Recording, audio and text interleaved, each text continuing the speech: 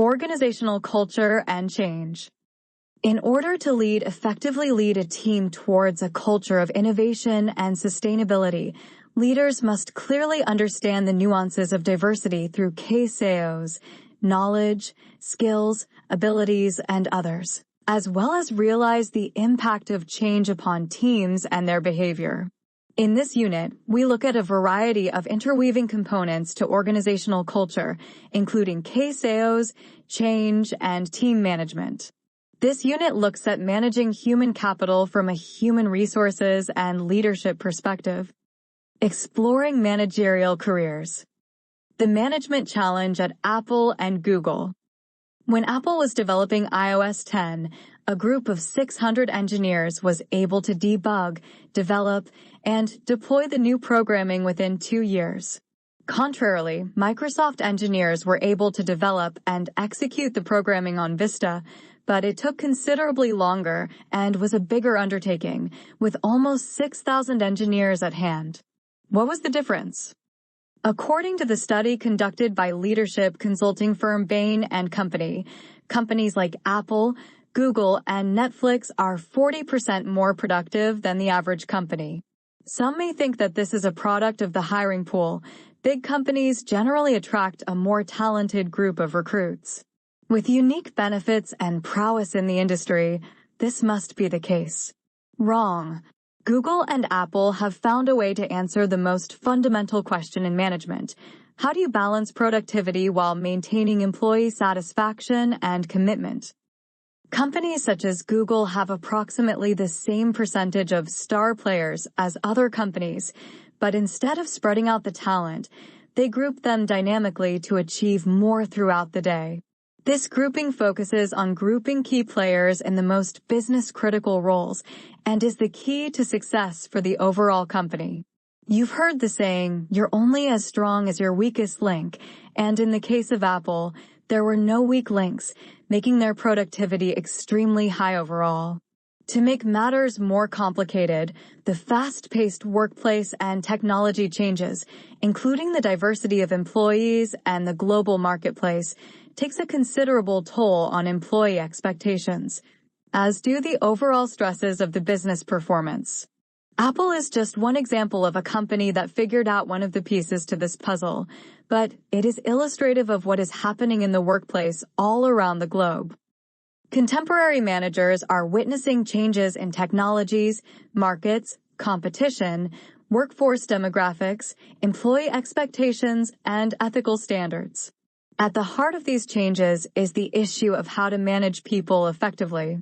To attain corporate objectives, each manager must discover how to develop and maintain a workforce that can meet today's needs while getting ready for tomorrow's challenges. As a result, managers are asking questions such as, how can we meet the international competition? How can we make this organization more effective? How can we better utilize our human resources? How can we create a more satisfying and rewarding work environment for all employees? How can we improve the quality of our products? How can we improve communication and decision-making processes at work? How should we evaluate and reward performance? How can we develop the company leaders of tomorrow? Questions such as these point to the issue of effective management. That is, what can managers do to improve both organizational and employee performance? Effective management requires an in-depth knowledge of financial management, marketing research and consumer behavior, accounting and control practices, manufacturing and production techniques, and quantitative methods. In addition, however, effective management requires people skills. That is, a good manager must be able to motivate his employees, to lead skillfully, to make appropriate and timely decisions, to communicate effectively, to organize work, to deal with organizational politics, and to work to develop both employees and the organization as a whole. These issues constitute the subject of this course. We shall examine principles of the behavioral sciences that can help managers improve both their own skills and abilities and those of their subordinates in order to enhance organizational performance and effectiveness. As a prelude to this analysis, We begin with a brief look at the natures of work and of management. Contemporary challenges are discussed. Next, we consider a model of organizational behavior that will serve as a guide throughout the study of management and organizational behavior. We begin with an examination of work. What is the meaning of work in a societal context? The meaning of work. What is work, and how do people feel about the work they do? These questions may be answered from several perspectives. Perhaps one of the best ways to understand how people feel about their jobs is simply to ask them. A number of years ago, Chicago writer Studs Terkel did exactly that. How did the people he interviewed feel about their jobs? Here are some excerpts from his book Working. 1. I'm a dying breed. A laborer. Strictly muscle work. Pick it up, put it down. Pick it up, put it down. You can't take pride anymore. You remember when a guy could point to a house he built, how many logs he stacked. He built it and he was proud of it. Steelworker, page 1. I changed my opinion of receptionists because now I'm one. It wasn't the dumb broad at the front desk who took telephone messages. She had to be something else because I thought I was something else. I was fine until there was a press party. We were having a fairly intelligent conversation. Then they asked me what I did. When I told them, they turned around to find other people with name tags. I wasn't worth bothering with. I wasn't being rejected because of what I said or the way I talked, but simply because of my function. Receptionist, page 57. People ask me what I do. I say, I drive a garbage truck for the city. I have nothing to be ashamed of. I put in my 8 hours. We make a pretty good salary. I feel I earn my money. My wife's happy. This is the big thing. She doesn't look down at me. I think that's more important than the white-collar guy looking down at me. Sanitation truck driver, page 149. I'm human. I make mistakes like everybody else. If you want a robot, build machines. If you want human beings, that's what I am. Policeman, page 186. I usually say I'm an accountant. Most people think it's somebody who sits there with a green eye shade and his sleeves rolled up with a garter, poring over books, adding things with glasses. I suppose a certified public accountant has status. It doesn't mean much to me. Do I like the job or don't I? That's important. Accountant, page 351. The boss lost his secretary. She got promoted. So they told this old timekeeper she's to be his secretary assistant. Oh, she's in her glory. No more money or anything, and she's doing 2 jobs all day long. She's rushin' and runnin' all the time, all day. She's a nervous wreck. And when she asked him to write her up for an award, he refused. That's her reward for being so faithful, obedient. Process clerk, page 461. Examples such as these, and there are many, many more, show how some employees view their jobs and the work they perform. Obviously, some jobs are more meaningful than others, and some individuals are more easily satisfied than others. Some people live to work, while others simply work to live. In any case, people clearly have strong feelings about what they do on the job and about the people with whom they work. In our study of behavior in organizations, we shall examine what people do, what causes them to do it, and how they feel about what they do. As a prelude to this analysis, however, we should first consider the basic unit of analysis in this study, work itself. What is work, and what functions does it serve in today's society? Work has a variety of meanings in contemporary society. Often we think of work as paid employment, the exchange of services for money. Although this definition may suffice in a technical sense, it does not adequately describe why work is necessary. Perhaps work could be more meaningfully defined as an activity that produces something of value for other people. This definition broadens the scope of work and emphasizes the social context in which the wage-effort bargain transpires. It clearly recognizes that work has purpose, it is productive. Of course, this is not to say that work is necessarily interesting or rewarding or satisfying. On the contrary, we know that many jobs are dull, repetitive, and stressful.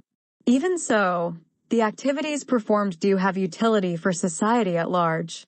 One of the challenges of management is to discover ways of transforming necessary yet distasteful jobs into more meaningful situations that are more satisfying and rewarding for individuals and that still contribute to organizational productivity and effectiveness. Functions of work. We know why work activities are important from an organization's viewpoint. Without work, there is no product or service to provide. But why is work important to individuals? What functions does it serve? First, work serves a rather obvious economic function. In exchange for labor, individuals receive necessary income with which to support themselves and their families. But people work for many reasons beyond simple economic necessity. Second, work also serves several social functions. The workplace provides opportunities for meeting new people and developing friendships. Many people spend more time at work with their coworkers than they spend at home with their own families. Third, work also provides a source of social status in the community. One's occupation is a clue to how one is regarded on the basis of standards of importance prescribed by the community. For instance, in the United States, a corporate president is generally accorded greater status than a janitor in the same corporation. In China, on the other hand, great status is ascribed to peasants and people from the working class, whereas managers are not so significantly differentiated from those they manage. In Japan, status is first a function of the company you work for and how well known it is, and then the position you hold. It is important to note here that the status associated with the work we perform often transcends the boundaries of our organization. A corporate president or a university president may have a great deal of status in the community at large because of his position in the organization. Hence, the work we do can simultaneously represent a source of social differentiation and a source of social integration. Fourth, work can be an important source of identity and self-esteem and, for some, a means for self-actualization. It provides a sense of purpose for individuals and clarifies their value or contribution to society. As Freud noted long ago, work has a greater effect than any other technique of living in binding the individual more closely to reality. In his work, he is at least securely attached to a part of reality, the human community. Work contributes to self-esteem in at least two ways. First, it provides individuals with an opportunity to demonstrate competence or mastery over themselves and their environment. Individuals discover that they can actually do something. Second, work reassures individuals that they are carrying out activities that produce something of value to others, that they have something significant to offer. Without this, the individual feels that they have little to contribute and is thus of little value to society. We clearly can see that work serves several useful purposes from an individual standpoint. It provides a degree of economic self-sufficiency, social interchange, social status, self-esteem, and identity. Without this, individuals often experience sensations of powerlessness, meaninglessness, and normlessness, a condition called alienation. In work, individuals have the possibility of finding some meaning in their day-to-day activities if, of course, their work is sufficiently challenging. When employees are not involved in their jobs because the work is not challenging enough, they usually see no reason to apply themselves, which, of course, jeopardizes productivity and organizational effectiveness. This self-evident truth has given rise to a general concern among managers about declining productivity and work values. In fact, concern about this situation has caused many managers to take a renewed interest in how the behavioral sciences can help them solve many of the problems of people at work. How do we recognize and meet the challenges facing managers in the new millennium? It has often been said that the only constant in life is change, and nowhere is this truer than in the workplace. As one recent study concluded, the United States is a competitive location to the extent that firms operating in the U.S. are able to compete successfully in the global economy while supporting high and rising living standards for the average American. Although the U.S. retains profound competitive strengths, for instance, in higher education and entrepreneurship, those strengths are increasingly threatened by weaknesses in areas such as the tax code, basic education, macroeconomic policies, and regulation. Three companies face a variety of changes and challenges that will have a profound impact on organizational dynamics and performance. In fact, in many ways these changes and challenges will determine who will survive and prosper into the next century and who will not. Among these challenges are the following. The challenge of international competition. Until the 1980s, many American firms had little in the way of serious international competition. As a result, there was little incentive to innovate and remain efficient and competitive. Many companies became lazy and lost touch with their customers. This situation changed abruptly as companies in Asia and Western Europe developed more sophisticated products and marketing systems and gained significant market shares in home electronics, automobiles, medical equipment, telecommunications, and shipbuilding, to name a few areas. As a result, American companies lost considerable clout and profitability. In the 1990s and into the new millennium, the lowering of trade barriers and acceptance of trade agreements like NAFTA led corporations to seek less expensive labor overseas. This led to lower costs and the ability to offer products at more competitive prices, but also led to a drop in manufacturing in industries like steel production, a drop in manufacturing of products like iPhones, and the relocation of call centers from the U.S. to India. If we examine corporate behavior during the early decades of the new millennium, it is not difficult to see some of the reasons for the demise. In short, many North American firms lost their industrial competitiveness. That is, they lost their capacity to compete effectively in global markets, or they chose to locate in foreign countries as a way to broaden their reach and become more competitive. Consider the following examples. 4.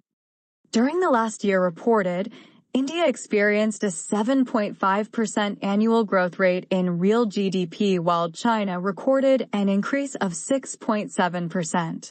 This is a measure of how economies are progressing. Great Britain, France, and Italy all had close to 2% increases. At the same time, however, the United States recorded a 3.8% annual increase, and Canada had a 3% increase, a larger increase after a lethargic recovery from the 2009 financial crisis. While traditional jobs have shifted to developing countries, countries like the United States and Canada have transformed their economies by incorporating more technology and automation as well as having a greater proportion of the workforce in the service sectors. It is anticipated that the coming decades will continue to bring disruption to traditional workplace skills that will result in challenging workers to continually evolve their skills. Finally, the number of products that were invented in the United States but are now primarily manufactured overseas has increased dramatically. Advances in technology are helping the United States regain the top spot in world manufacturing. There had been a significant decline in our manufacturing sector as less expensive labor in markets like India and China led companies to locate factories there. Since 2010, however, the United States has risen from fourth place to second and is expected to claim the spot as the leading nation by 2020. The major reasons for this are, advanced manufacturing capabilities require fewer line workers, and having products produced near their major markets reduces transport and time to market. Considering several indicators of the relative competitiveness of economies using 7 metrics, the U.S. performs quite well. The 7 metrics are institutions, infrastructure, macroeconomic environment, health and primary education, higher education and training, goods market efficiency, and labor market efficiency. When taking all of these factors into consideration, see Table 1.1, the United States ranks very well and has an environment of stable growth. One challenge is that workers will need to be nimble and evolve as new skills arise and will need to embrace continuous education and training as a way of managing their careers. In terms of organizational survival, herein lies what is perhaps management's biggest challenge: how to become more competitive. Greater competitiveness requires an understanding of individuals, groups, and entire organizational systems. Throughout this course, we shall see numerous examples of how companies from around the world are meeting the challenges of global competition. Particular emphasis will be placed on management practices in other countries as a point of comparison. The challenge of new technologies. Although it is common to think of high-tech as applying only to the aerospace and telecommunications industries, advanced technologies can be found throughout most industries. For example, most of us are familiar with the explosive growth in computing. Both hardware and software change so rapidly that it is difficult for many companies to keep up. Personal computers are being replaced by cell phones that are now faster and more powerful than their predecessors. Cloud computing and access to big data and applications transform data into useful information that is increasingly complex and increasingly user-friendly. In November of 1971, Intel launched the first microchip. Today, a modern Intel Skylake processor contains around 1.75 billion transistors. 500,000 of them would fit on a single transistor from the 4004. And collectively they deliver about 400,000 times as much computing muscle. 5 more and more companies are using computer-based systems and equipment, such as email, real-time messaging and file sharing, PDAs, and cell phones for communications. As a result, the way in which employees and managers communicate and make decisions is changing dramatically, and the importance of educated and knowledgeable workers is increasing rapidly.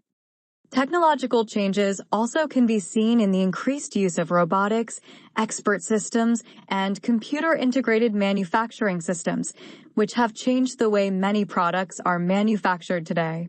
Such changes affect not only production efficiency and product quality, but also the nature of jobs. In many industries, the first-line supervisors are disappearing and being replaced by self-managing work teams who assume responsibility for production scheduling, quality control, and even performance appraisals. All of these technological changes require managers who are capable of effectively implementing technological change in the workplace. Managers who can adapt to the technological imperative while still maintaining and developing the organization's human resources. We will examine the role of technology as it relates to organization structure, job design, communication, decision-making, and work-related stress.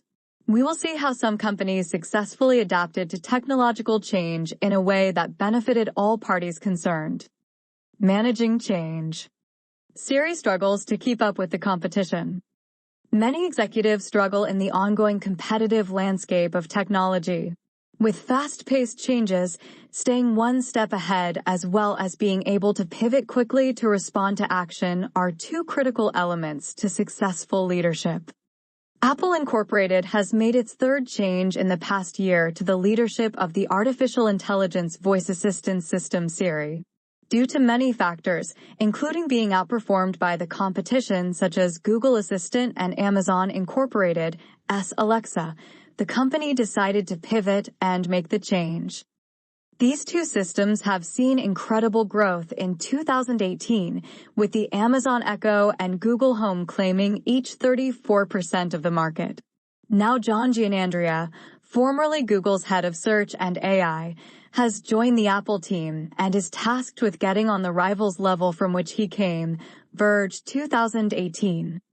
He will be challenged not only by having a new culture and company to fit into, but also by finding a good balance on how to innovate in his new role, as well as taking the best practices that he has from his previous role and applying it to boost the success of the Apple artificial intelligence. Keys to his success will be how quickly he can adapt to the new role, learning, adapting, and making changes along the way to bring Apple back to the playing field of artificial intelligence. Question 1. What other challenges would a new executive have coming from a competing company? Question 2. How much change is too much?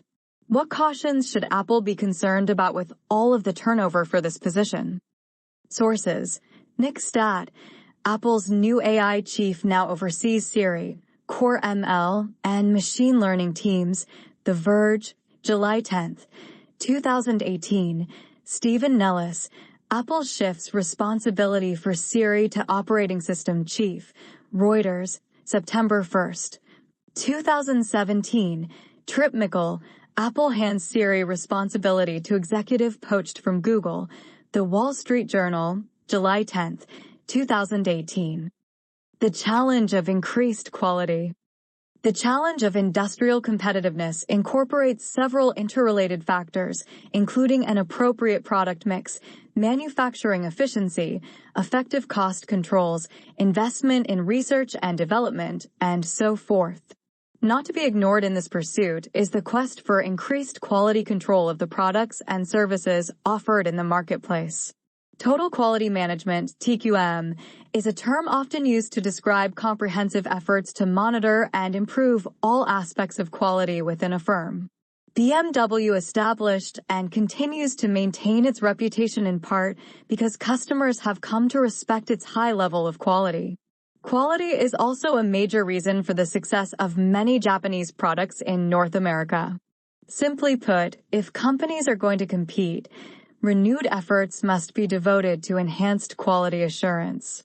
This, too, is a management challenge. How can managers get employees to care about the products they produce or the services they offer? In this book, we will consider both the issue of quality control, what is it, and mechanisms of ensuring improved product quality, how do we get it? Moreover, quality control includes several organizational issues. For instance, how can managers get parties who are traditionally independently associated with a product to work together to build a better product? That is, how can they get the design staff, manufacturing engineers, workers, suppliers, and potential customers to come together and cooperate in developing and manufacturing a superior product? Later in the book, we will examine several instances in which such teamwork played a major role in quality improvement. The challenge of employee motivation and commitment. A major hurdle in the pursuit of industrial competitiveness is the traditional adversarial relationship between management and workers. Whether a company is unionized or not, we see situations in which the average employee simply sees no reason to increase output or to improve the quality of existing outputs. Frequently, the company's reward system restricts, rather than increases, performance. At other times, rewards encourage employees to increase quantity at the expense of quality. Furthermore, North American companies often view their workforce as a variable expense, in contrast to Japan, where the workforce is viewed as a fixed expense, and lay workers off when they are not needed for short-run activities. As a result, returning the favor, employees see little reason to be committed or loyal to their employers. Turnover and absenteeism rates are often unreasonably high, further eroding performance efficiency and effectiveness. If companies are to succeed in an increasingly turbulent environment, managers must discover better ways to develop and motivate employees. A company's human resources often represent its biggest single asset, and failing to properly nurture this asset leads to suboptimal return on an organization's resources. Part of solving this problem involves knowing and understanding today's employees. Exhibit 1.2 illustrates the various characteristics employees consider important in their employers. Overall, employees seem to have a fairly positive outlook on their employers. As illustrated in Exhibit 1.3, however, many millennials do not see their tenure lasting for a long period and expect to have another job soon. Exhibit 1.2 How Employees View Their Employer Source, adapted from Deloitte, 2016 Deloitte Millennial Survey, accessed July 18, 2018. Attribution, copyright Rice University, OpenStax, under CC BY and CSA 4.0 license. Exhibit 1.3 Millennials and the Workplace Source, adapted from Deloitte, 2016 Deloitte Millennial Survey, Accessed July 18, 2018. Attribution.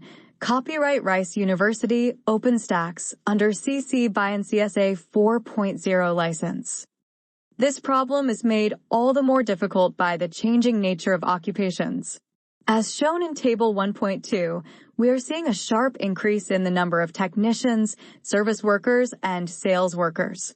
Growth also can be expected in engineering and managerial positions. These changes require a new look at how such employees are motivated. For example, do we motivate an engineer the same way we motivate a sales representative? How do we motivate senior executives as opposed to junior managers? In this book, we shall touch on these issues when we examine approaches to employee motivation. Managers have at their disposal several ways in which to increase employee motivation and performance, and an effective manager learns how and when to use each approach. The challenge of managing a diverse workforce. Historically, the American economy has been dominated by white males. They have filled the vast majority of managerial positions and many of the more important blue-collar jobs, becoming skilled craftsmen. Traditionally, women filled lower-paying clerical positions and often left the workforce to raise their families. Minorities of both genders found considerable barriers to entering the labor market at the higher and higher-paying levels. Now, things are changing, and the pace of this change is accelerating. Among other changes, the 21st century will also bring major changes in terms of workforce demographics. We will see changes in gender, race, and age. For example, we are seeing a drop in the percentage of white American-born male workers in the workplace. Only 15% of new entrants into the workforce will be white males. 6. The percentages for non-whites and immigrants of both genders will increase. See Exhibit 1.5. In general, there are more women in positions of responsibility in both the public and private sectors and more opportunities for minorities. Some predict that the coming labor shortage will cause many companies to try to retain older workers for longer periods of time, beyond the traditional retirement age. Additionally, the belief that mentally or physically challenged individuals can play productive roles at work is increasing. Such changes bring opportunities for companies, but also potential problems of adjustment if not managed intelligently. We will examine several of these issues when we discuss careers and employee development. The challenge of ethical behavior. Finally, the future will bring a renewed concern with maintaining high standards of ethical behavior in business transactions and in the workplace. Many executives and social scientists see unethical behavior as a cancer working on the fabric of society both in business and beyond. Many are concerned that we face a crisis of ethics in the West that is undermining our competitive strength. This crisis involves business, government, customers, and employees. Especially worrisome is unethical behavior among employees at all levels of the organization. For example, recent reports found that employees and vendors accounted for a higher percentage of thefts than did retail customers. 7. Ethics in practice. Papa John's founder under fire. As a manager and leader, the words and actions you take are incredibly important.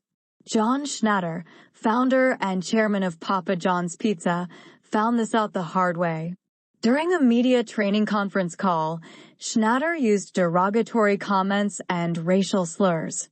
This call, although intended to be a role-playing exercise, quickly turned into a bad dream for Schnatter.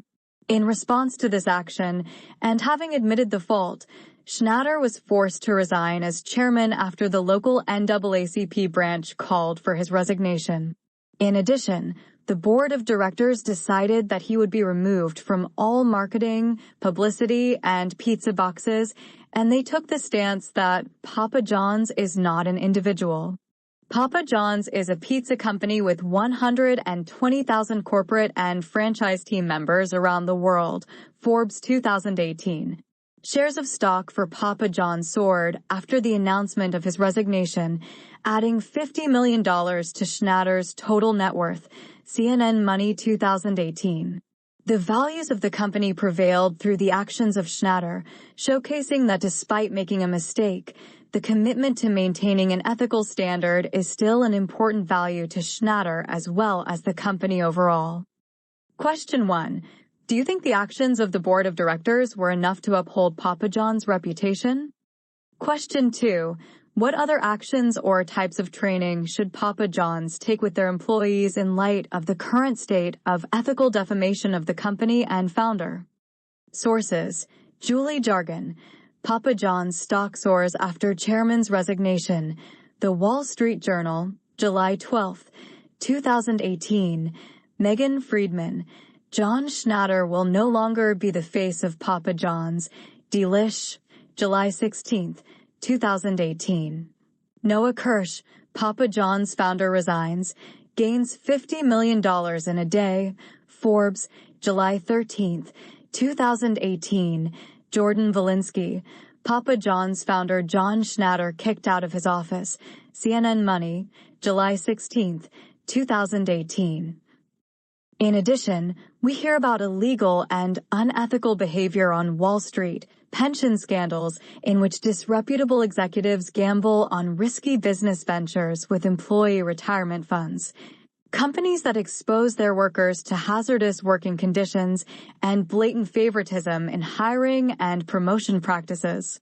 Although such practices occur throughout the world, their presence nonetheless serves to remind us of the challenges we face. This challenge is especially difficult because standards for what constitutes ethical behavior lie in a gray zone, where clear-cut right or wrong answers may not always exist. For example, if you were a sales representative for an American company abroad and your foreign competitors used bribes to get business, what would you do? In the United States, such behavior is illegal, yet it is perfectly acceptable in other countries. What is ethical here? Similarly, in many countries women are systematically discriminated against in the workplace. It is felt that their place is in the home. In the United States, again, this practice is illegal. If you ran an American company in one of these countries, would you hire women in important positions? If you did, your company might be isolated in the larger business community and you might lose business. If you did not, you might be violating what most Americans believe to be fair business practices. Effective managers must know how to deal with ethical issues in their everyday work lives. Therefore, we will devote parts of this course to the role of ethics in decision-making, the exercise of power, performance appraisals and reward systems, and so forth. What is expected of a manager? If organizations are to be successful in meeting these challenges, management must lead the way. With effective management, contemporary companies can accomplish a great deal toward becoming more competitive in the global environment. On the other hand, ineffective management dooms the organization to mediocrity and sometimes outright failure. Because of this, we turn now to a look at the nature of management. However, we want to point out that even though our focus is on managers, what we discuss is also relevant to the actions of non-managers. On the basis of this examination, we should be ready to begin our analysis of what managers can learn from the behavioral sciences to improve their effectiveness in a competitive environment. What is management? Many years ago, Mary Parker Follett defined management as the art of getting things done through people. A manager coordinates and oversees the work of others to accomplish ends they could not attain alone. Today, this definition has been broadened. Management is generally defined as the process of planning, organizing, directing, and controlling the activities of employees in combination with other resources to accomplish organizational objectives. In a broad sense, then, the task of management is to facilitate the organization's effectiveness and long-term goal attainment by coordinating and efficiently utilizing available resources. Based on this definition, it is clear that the topics of effectively managing individuals, groups, or organizational systems is relevant to anyone who must work with others to accomplish organizational objectives. Management exists in virtually all goal-seeking organizations, whether they are public or private, large or small, profit-making or not-for-profit, socialist or capitalist. For many, the mark of an excellent company or organization is the quality of its managers. Managerial responsibilities. An important question often raised about managers is, what responsibilities do managers have in organizations? According to our definition, managers are involved in planning, organizing, directing, and controlling. Managers have described their responsibilities that can be aggregated into 9 major types of activities. These include long-range planning. Managers occupying executive positions are frequently involved in strategic planning and development. Controlling. Managers evaluate and take corrective action concerning the allocation and use of human, financial, and material resources. Environmental scanning. Managers must continually watch for changes in the business environment and monitor business indicators such as returns on equity or investment, economic indicators, business cycles, and so forth. Supervision. Managers continually oversee the work of their subordinates. Coordinating. Managers often must coordinate the work of others both inside the work unit and out. Customer relations and marketing. Certain managers are involved in direct contact with customers and potential customers. Community relations. Contact must be maintained and nurtured with representatives from various constituencies outside the company, including state and federal agencies, local civic groups, and suppliers. Internal consulting. Some managers make use of their technical expertise to solve internal problems, acting as inside consultants for organizational change and development. Monitoring products and services. Managers get involved in planning, scheduling, and monitoring the design, development, production, and delivery of the organization's products and services. As we shall see, not every manager engages in all of these activities. Rather, different managers serve different roles and carry different responsibilities, depending upon where they are in the organizational hierarchy. We will begin by looking at several of the variations in managerial work. Variations in managerial work. Although each manager may have a diverse set of responsibilities, including those mentioned above, the amount of time spent on each activity and the importance of that activity will vary considerably.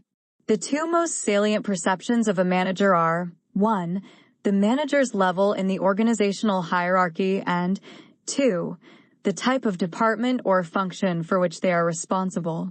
Let us briefly consider each of these. Management by level. We can distinguish 3 general levels of management: executives, middle management, and first-line management.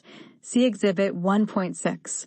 Executive managers are at the top of the hierarchy and are responsible for the entire organization, especially its strategic direction. Middle managers, who are at the middle of the hierarchy, are responsible for major departments and may supervise other lower-level managers. Finally, first-line managers supervise rank-and-file employees and carry out day-to-day activities within departments. Exhibit 1.6 levels in the management hierarchy, attribution, copyright Rice University, OpenStax, under CC BY NCSA 4.0 license. Exhibit 1.7 shows differences in managerial activities by hierarchical level. Senior executives will devote more of their time to conceptual issues, while first-line managers will concentrate their efforts on technical issues. For example, top managers rate high on such activities as long-range planning, monitoring business indicators, coordinating, and internal consulting. Lower-level managers, by contrast, rate high on supervising because their responsibility is to accomplish tasks through rank-and-file employees. Middle managers rate near the middle for all activities. We can distinguish 3 types of managerial skills. 8. Technical skills. Managers must have the ability to use the tools, procedures, and techniques of their special areas. An accountant must have expertise in accounting principles, whereas a production manager must know operations management. These skills are the mechanics of the job. Human relations skills. Human relations skills involve the ability to work with people and understand employee motivation and group processes. These skills allow the manager to become involved with and lead his or her group. Conceptual skills. These skills represent a manager's ability to organize and analyze information in order to improve organizational performance. They include the ability to see the organization as a whole and to understand how various parts fit together to work as an integrated unit. These skills are required to coordinate the departments and divisions successfully so that the entire organization can pull together. As shown in Exhibit 1.7, different levels of these skills are required at different stages of the managerial hierarchy. That is, success in executive positions requires far more conceptual skill and less use of technical skills in most, but not all, situations, whereas first-line managers generally require more technical skills and fewer conceptual skills. Note, however, that human or people skills remain important for success at all three levels in the hierarchy. Exhibit 1.7 difference in skills required for successful management according to level in the hierarchy, attribution, copyright Rice University, OpenStax, under CC BY NCSA 4.0 license. Management by department or function.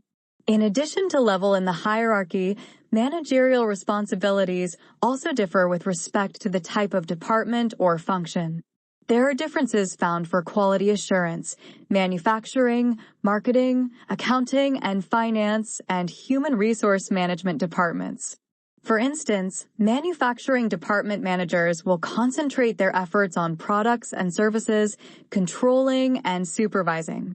Marketing managers, in comparison, focus less on planning, coordinating, and consulting, but more on customer relations and external contact. Managers in both accounting and human resource management departments rate high on long-range planning, but will spend less time on the organization's products and service offerings. Managers in accounting and finance are also concerned with controlling and with monitoring performance indicators, while human resource managers provide consulting expertise, coordination, and external contacts. The emphasis on and intensity of managerial activities varies considerably by the department the manager is assigned to.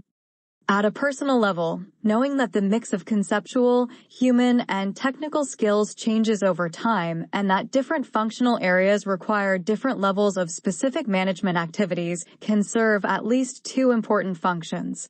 First, if you choose to become a manager, knowing that the mix of skills changes over time can help you avoid a common complaint that often young employees want to think and act like a CEO before they have mastered being a first-line supervisor.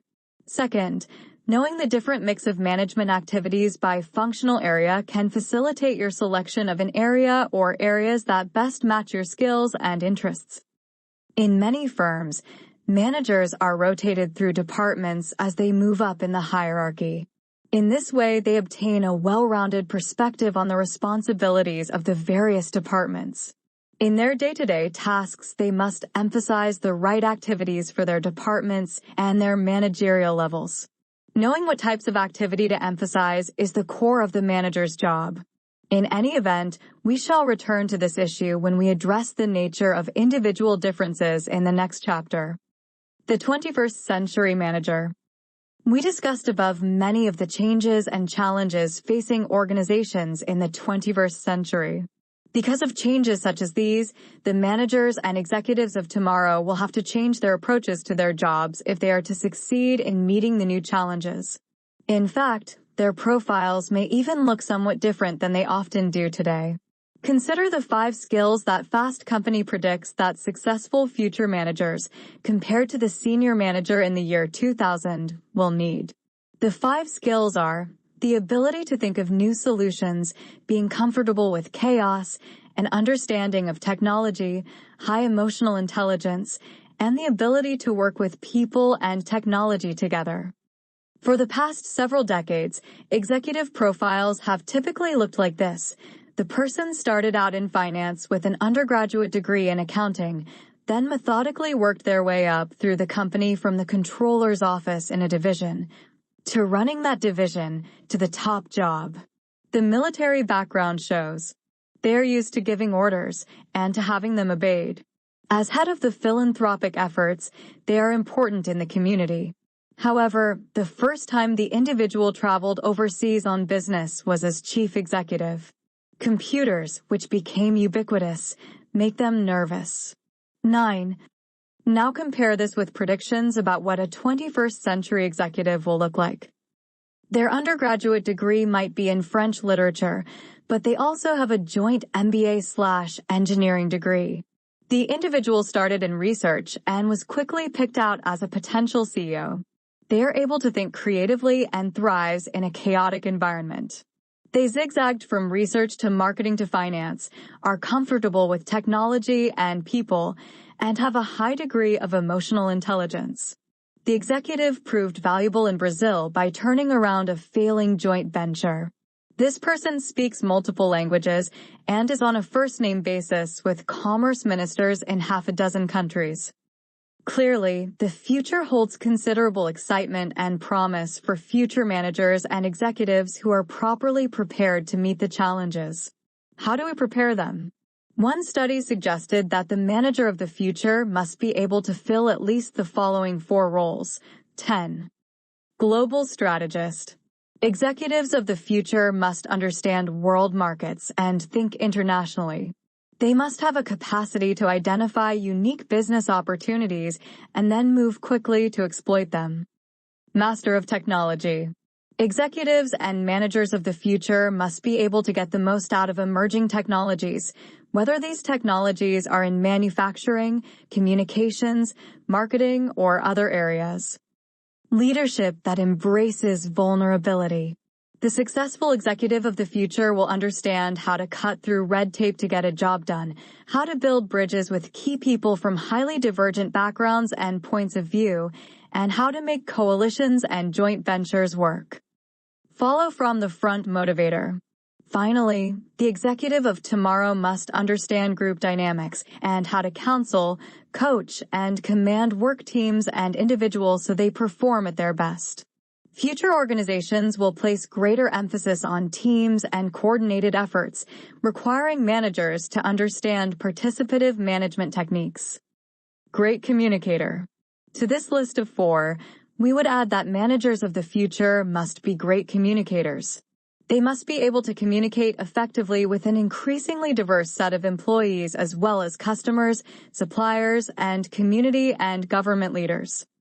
Whether these predictions are completely accurate is difficult to know. Suffice it to say that most futurists agree that the organizational world of the 21st century will likely resemble, to some extent, the portrait described here. The task for future managers, then, is to attempt to develop these requisite skills to the extent possible so they will be ready for the challenges of the next decade. What is the role of the behavioral sciences in management and organizations? A major responsibility, perhaps the major responsibility, of managers is to make organizations operate effectively. Bringing about effective performance, however, is no easy task. As Nadler and Tushman note, understanding one individual's behavior is challenging in and of itself. Understanding a group that's made up of different individuals and comprehending the many relationships among those individuals is even more complex. Imagine, then, the mind-boggling complexity of a large organization made up of thousands of individuals and hundreds of groups with myriad relationships among these individuals and groups. 11. Despite this difficulty, however, organizations must be managed. Nadler and Tushman continue. Ultimately, the organization's work gets done through people, individually or collectively, on their own or in collaboration with technology. Therefore, the management of organizational behavior is central to the management task, a task that involves the capacity to understand the behavior patterns of individuals, groups, and organizations, to predict what behavioral responses will be elicited by various managerial actions, and finally to use this understanding and these predictions to achieve control. 12. The work of society is accomplished largely through organizations, and the role of management is to see to it that organizations perform this work. Without it, the wheels of society would soon grind to a halt. What is organizational behavior? The study of the behavior of people in organizations is typically referred to as organizational behavior. Here, the focus is on applying what we can learn from the social and behavioral sciences so we can better understand and predict human behavior at work. We examine such behavior on 3 levels: the individual, the group, and the organization as a whole. In all 3 cases, we seek to learn more about what causes people, individually or collectively, to behave as they do in organizational settings. What motivates people? What makes some employees leaders and others not? Why do groups often work in opposition to their employer? How do organizations respond to changes in their external environments? How do people communicate and make decisions? Questions such as these constitute the domain of organizational behavior and are the focus of this course. To a large extent, we can apply what has been learned from psychology, sociology, and cultural anthropology. In addition, we can learn from economics and political science. All of these disciplines have something to say about life in organizations. However, what sets organizational behavior apart is its particular focus on the organization, not the discipline. In organizational analysis, see Exhibit 1.8. Thus, if we wish to examine a problem of employee motivation, for example, we can draw upon economic theories of wage structures in the workplace. At the same time, we can also draw on the psychological theories of motivation and incentives as they relate to work. We can bring in sociological treatments of social forces on behavior, and we can make use of anthropological studies of cultural influences on individual performance. It is this conceptual richness that establishes organizational behavior as a unique applied discipline. And throughout our analyses, we are continually concerned with the implications of what we learn for the quality of working life and organizational performance. We always look for management implications so the managers of the future can develop more humane and more competitive organizations for the future. Exhibit 1.8 Origins of Organizational Behavior. Attribution. Copyright Rice University, OpenStax, under CC by NCSA 4.0 license. For convenience, we often differentiate between micro and macro-organizational behavior. Micro-organizational behavior is primarily concerned with the behavior of individuals and groups, while macro-organizational behavior, also referred to as organization theory, is concerned with organization-wide issues, such as organization design and the relations between an organization and its environment. Although there are times when this distinction is helpful, it is always important to remember that in most instances we learn the most when we take a comprehensive view of organizational behavior and integrate these 2 perspectives. That is, issues such as organization structure can influence employee motivation. Hence, by keeping these 2 realms separate, we lose valuable information that can help us better understand how to manage organizations. Exhibit 1.9 Invo new hire Sinew Liu was hired as the studio as a designer at Invo, a Massachusetts-based firm. Prior to joining Invo, she was a user experience researcher at Samsung, where she investigated how to apply future technologies in everyday living. Changing behavior for good was a key component of the R&D work, leveraging invisible sensing tech, devising emotional effects, and crafting just-in-time graphic communication. Her wide-ranging skills, from analyzing social behavior to 3D modeling to electronics to UI design, are well-suited for the multi-domain projects at Invo. As part of the employee selection process, the hiring managers at Invo needed to recognize that their employees come from various backgrounds and have varying abilities and skills, differing motivational levels, and different ambitions. Within the organizational context, they needed to consider how Sinew would fit on the team in the areas of communication, decision-making, and leadership, and how she would handle power and organizational politics as she carried out her responsibilities. Credit, Juan-Sonin/Flickr/Attribution 2.0 Generic, CC by 2.0. Building blocks of organizations. Understanding the behavior of people at work is fundamental to the effective management of an organization. Obviously, a number of factors come together to determine this behavior and its organizational consequences. In order to understand the origins and characteristics of these factors, it is necessary to have a model that organizes and simplifies the variables involved. We offer such a model here in the hope that it will bring some order to the study of the subject. The model can be considered in two parts. See Exhibit 1.10. Exhibit 1.10, a model of management and organizational behavior, attribution, copyright Rice University, OpenStax, under CC by NCSA 4.0 license. The first part of the model is the simple recognition of organizational inputs and outcomes. That is, organizations receive inputs from the external environment in the form of capital, raw materials, labor, community or government support, and so forth. In addition, organizations experience or produce certain outcomes, including 1. Organizational goal attainment, 2. Group performance and effectiveness, and 3. Individual performance and effectiveness. Thus, organizations and the people in them exist in a constant state of flux, receiving and transforming inputs from the environment and returning those transformed inputs in the form of finished goods and services, return on stockholders' equity, salaries that are paid to employees, and so forth.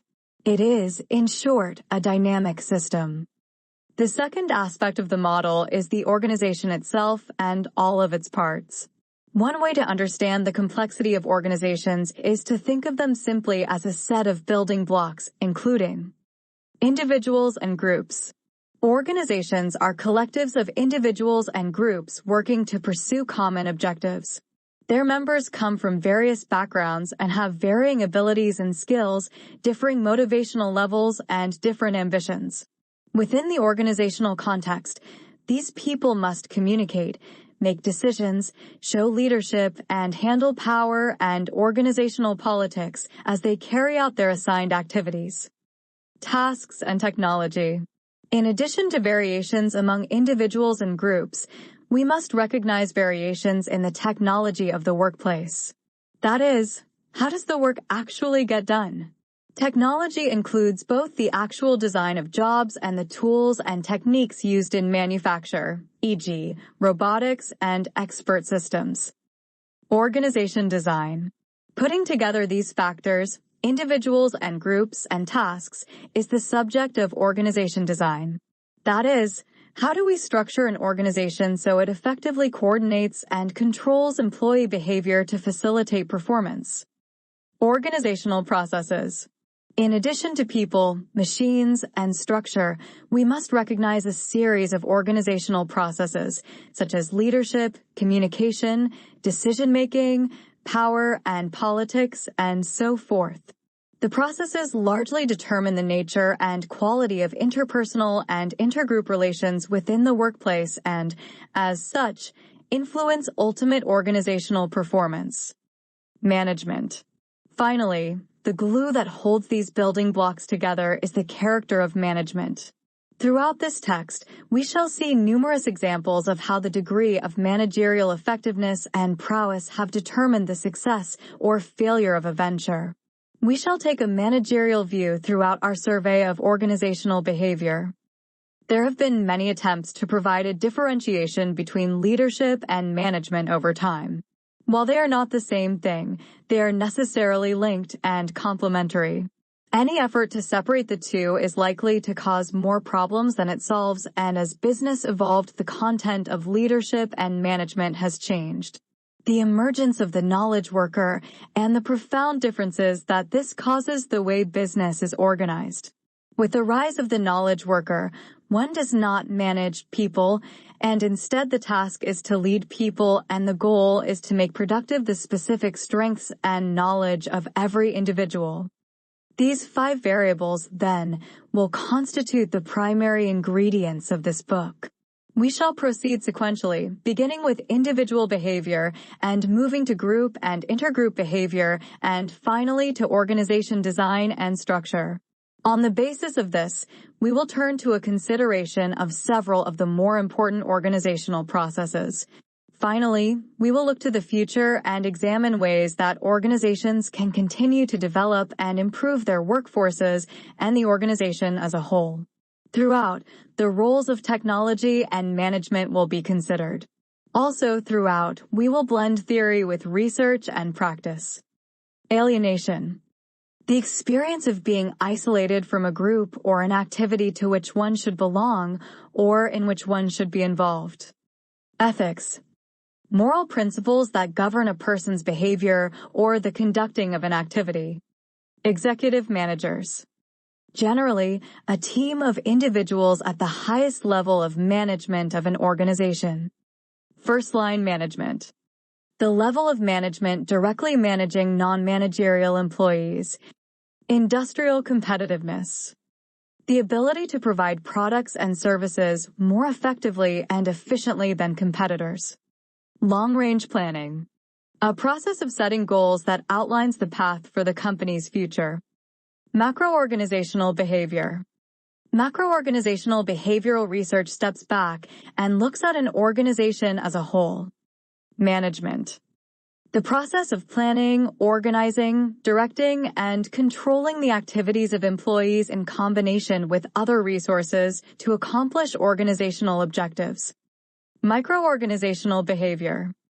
Microorganizational behavioral studies focus on individual and group dynamics within an organization. Middle management. The managers in an organization at a level just below that of senior executives.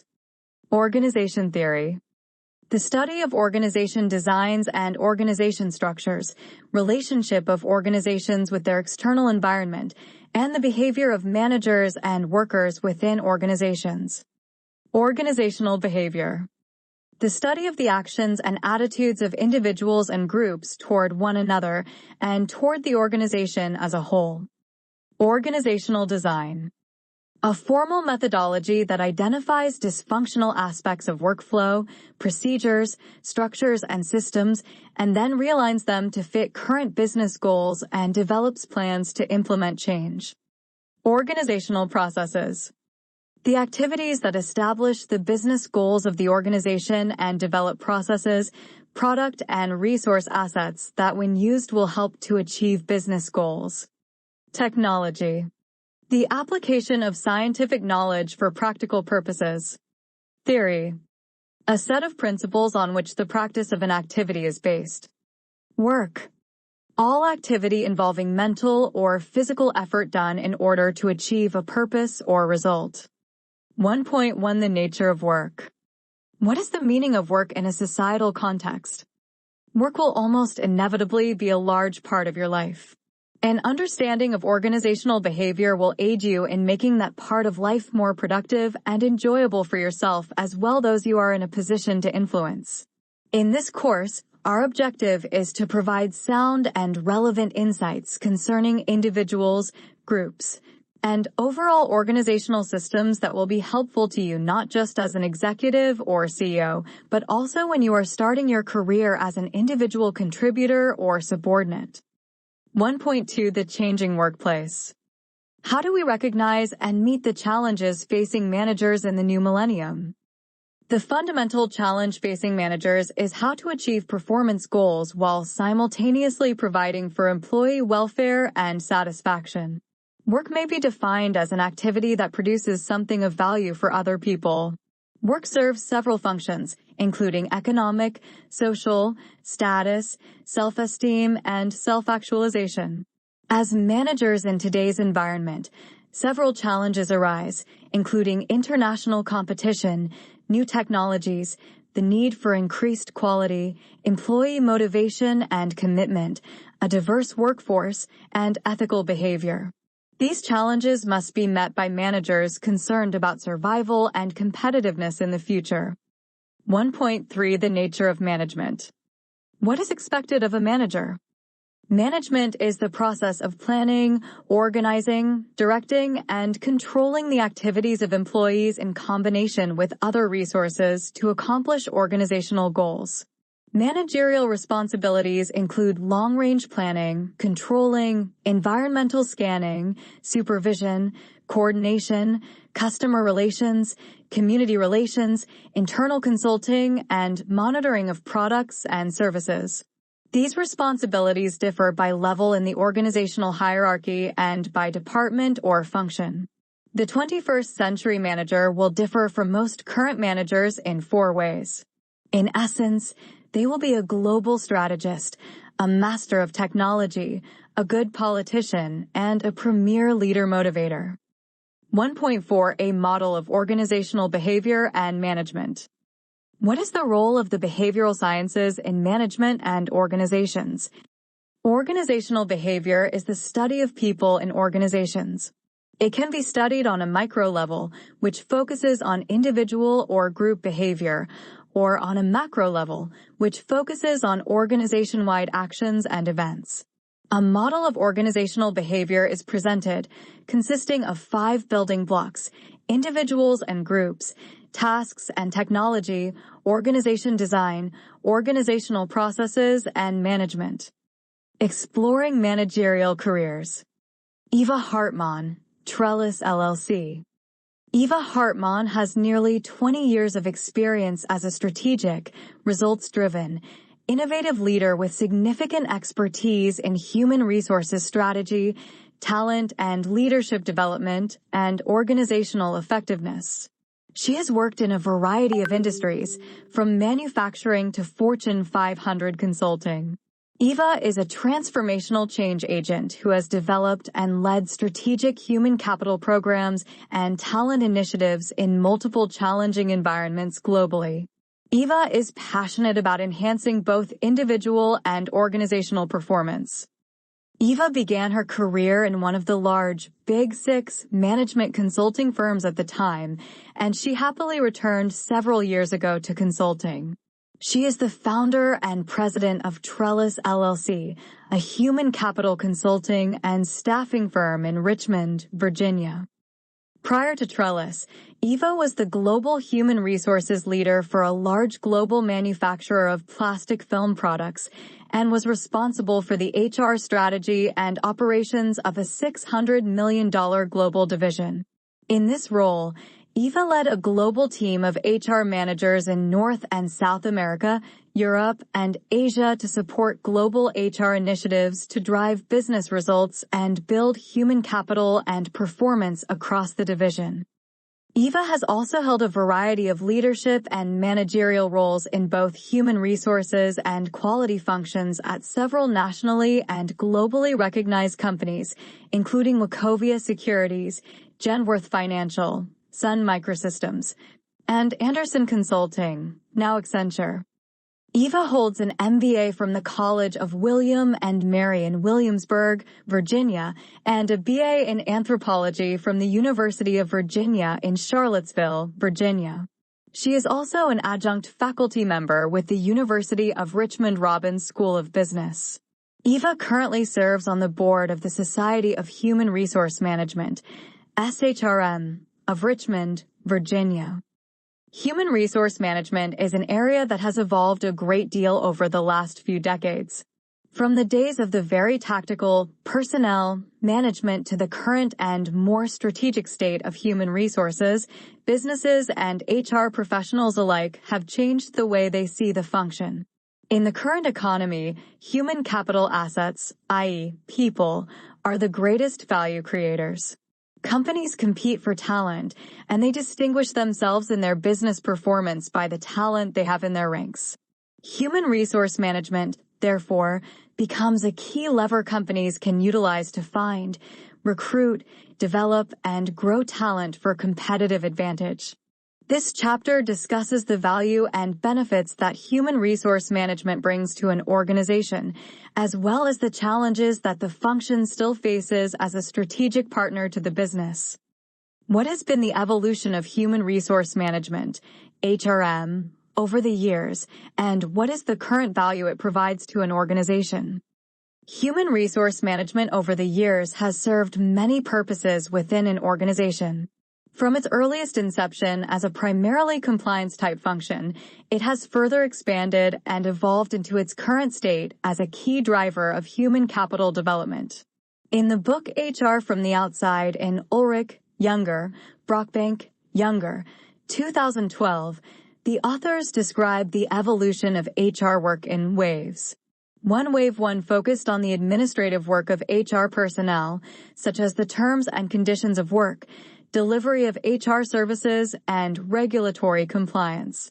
This administrative side still exists in HR today, but it is often accomplished differently via technology and outsourcing solutions.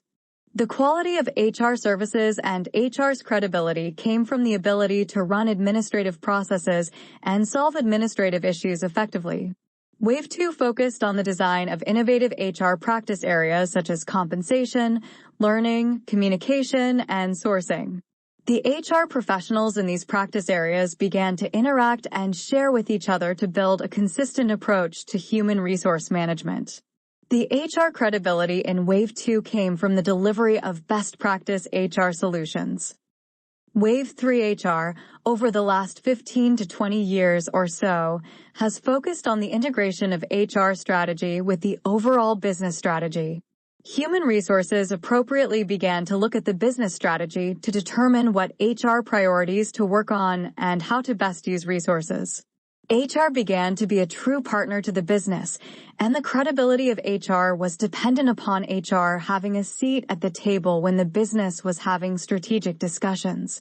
In Wave 4, HR continues to be a partner to the business, but has also become a competitive practice for responding to external business conditions.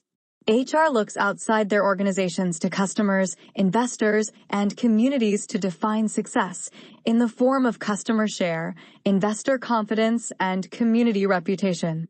HR's credibility is thus defined in terms of its ability to support and drive these external metrics.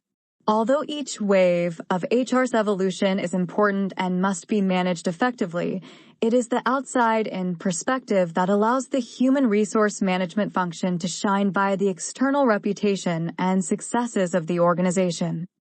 Exhibit 17.2 Evolution of HR Work in Waves. Attribution. Copyright Rice University, OpenStax, under CC BY 4.0 license. Catching the entrepreneurial spirit. Human resources outsourcing, entrepreneurial ventures. Human resources is a key function within any company, but not all companies are able to afford or justify full-time HR staff.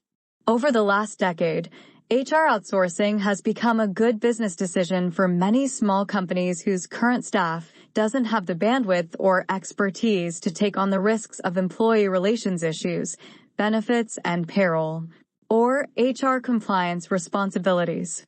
This has led many HR practitioners to try out their entrepreneurial skills in the areas of HR outsourcing and fractional HR.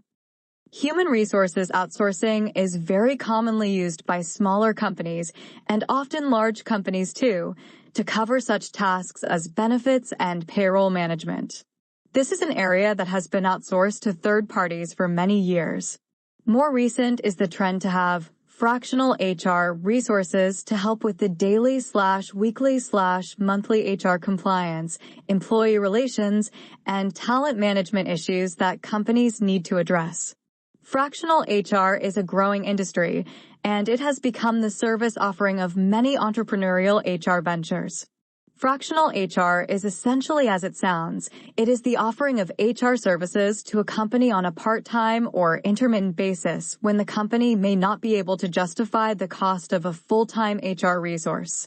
An HR professional can be available on-site for a specified number of hours or days weekly or monthly, depending on the company's needs and budget. The HR professional handles everything from HR compliance issues and training to employee issues support. Also, for companies that are keen on development of employees, the HR resource can drive the talent management processes, such as performance management, succession planning, training, and development. for companies who require more than just basic HR compliance services.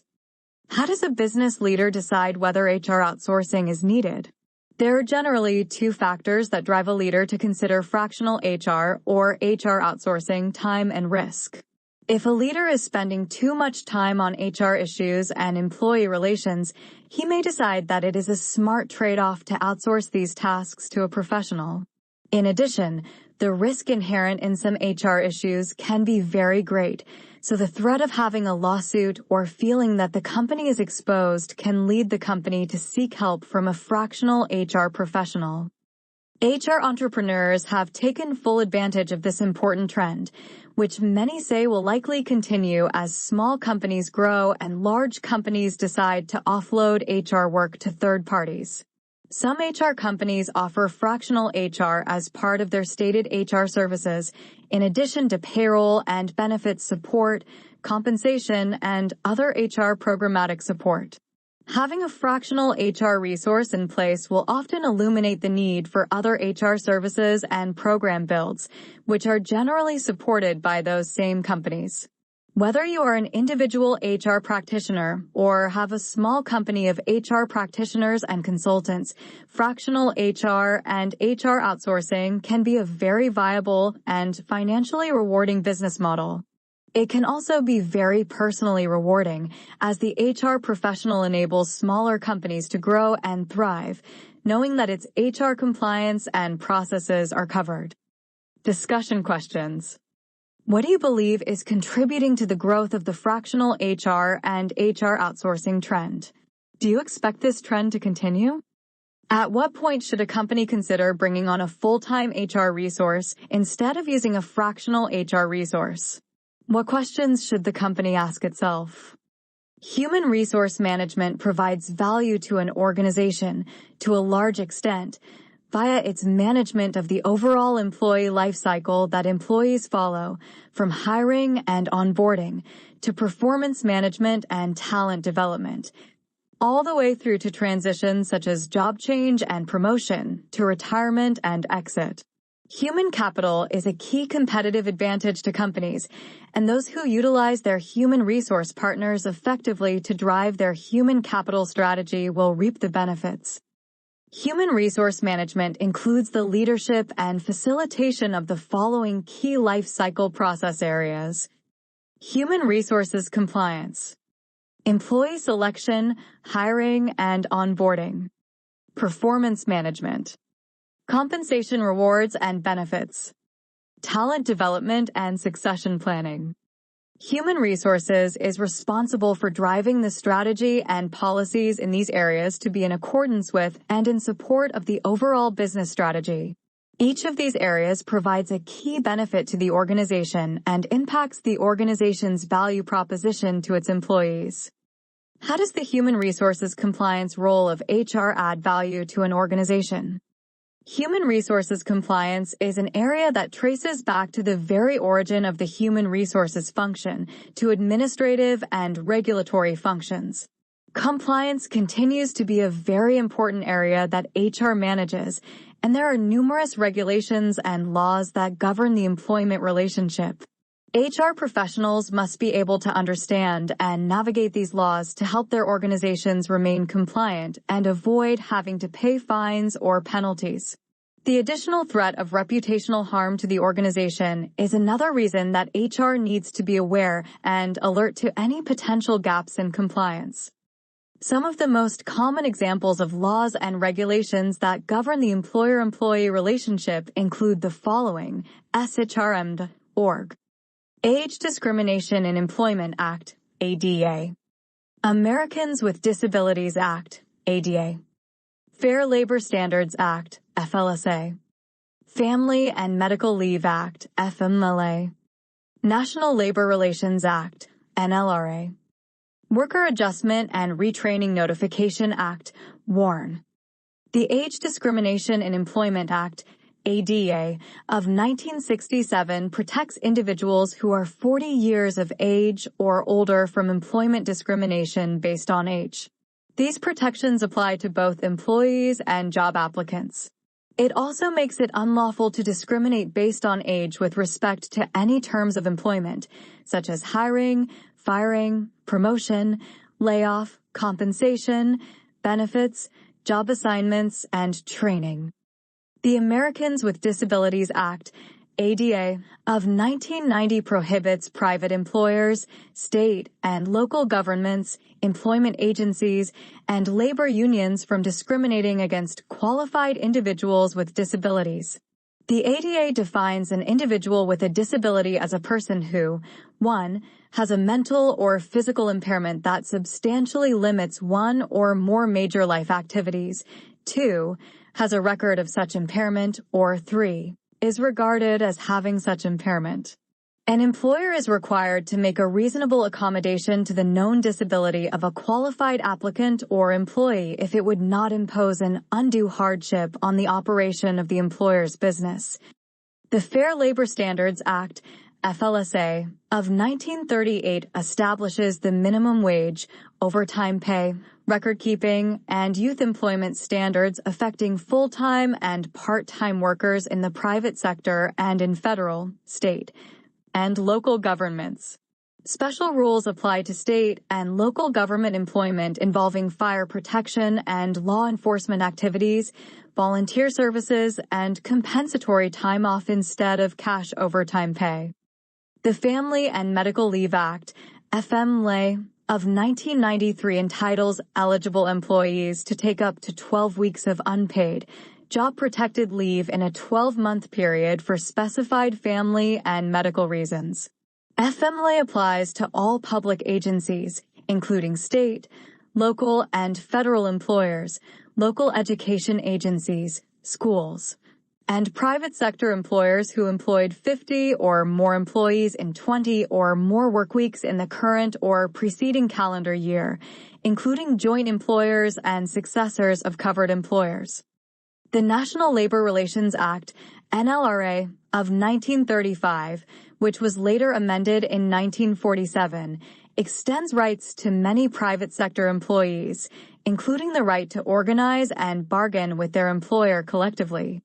Employees covered by the Act are protected from certain types of employer and union misconduct and have the right to attempt to form a union where none exists. The Worker Adjustment and Retraining Notification Act, WARN, of 1988 generally covers employers with 100 or more employees, not counting those who have worked less than 6 months in the last 12 months, and those who work an average of less than 20 hours a week. Regular federal, state, and local government entities that provide public services are not covered. WARN protects workers, their families, and communities by requiring employers to provide notification 60 calendar days in advance of plant closings and mass layoffs. These are just a few of the key regulatory federal statutes, regulations, and guidance that human resources professionals need to understand to confirm organizational compliance. For additional information on HR compliance resources, the Society of Human Resource Management, SHRM, at SHRM.org maintains a plethora of resources for the HR professional and the businesses that they support. To ensure the successful management and oversight of the many compliance rules and regulations, the Human Resources team must utilize best practices to inform and hold employees accountable to HR compliance practices. Some of these best practices include education and training, documentation, and audit. Each of these is described in greater detail and will help HR achieve its important goal of maintaining HR compliance for the organization. Education and training in the areas of compliance and labor law is critical to ensure that all applicable laws and regulations are being followed. These laws can change from year to year, so the HR professionals in the organization need to ensure that they are engaged in ongoing education and training. It is not just imperative for the HR professional to receive training. In many organizations, managers receive training on key rules and regulations, such as FMLA or ADA, to name a few, so that they have a foundation of knowledge when dealing with employee situations and potential risk areas. Human resources and management need to partner to ensure alignment on compliance issues, especially when there is a risk that an employee situation treads into compliance regulation territory. See Table 17.1 for a partial list of federal labor laws by number of employees, as displayed on the Society for Human Resource Management website. Refer to Table 17.1, Federal Labor Laws by Number of Employees. Federal Labor Laws by Number of Employees. American Taxpayer Relief Act of 2012. Consumer Credit Protection Act of 1968. Employee Polygraph Protection Act of 1988. Employee Retirement Income Security Act of 1974, ERISA. Equal Pay Act of 1963. Fair and Accurate Credit Transaction Act of 2003, FACT. Fair Credit Reporting Act of 1969. Fair Labor Standards Act of 1938. Federal Insurance Contributions Act of 1935, Social Security, FICA. Health Insurance Portability and Accountability Act of 1996, if a company offers benefits, HIPAA. Immigration Reform and Control Act of 1986. These federal laws cover all employees of all organizations. Several other factors may apply in determining employer coverage, such as whether the employer is public or private, whether the employer offers health insurance, and whether the employer uses a third party to conduct background checks. Source: SHRM website, https://www.shrm.org, accessed October 20, 2018. Table 17.1, Attribution, Copyright Rice University, OpenStax, under CC BY 4.0 license. Documentation of the rules and regulations, in the form of an employee handbook, can be one of the most important resources that HR can provide to the organization to mitigate compliance risk. The handbook should be updated regularly and should detail the organization's policies and procedures and how business is to be conducted. Legal counsel should review any such documentation before it is distributed to ensure that it is up to date and appropriate for the audience.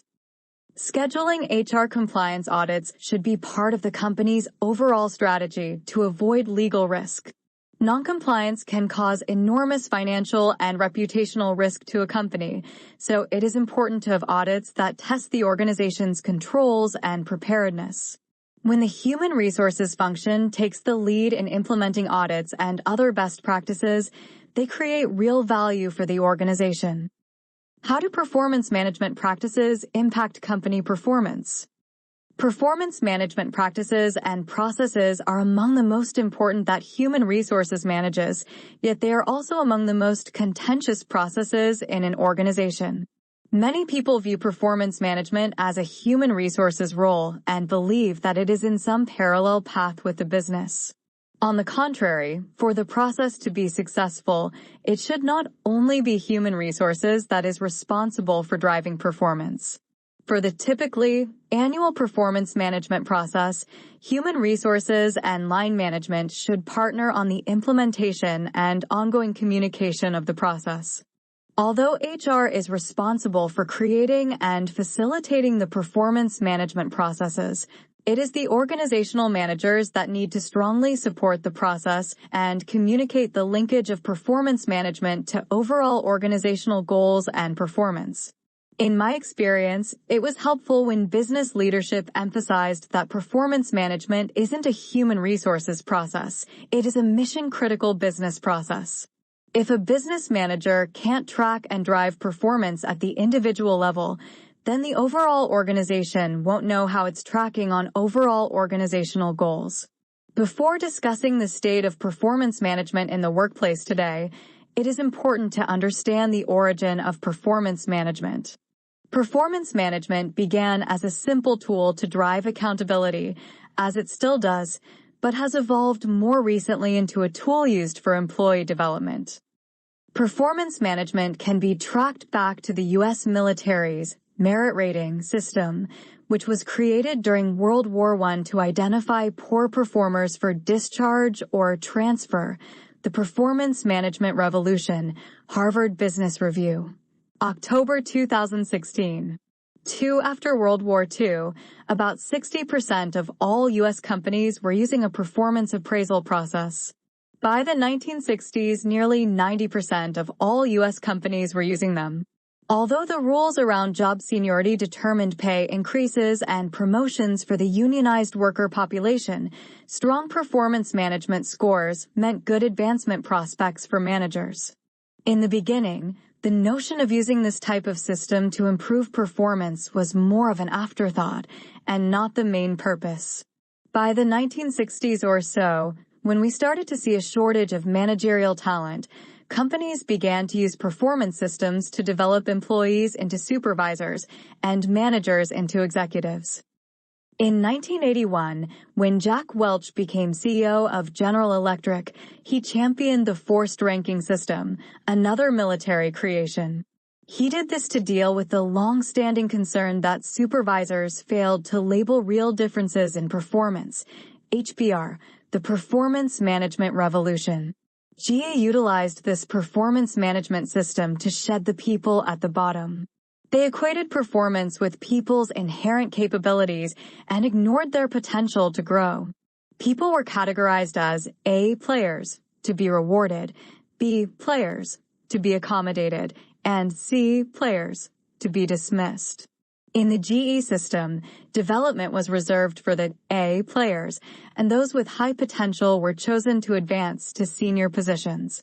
Since the days of GE's forced ranking, many companies have implemented a similar forced ranking system, but many have backed away from the practice. After Jack Welch retired, GE backed away from the practice as well. Companies, GE included, saw that it negatively fostered internal competition and undermined collaboration and teamwork, and thus decided to drop forced ranking from their performance management processes. Most people agree, in theory, that performance management is important. What people may not agree on is how performance management should be implemented. As the dissatisfaction with performance management processes began to increase, some companies began to change the way they thought about performance. In 2001, an Agile Manifesto was developed by software developers and emphasized principles of collaboration, self-organization, self-direction, and regular reflection on how to work more effectively, with the aim of prototyping more quickly and responding in real time to customer feedback and changes in requirements. Performance Management Revolution, HBR. The impact on performance management was clear, and companies started to think about performance management processes that were less cumbersome, incorporated frequent feedback, and delivered performance impacts. In a recent public survey by Deloitte Services, 58% of executives surveyed believed that their current performance management approach drives neither employee engagement nor high performance. They need something more nimble, real-time, and individualized, and focused on fueling performance in the future rather than assessing it in the past. 3. Reinventing Performance Management, Harvard Business Review, Buckingham and Goodall, 2015. In light of this study, Deloitte became one of the companies that has recently sought to redesign their performance processes. As part of their radical redesign, they seek to see performance at the individual level, and thus they ask team leaders about their own future actions and decisions with respect to each individual. They ask leaders what they do with their team members, not what they think of them. Reinventing Performance Management, HBR. The 4 questions that Deloitte asks of its managers are as follows. Given what I know of this person's performance, and if it were my money, I would award this person the highest possible compensation increase and bonus. Given what I know of this person's performance, I would always want him or her on my team. This person is at risk for low performance. This person is ready for promotion today. Although there has been some discussion over the last several years about some companies wanting to drop performance appraisals completely, most of the research seems to support that the total absence of performance management doesn't help either. A recent global survey by CB Global reports that more than 9,000 managers and employees think that not having performance evaluations is worse than having them. 4. Let's not kill performance evaluations yet. HBR, November 2016, Goler, Gale, Grant. Their findings indicate that even though every organization has people who are unhappy with their bonuses or disappointed that they weren't promoted, research shows that employees are more willing to accept an undesirable outcome when the process is fair.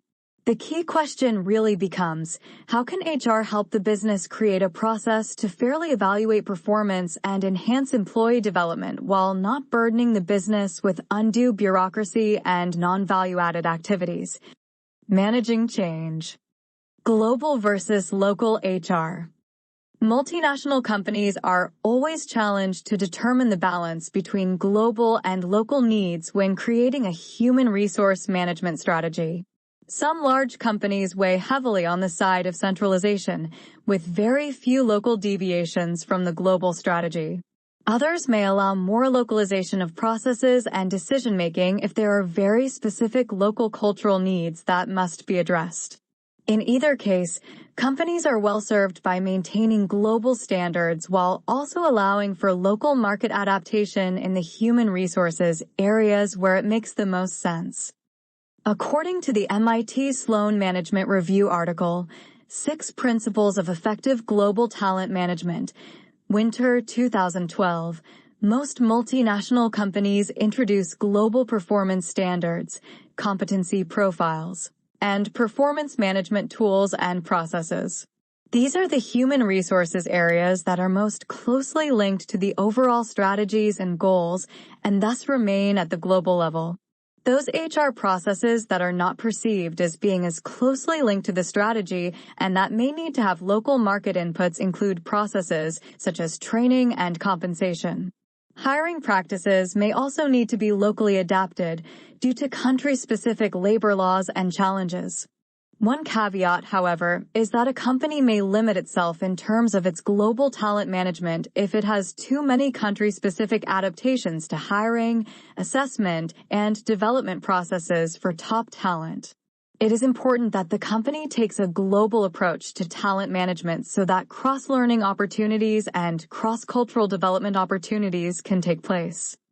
One of the most important aspects of global talent management is that a company can break down silos and pollinate the business with talented employees from around the globe. Some companies even have global leadership programs that bring together high-potential leaders from across the organization to build camaraderie, share knowledge, and engage in learning. Others have created rotational programs for leaders to be able to experience new roles in other cultures in order to build their personal resumes and cultural intelligence. Human resources can have an enormous impact on the company's ability to harness the power of a global talent pool when they create a global network for talent while also balancing this with the requirements of the local market. Discussion questions. What are the challenges of a company developing a different competency model or performance management process for each of its local offices? Why might compensation programs and hiring practices need to have local adaptation? What would be the risks if these were not adapted to local markets? As organizations evaluate their options for a performance management system, human resources and business leadership need to consider several challenges that will need to be addressed, no matter what the system. 5. The Performance Management Revolution, Capelli and Tavis, HBR, pages 9 to 11. The first is the challenge of aligning individual and company goals. Traditionally, the model has been to cascade goals down through the organization, and employees are supposed to create goals that reflect and support the direction set at the top. The notion of SMART goals, specific, measurable, achievable, relevant, time-bound, has made the rounds over the years. But goal setting can still be challenging if business goals are complex or if employee goals seem more relatable to specific project work than to the overall top-line goals. The business and the individual need to be able to respond to goal shifts, which occur very often in response to the rapid rate of change and changing customer needs. This is an ongoing issue that human resources and business leadership will need to reconcile. The next key challenge to think about when designing a performance management process is rewarding performance. Reward structures are discussed later in this chapter, but reward systems must be rooted in performance management systems. Currently, the companies that are redesigning their performance processes are trying to figure out how their new practices will impact their pay-for-performance models. Companies don't appear to be abandoning the concept of rewarding employees based on and driven by their performance, so the linkage between the two will need to be redefined as the systems are changed. The identification of poor performers is a challenge that has existed since the earliest days of performance management, and even the most formal performance management process doesn't seem to be particularly good at weeding out poor performers. A lot of this is due to the managers who evaluate employees and are reluctant to address the poor performers that they're seeing. Also, the annual performance management process tends to make some managers feel that the poor performance should be overlooked during the year and only addressed, often ineffectively, during a one-per-year review. Whatever new performance management models an organization adopts, they will have to ensure that poor performance is dealt with in real time and is communicated, documented, and managed closely. Avoiding legal troubles is another ongoing challenge for organizations and is another reason for real-time communication and documentation of performance issues. Human resources supports managers as they deal with employee relations issues, and the thought of not having a formal, numerical rating system is unfathomable for some people who worry about defending themselves against litigation. However, because even formal performance processes can be subjective and may reveal ratings bias, neither the traditional formal process nor some of the radical new approaches can guarantee that legal troubles will never develop. From my experience, the best strategy for effective and fair performance management is real-time communication and documentation of issues. The employee is told about his or her performance issues in as close to real time as possible, and the manager has documented the performance issues and conversations objectively and has engaged human resources with any larger or more complex issues. Managing the feedback fire hose and keeping conversations, documentation, and feedback in a place where it can be tracked and utilized is an ongoing challenge. The typical annual performance process is not conducive to capturing ongoing feedback and conversations. There have been some new technologies introduced, such as apps, that can be used to capture ongoing conversations between managers and employees. General Electric uses an app called PD@G, PD equals performance development, that allows managers to pull up notes and materials from prior conversations with employees. IBM has a similar app that allows peer-to-peer feedback. Although there are clearly some technology solutions that can be used to help communicate and collect feedback, human resources will need to continue to communicate and reinforce rules around objectivity and appropriate use of the tools. Performance management processes, traditional and inventive new approaches alike, will face the same challenges over time. Human resource management professionals need to be aware of these challenges and design a performance management system that addresses them in the format and within the context of their culture. How do companies use reward strategies to influence employee performance and motivation? Both performance management and reward systems are key levers that can be used to motivate and drive individual and group performance, which leads to overall organizational performance, productivity, and growth.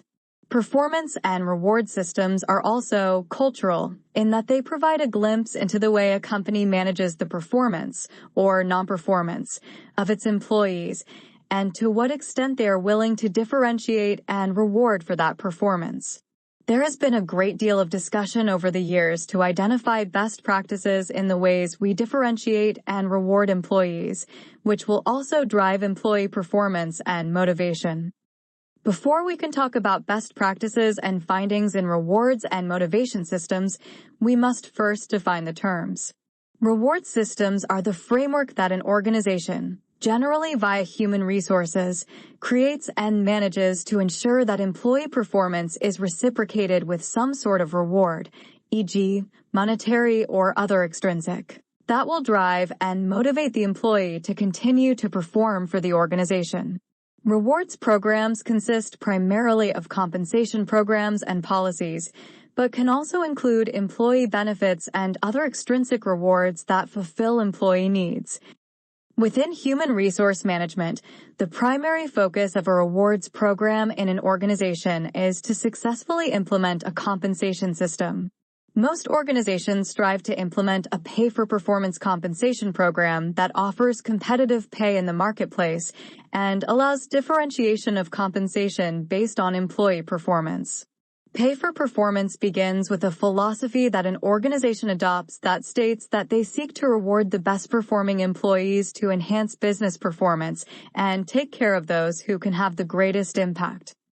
In the 2011 SHRM article by Stephen Miller, entitled Study, Pay for Performance Pays Off, Miller says that companies' top 4 drivers for moving to a pay-for-performance strategy are to recognize and reward high performers, 46.9%. Increase the likelihood of achieving corporate goals, 32.5%. Improve productivity, 7.8%. Move away from an entitlement culture, 7.8%. The study also showed that the drivers differed depending on whether the company was high-performing or lower-performing. Almost half of high-performing organizations indicated that recognizing and rewarding top performers was the main driver of their pay-for-performance strategy, making it number 1 on the list of primary drivers. Lower-performing organizations did not appear to be as sure about the drivers behind their strategy. The number 1 driver among this group was achieving corporate goals.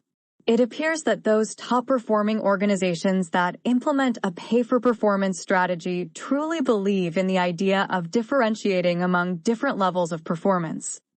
According to the 2015 World at Work Compensation Programs and Practices Report, Pay for Performance continues to thrive with better than 7 in 10, 72%. Companies saying that they directly tie pay increases to job performance, and 2/3, 67%, indicating increases for top performers are at least 1.5 times the increase for average performers.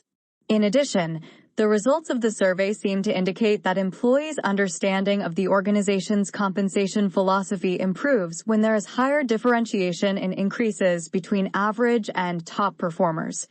The greater differentiation of increases is more visible and drives home the point that the company is serious about pay for performance.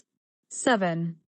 A pay-for-performance program may have many components, and the human resources organization has the challenge of designing, analyzing, communicating, and managing the different components to ensure that the philosophy and the practices themselves are being carried out appropriately and legally. Human resource management's role in establishing pay for performance is that HR must engage business leadership to establish the following elements of the framework. Define the organization's pay philosophy. Leadership needs to agree that they will promote a culture that rewards employees for strong performance. Review the financial impacts of creating pay-for-performance changes. How much differentiation of performance will we have? What is the cost of doing this? Identify any gaps that exist in the current processes. If any of the current human resources and compensation policies conflict with pay for performance, they should be reviewed and changed. Examples may lie in the performance management process, the merit increase process, and the short-term and long-term bonus processes. If the performance management process has gaps, these should be corrected before pay for performance is implemented. Otherwise, this will generate more distrust in the system. The salary structure should also be benchmarked with market data to ensure that the organization is compensating according to where it wishes to be in the marketplace. Update compensation processes with new pay-for-performance elements. This includes the design of a merit matrix that ties employee annual pay increases to performance. Other areas of focus should be the design of a short-term bonus matrix and a long-term bonus pay-for-performance strategy. In other words, how does performance drive the bonus payouts? What is the differential, or multiplier, for each level? Communicate and train managers and employees on the pay-for-performance philosophy and process changes. Explain the changes in the context of the overall culture of the organization. This is a long-term investment in talent and performance. Human resource management professionals play a key role in the rewards processes, and employee compensation is only one piece, although a key piece of the total rewards pie. World at Work defines total rewards as a dynamic relationship between employers and employees. World at Work also defines a total reward strategy as the 6 elements of total rewards that collectively define an organization's strategy to attract, motivate, retain, and engage employees. These 6 elements include compensation, pay provided by an employer to its employees for services rendered, i.e., time, effort, and skill. This includes both fixed and variable pay tied to performance levels. Benefits, programs, and employer uses to supplement the cash compensation employees receive. These health, income protection, savings, and retirement programs provide security for employees and their families. Work-life effectiveness, a specific set of organizational practices, policies, and programs, plus a philosophy that actively supports efforts to help employees achieve success at both work and home. Recognition, formal or informal programs that acknowledge or give special attention to employee actions, efforts, behavior, or performance and support business strategy by reinforcing behaviors, e.g., extraordinary accomplishments, that contribute to organizational success.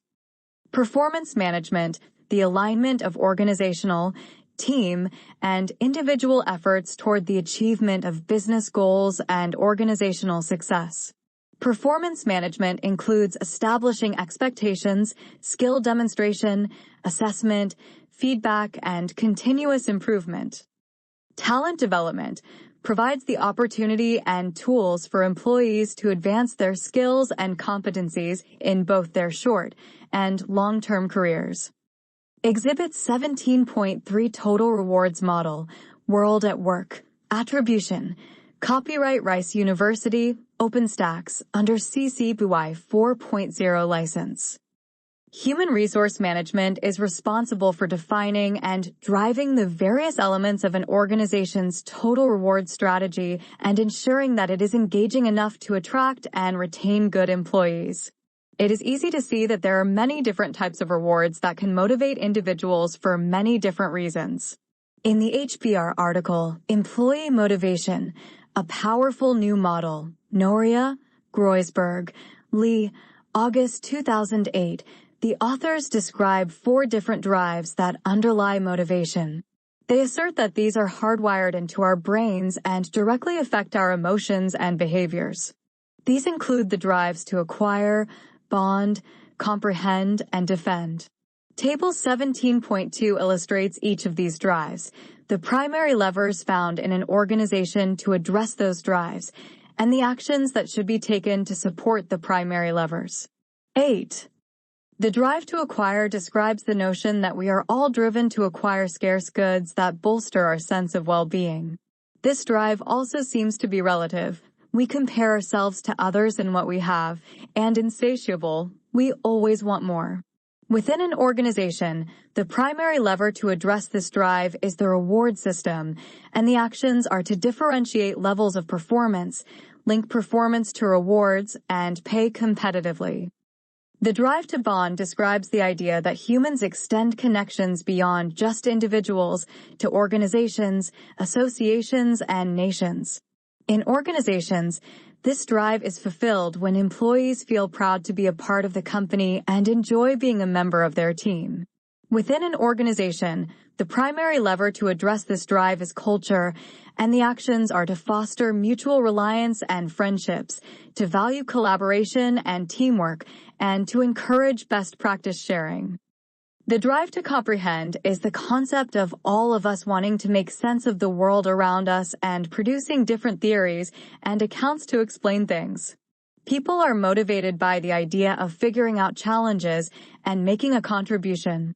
In organizations, the primary lever to address this drive is job design, and the actions are to design jobs that have distinct and important roles in the organization, as well as jobs that are meaningful and foster a sense of contribution. The drive to defend is our instinct to defend ourselves, our families, and our friends, and it describes our defensiveness against external threats. This drive also tells us a lot about our level of resistance to change and why some employees have especially guarded or emotional reactions.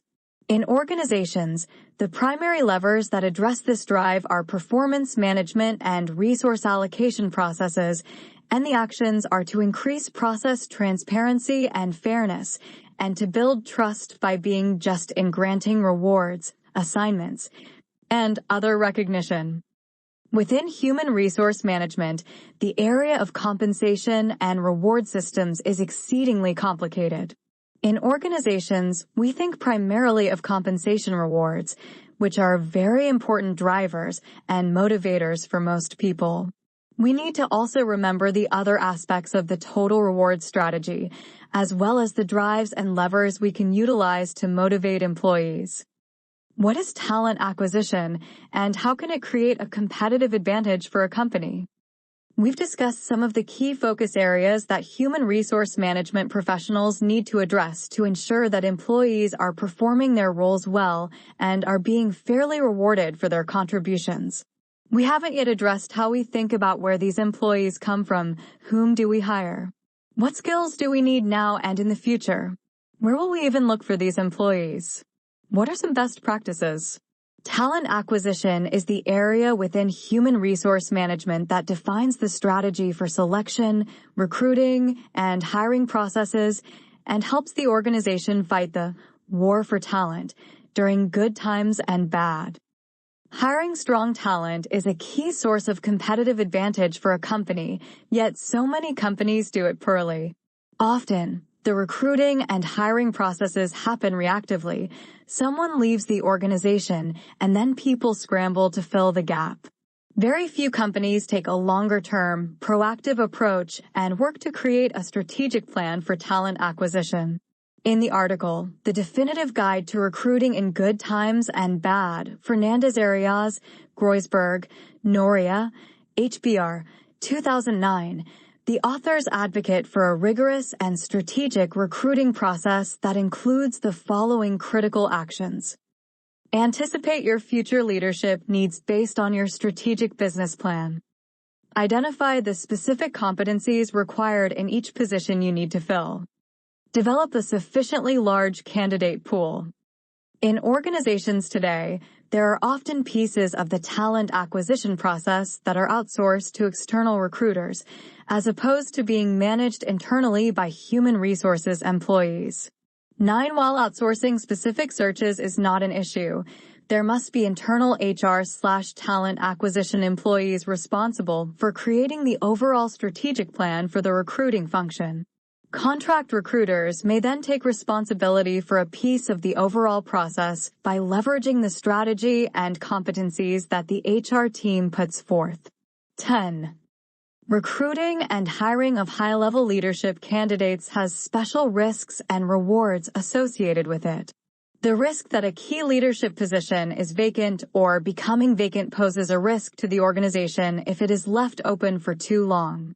These high-level positions are often harder to fill, with fewer candidates being available and the selection of the right talent being so critical to the organization's future.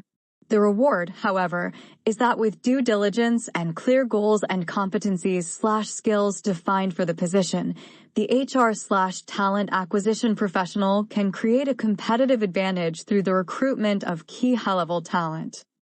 The following best practices illustrate the key steps for effective recruiting of key leadership hires. Both human resources and business leadership should partner to discuss and define each of the elements to ensure alignment and support of the recruiting plan and process. Definitive Guide to Recruiting, HBR, 2009. Anticipate your needs. Every 2 to 3 years, there should be a review of high-level leadership requirements based on the strategic plan. Some of the questions to answer here are: how many people will we need, and in what positions, in the next few years? What will the organizational structure look like? What must our leadership pipeline contain today to ensure that we find and develop tomorrow's leaders? Specify the job. For each leadership position identified, specify competencies needed in each role. For example, job-based. What capabilities will the job require? Team-based. Will the applicant need to manage political dynamics? Firm-based. What resources, supporting, talent, technology will the organization need to provide the person who fills this role? Develop the pool. Cast a wide net for candidates by asking suppliers, customers, board members, professional service providers, and trusted insiders for suggestions. It helps to start this process even before you have a role that you're hiring for. During succession planning and talent discussions internally, it helps to start making a list of internal and external contacts and potential candidates before the need arises. Assess the candidates. Have the hiring manager, the second-level manager, and the top HR manager conduct a behavioral event interview with each candidate. Candidates will describe experiences they've had that are like situations they'll face in the organization. Gain an understanding of how the candidate acted and the reasoning behind their actions. Make sure to evaluate a broad range of references to ask about results the candidate achieved. Exhibit 17.4 The Job Fair. A job fair, career fair, or career expo, like this one at the College of DuPage, is an event in which employers, recruiters, and schools give information to potential employees and job seekers attend hoping to make a good impression on potential employers. They also interact with potential coworkers by speaking face-to-face, exchanging resumes, and asking questions in an attempt to get a good feel for the work needed. Likewise, online job fairs give seekers another way to get in contact with probable employers using the internet. Credit. Tavi Burns /Flickr/Attribution 2.0 Generic, CC by 2.0.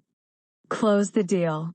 Once you have chosen the final candidate, you can increase the chance that the job offer will be accepted by sharing passion about the company and role and showing genuine interest in the candidate. Acknowledging the opportunities and challenges of the role, differentiating the opportunities at your organization from those of your competitor. Striking a creative balance between salary, bonuses, and other long-term incentives. Integrate the newcomer. It is important to integrate new hires into the company's culture. During the first few months, have the managers and the HR team check in with each new hire. Assign a mentor, star employee, to provide ongoing support to each new hire. Check in with the new hire to ensure that they're getting enough support and inquire about what other support might be needed. Ensure that new hires are adequately building new relationships throughout the organization. By following these best practices, human resources and business leadership can ensure that the new hire is integrating well and has the best possible start in the new role. Talent acquisition is a key element of any human resource management program, and the right process can mean the difference between a poor hire and a distinct competitive advantage gained through top talent. What are the benefits of talent development and succession planning? Talent development and succession planning are, in my opinion, two of the most critical human resource management processes within an organization. You can work tirelessly to recruit and hire the right people, and you can spend a lot of time defining and redesigning your performance and rewards programs, But if you can't make decisions that effectively assess and develop the key talent that you have, then everything else feels like a wasted effort. Talent development describes all process and programs that an organization utilizes to assess and develop talent. Succession planning is the process for reviewing key roles and determining the readiness levels of potential internal and external candidates to fill these roles. It is an important process that is a key link between talent development and talent acquisition/recruiting. The human resources function facilitates talent development activities and processes, but they are also heavily reliant on business inputs and support. Each of the talent development processes that will be discussed require heavy involvement and feedback from the business. Like performance management, talent development is a process that HR owns and facilitates, but it is a true business process that has a fundamental impact on an organization's performance.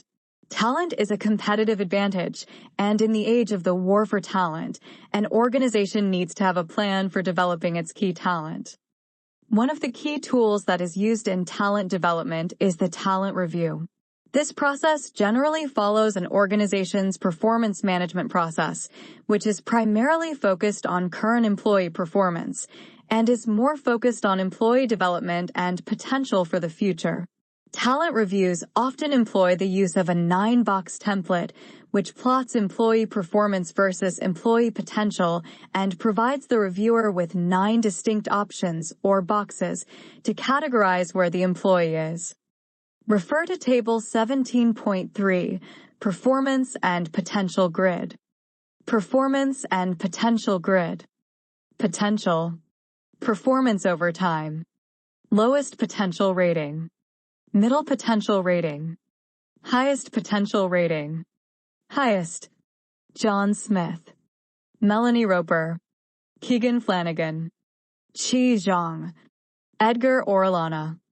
Rory Collins. Amy Terranova. Medium. Joseph Campbell. Alina Draman. Alex Joyner. Lauren Gress. Christina Martin. Thomas Waymeister. Richard Collins. Lowest. Marty Hilton. Table 17.3. The performance axis ratings are low/medium/high and based on the employee's recent performance management rating. Low equals below target, medium equals at target, and high equals above target. Like the performance rating, this reflects performance against objectives and the skills and competencies required in the employee's current role and function. Performance can change over time, for example, with a promotion or job change.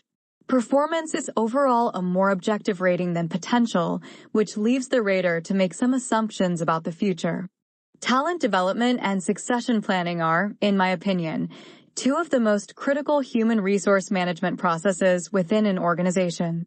You can work tirelessly to recruit and hire the right people, and you can spend a lot of time defining and redesigning your performance and rewards programs. But if you can't make decisions that effectively assess and develop the key talent that you have, then everything else feels like a wasted effort.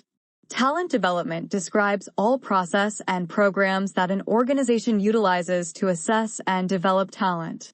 Succession planning is the process for reviewing key roles and determining the readiness levels of potential internal and external candidates to fill these roles. It is an important process that is a key link between talent development and talent acquisition/recruiting. Potential is defined as an employee's ability to demonstrate the behaviors necessary to be successful at the next highest level within the company. Competencies and behaviors are a good indicator of an employee's potential. Higher potential employees, no matter what the level, often display the following competencies: business acumen, strategic thinking, leadership skills, people skills, learning agility, and technology skills. Other indicators of potential may include top performance in current job, success in other positions held within or outside of the company, education/certifications, significant accomplishments/events, Willingness and desire to advance. Managing change. Tech and human resources. There has been a boom in HR technology and innovation over the last several years, and it is making some of the traditional HR systems from last decade seem enormously outdated. Some of the trends that are driving this HR tech innovation include mobile technology, social media, data analytics, and learning management. Human resources professionals need to be aware of some of the key technology innovations that have emerged as a result of these trends because there's no sign that they will be going away anytime soon. Josh Bersin of Bersin by Deloitte Consulting LLP, wrote about some of these HR technology innovations in his SHRM.org article, 9 HR Tech Trends for 2017, January 2017. One of these technology innovations is the performance management revolution and the new focus on managing performance by team and not just by hierarchy. Performance management technologies have become more agile and real-time with built-in pulse surveys and easy goal tracking. Now, instead of the formal, once-a-year process that brings everything to a halt, these performance management technologies allow ongoing, real-time, and dynamic input and tracking of performance data. Another HR tech trend named is the rise of people analytics. Data analytics has become such a huge field, and HR's adoption of it is no exception. Some disruptive technologies in this area are predictive. They allow analysis of job change data and the prediction of successful versus unsuccessful outcomes. Predictive analytics technologies can also analyze patterns of emails and communications for good time management practices, or to predict where a security leak is likely to occur. One other incredible analytics application consists of a badge that monitors employees' voices and predicts when an employee is experiencing stress. That is either really cool or really eerie, if you ask me. The maturation of the learning market is a fascinating trend to me as an HR professional who grew up in the days of multiple in-class trainings and week-long leadership programs. Learning processes have changed greatly with the advent of some of these innovative HR technologies. Although many larger companies have legacy learning management systems like Cornerstone, Saba, and SuccessFactors, there are many new and competitive options that focus on scaling video learning to the entire organization. The shift has gone from learning management to learning, with the ability to not only register and track courses online, but to take courses online. Many companies are realizing that these YouTube-like learning applications are a great complement to their existing learning systems, and it is predicted that the demand will continue to grow. Other trends of note include technologies that manage the contingent workforce, manage wellness, and automate HR processes via artificial intelligence. It is amazing to think about so many interesting and innovative technologies that are being designed for human resources. The investment in human capital is one of the most critical investments that a company makes, and it is refreshing to see that this level of innovation is being created to manage, engage, and develop this investment. Discussion questions. How does real-time performance management compare to the traditional annual performance process? How can a real-time process help an employee be more effective? What are some potential drawbacks? Why do you think learning systems evolved in this way? Is there still a place for group classroom training? What types of learning might require classroom training, and what is better suited for online and YouTube-style learning? In the talent review, the potential axis equates to potential for advancement within the organization. Low equals not ready to advance, medium equals close to ready, and high equals ready to advance. Potential does not equate to the value of an individual within the organization, nor does it state the quality of individual. There are likely many strong performers, top contributors, in every company who prefer to stay in their current role for years and be specialists of their own processes. A specialist or expert may not want to manage people, and thus would be rated as low on potential due to the lack of interest in advancement. Advancement may also mean relocation or lifestyle change that an employee is not willing to make at that time, so the employee would be rated low on potential for that reason. Potential can certainly change over time, given people's individual situations and life circumstances. Potential tends to be the more subjective ratings axis, as it involves some assumptions into what a team member could be capable of based on limited information that is available now. Exhibit 17.5. This is a flight simulator for a Boeing 737 aircraft. There is a drastic shortage of aircraft pilots, and training future pilots is a critical function with the challenge of limited actual flight training time. Consider how technology helps companies develop skilled workers both on and off the job. Credit: Michael Coughlin, Flickr/Attribution 2.0 Generic, CC by 2.0. A human resources team member should absolutely facilitate the talent review process and provide leaders with clear session objectives and specific instructions in order to maintain the integrity and confidentiality of this important talent process. The book One-Page Talent Management, Efrin and Ort, HBS Press, 2010, describes the talent review meeting as a talent review calibration process that ensures objective performance and potential evaluations, clear development plans, and an understanding of what high potential means in your company. A calibration meeting brings together a manager and her team members to discuss their talent. Each team member presents the performance and potential, PXP, grid that he prepared on direct reports and briefly describes how each person is rated. Other team members contribute their opinions based on their first-hand interactions with that person. The discussion concludes after they have discussed each person, agreed on their final placement, and identified key development steps for them. 11. After everyone being discussed has been placed in one of the boxes on the 9-box template, the leadership team should discuss key development actions for each employee.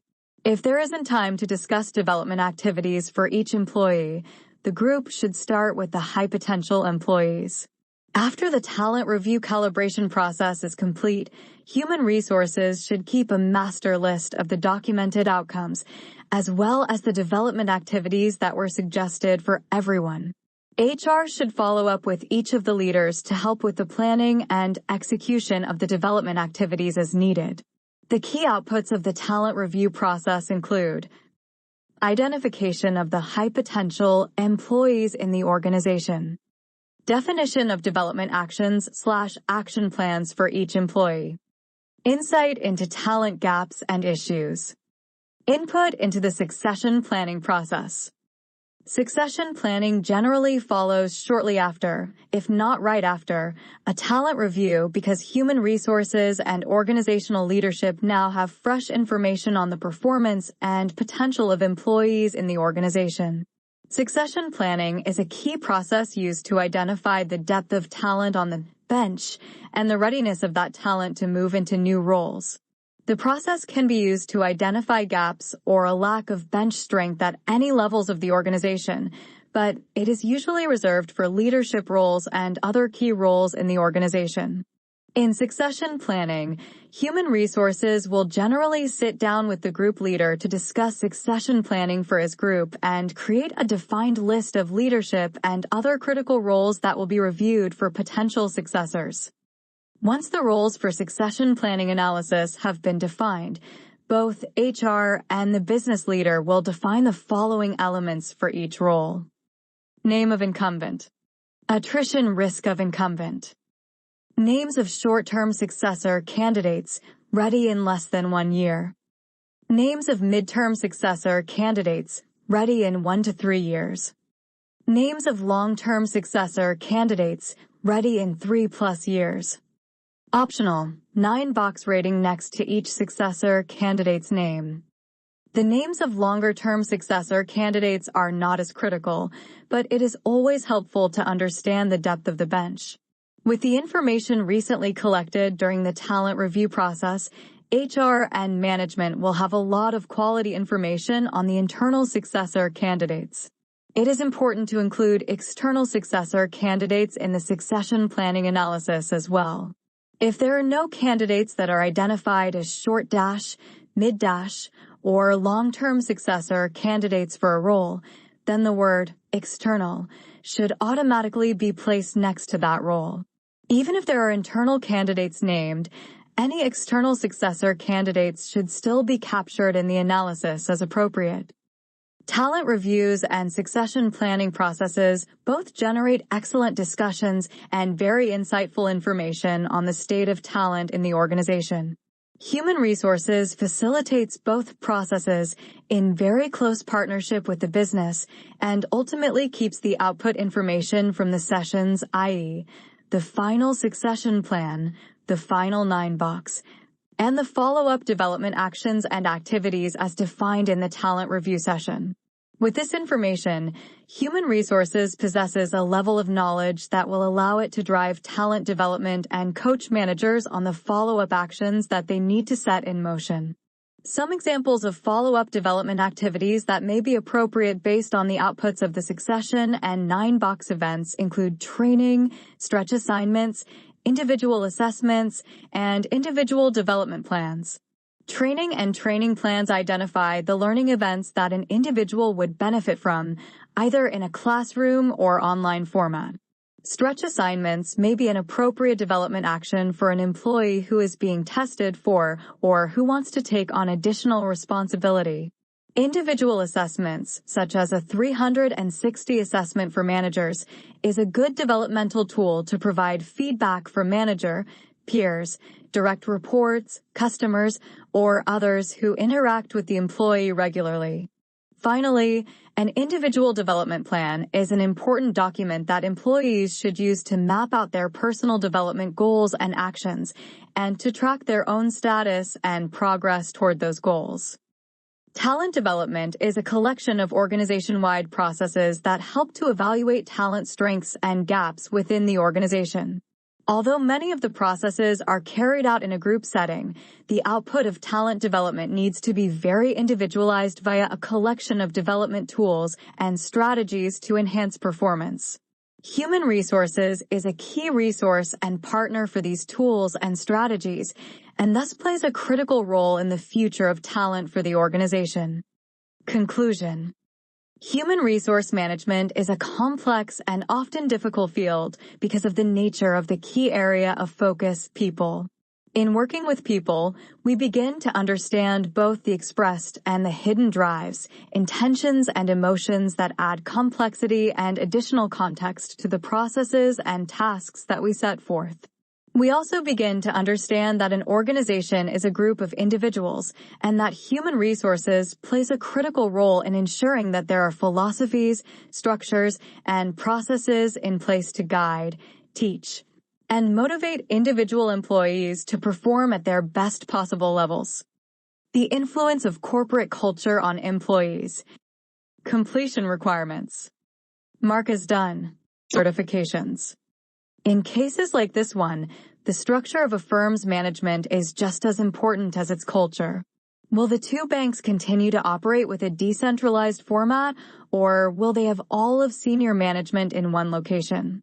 What are the advantages and disadvantages of doing it one way or another? And of course, the most difficult aspect of managing change is implementing it in the first place. Humans are naturally resistant to change. Making changes in an organization is no exception. Abstract. Corporate culture is a critical factor in enhancing the attainment of organizational goals and objectives. This study examined the impact of 4 corporate cultural variables, namely involvement, consistency, adaptability, and mission on employee commitment to the organization. Data was collected from 134 employees of 18 selected SMEs in McCourty Metropolis. Data was collected through the use of standardized questionnaires measuring corporate culture and organizational commitment. Analysis of data was done using Pearson correlation coefficient, regression analysis, independent t-test, and ANOVA. The study found that involvement and adaptability significantly correlated with commitment, while consistency and mission did not correlate with commitment. The implications of the findings were discussed and recommendations made. Keywords: corporate culture, involvement, consistency, adaptability, mission, commitment, SMEs, Nigeria. 1. Introduction. Organizational commitment, which is defined as the degree to which an employee identifies with the organization and wants to continue actively participating in it, is an interesting topic in the field of organizational behavior. The interest in this topic is due to the fact that employee commitment is vital to contemporary organizational success. The stronger an employee's commitment to the organization, the less likely the person is to quit. Strong commitment is also correlated with organizational citizenship, job satisfaction, job performance, and employee retention. As a result of the importance of organizational commitment, several studies have sought to identify its causal antecedents. However, corporate culture has received relatively low levels of empirical investigation among the possible antecedents of organizational commitment. The authors, Locke and Crawford, expressed their surprise that corporate culture was not mentioned in Matthew and Zajak's comprehensive meta-analysis and review of the antecedents and correlates of organizational commitment. Corporate culture affects the way in which people behave in an organization. Corporate culture can be viewed as the unique pattern of shared values, attitudes, rituals, beliefs, norms, expectations, socialization, and assumptions of employees in the organization. Corporate culture is therefore equated with the personality of the organization, depicting employee behavior even when they are not instructed on what to do. Research evidence suggests that corporate culture exerts a considerable influence on organizational behavior, especially in the areas of efficiency, effectiveness, and commitment. This means that by developing an appropriate corporate culture, organizations can achieve success. There is therefore the need to study the influence of corporate culture on employee commitment to the organization. It is assumed that corporate culture influences employees' sense of engagement, identification, and belonging to the organization. Locke and Crawford observed that such sentiments might reasonably be expected to affect commitment. Due to the dearth of research on organizational commitment in Nigeria and the lack of adequate research attention given to the effect of corporate culture on organizational commitment globally as evidenced in previous research, there exists a huge research gap that this study intends to fill. The study is significant for a rapidly developing country such as Nigeria, as there is great need to understand how corporate culture influences employee attitude of commitment to the organization. This could lead to improvements in workplaces to help employees become more committed to their jobs. Theoretically, it is imperative to enhance our understanding of how corporate culture affects organizational commitment in a non-Western country. Finally, the study will help managers in decision-making, especially in the areas of recruitment, selection, promotion, training, motivation, and instituting change in the organization. 2. Corporate culture and organizational commitment. The effectiveness of an organization is influenced by corporate culture, which affects the way managerial functions of planning, organizing, staffing, leading, and controlling are carried out. Organizational commitment is viewed as the psychological strength of an employee's attachment and involvement with the organization. A committed employee is determined to stay with the organization irrespective of whether the organization is in a favorable or unfavorable state. Corporate culture is pervasive and powerful as it either encourages or hampers change in the organization. For employees, corporate culture is either the glue that binds employees to the organization or the wind that blows them away.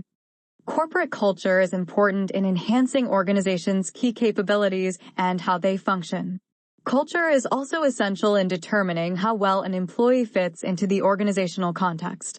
Meanwhile, the importance of a good fit between an employee and the organization cannot be overemphasized. Deal and Kennedy argue that corporate culture affects the commitment of employees within the organization, and the strength of organizational commitment is correlated with the strength of corporate culture. A strong corporate culture enables employees understand the goals of the organization, and as they work towards organizational goals, their level of commitment increases. Corporate culture is vital in developing and sustaining employee commitment and intensity levels that is often characteristic of successful organizations. In addition, shared values, which are an aspect of corporate culture, enhance employees' identification and attachment to the organization. This clearly shows that employees elect to be committed to organizations whose values they share. Similarly, Deal and Kennedy state that symbols are important in achieving organizational commitment. Although empirical research has been carried out on corporate culture and employee commitment to the organization, there has been little evidence to prove the effect of corporate culture on organizational commitment. In a study of Hong Kong and Australian managers, Locke and Crawford found a positive effect of corporate culture on organizational commitment. Zane et al. Examined the effect of 4 dimensions of corporate culture, namely teamwork, communication, reward and recognition, and training and development on organizational commitment, and found that all the 4 dimensions of corporate culture were important determinants of organizational commitment.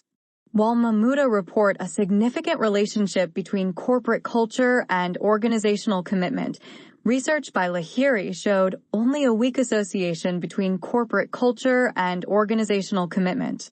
This study seeks to further examine this relationship with particular reference to the Nigerian work environment. 3. Measures and hypotheses. The measures for the study are corporate culture and organizational commitment. The study seeks to examine the relationship between the 2 variables, with corporate culture viewed as the independent variable while organizational commitment is viewed as the dependent variable. 3.1 Corporate culture. The definition of corporate culture initially focused on distinguishing levels of corporate culture and classifying culture as strong or weak cultures. Many definitions of corporate culture gave primacy to the cognitive components such as assumptions, beliefs, and values. Other definitions include behaviors and artifacts, leading to a common distinction between the visible and the hidden levels of corporate culture. There are 2 perspectives in understanding corporate culture: the symbolic interactionist perspective and the social, anthropological perspective. The symbolic interactionist perspective view the exchange of symbols as the basis for the shared meaning for a group of social actors. Recognizing and using these symbols entails developing a self, defined in terms of culturally specified symbols. Stemming from this perspective, myths, archetypes, and stories and ideologies are often useful in explaining objectively organizational features as they embody and articulate the identity of organizational members. The social anthropological perspective view culture as socially constructed. The 2 perspectives have taken a contingency approach that argue that different environmental conditions give rise to and are consistent with different patterns of behavior and cultures within organizations. Corporate culture measures have been validated as involvement, consistency, adaptability, and mission traits. Involvement trait measures the extent to which the participation of employees in decision-making results to a consensus of responsibility and commitment to organizational goals. Consistency trait measures how employees' shared values, beliefs, and symbols result to coordinated actions. Adaptability trait measures how organizations' system of behaviors and structures increase their capacity to survive in their environment. Shared mission trait measures how employees' shared understanding of the function, purpose, and objectives of organizations result to corporate commitment and effective performance. Corporate culture will be measured in the study using the 4 corporate cultural traits. 3.2 Organizational commitment. Organizational commitment remains a contested construct that has been conceptualized and measured differently. It is viewed from behavioral and attitudinal perspectives. Behavioral commitment is concerned with the process by which an employee becomes part of a particular organization and appropriate behavior exhibited by the employee. On the other hand, Attitudinal commitment views organizational commitment in terms of the relationship between an employee and the organization, and the extent to which the employee and the organization share the same goals and values. Despite the dichotomy between behavioral and attitudinal commitment, measures on the basis of attitudinal perspective have been most frequently validated and used in previous research. Based on attitudinal commitment, Mode et al. Define organizational commitment as the relative strength of an individual's identification with and involvement in a particular organization. This can be characterized by three related factors: a strong belief in and acceptance of the organization's goals and values, a willingness to exert considerable effort on behalf of the organization, and a strong desire to maintain membership in the organization. Locke and Crawford argue that Mode et al.'s conceptualization of organizational commitment is consistent with the attitudinal perspective. This conceptualization is measured via Mode et al.'s Organizational Commitment Questionnaire, OCQ, which will be used in this study. Based on the measures of the study, the following hypotheses were formulated and tested. H1.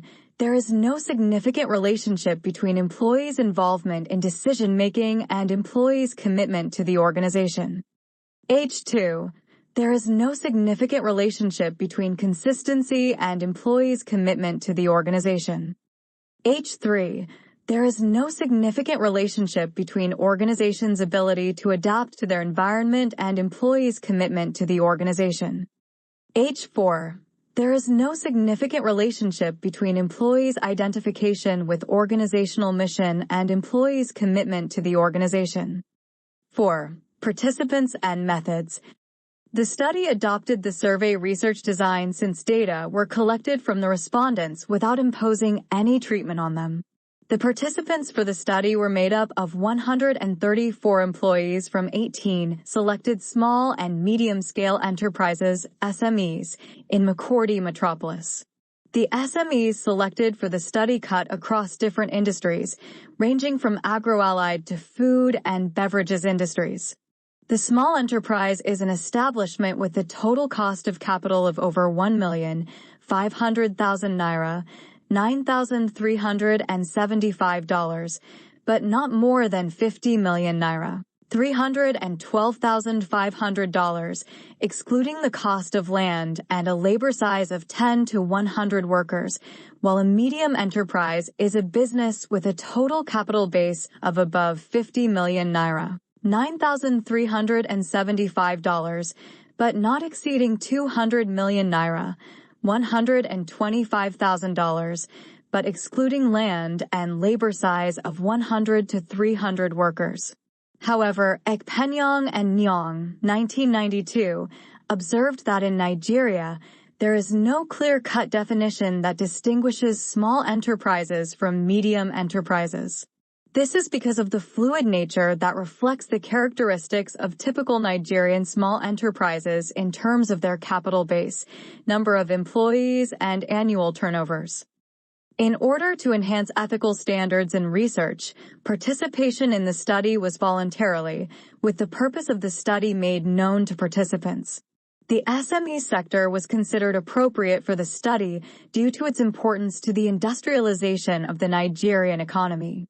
It is hoped that if SMEs maintain a positive corporate culture that will elicit employee commitment, they will be better placed to contribute to the attainment of Vision 20:2020 of the federal government of Nigeria.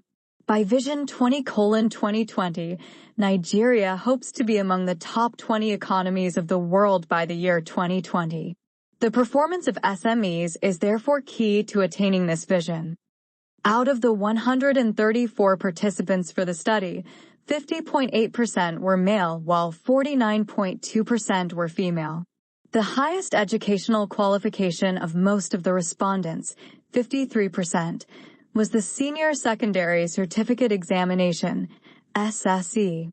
This is not surprising since most SMEs in Nigeria employ mostly unskilled labor due to the cheapness of this category of workforce. In the same vein, majority of the participants, 60.3%, were junior staff in their organizations. Most of them, 69.4%, had working experience of between 1 to 5 years with their organizations and were not married, 58.2%, while majority of them, 37.3%, were between the ages 18 and 25 years. 5. Instrumentation. Data was collected for this study with the use of standardized questionnaires. Corporate culture was measured using some items adapted from the Denison Organizational Culture Survey. The instrument has 4 subscales measuring the 4 main cultural traits, namely involvement, consistency, adaptability, and mission. The reliability coefficients of the subscales were 0.877, 0.889, 0.874, and 0.864 respectively. The instrument has been used with success among Nigerian samples. Organizational commitment was measured using Mode et al. S. 1979 Organizational Commitment Questionnaire, OCQ. The instrument contains 15 items that measure the employee's level of identification with their organizations on a 7-point Likert type scale anchored from 1 strongly disagree to 7 strongly agree. Results are then summed and divided by 15 to arrive at a summary indicator of employee commitment. The OCQ has wide acceptance in organizational behavior research and has been used with success among Nigerian samples. The reliability coefficient of the instrument was 0.849. Data was also collected on the demographic characteristics of respondents such as sex, education, job level, experience, marital status, and age. This was to enable us assess the influence of demography on the variables studied. Pearson Product Moment Correlation Coefficient, regression, independent sample t-test, and ANOVA were the tools for data analysis. 6. Results. The result of the Pearson correlation between independent variables, involvement, consistency, adaptability, and mission, and the dependent variable, employee commitment, presented in Table 1 shows a significant and positive relationship between involvement and commitment, R equals 0.179, P less than 0.05. The relationship between consistency and commitment was, however, not significant, but positive, R equals 0.050, P greater than 0.05. There was a significant and positive relationship between adaptability and commitment, R equals 0.233, P less than 0.01, while the relationship between mission and commitment was not significant and negative, R equals 0.50, P greater than 0.05. The regression analysis was used to further analyze the relationship between the variables. The result indicates a significant relationship between involvement and commitment, R2 equals 0.032, F1, 130 is equal to 4.308, P less than 0.05.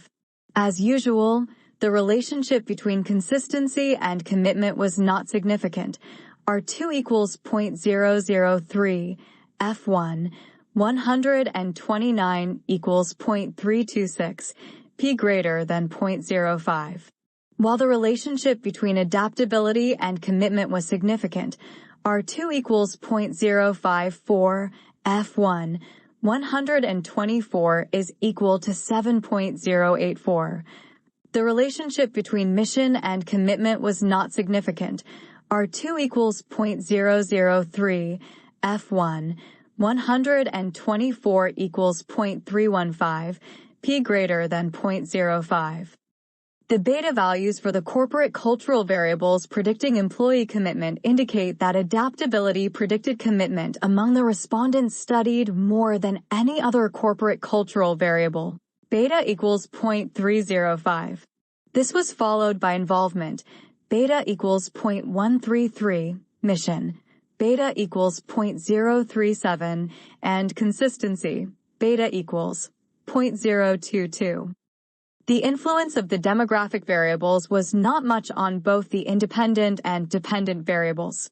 There was a significant and positive relationship between marital status and commitment, R equals 0.229, P less than 0.01, with the married respondents demonstrating more commitment.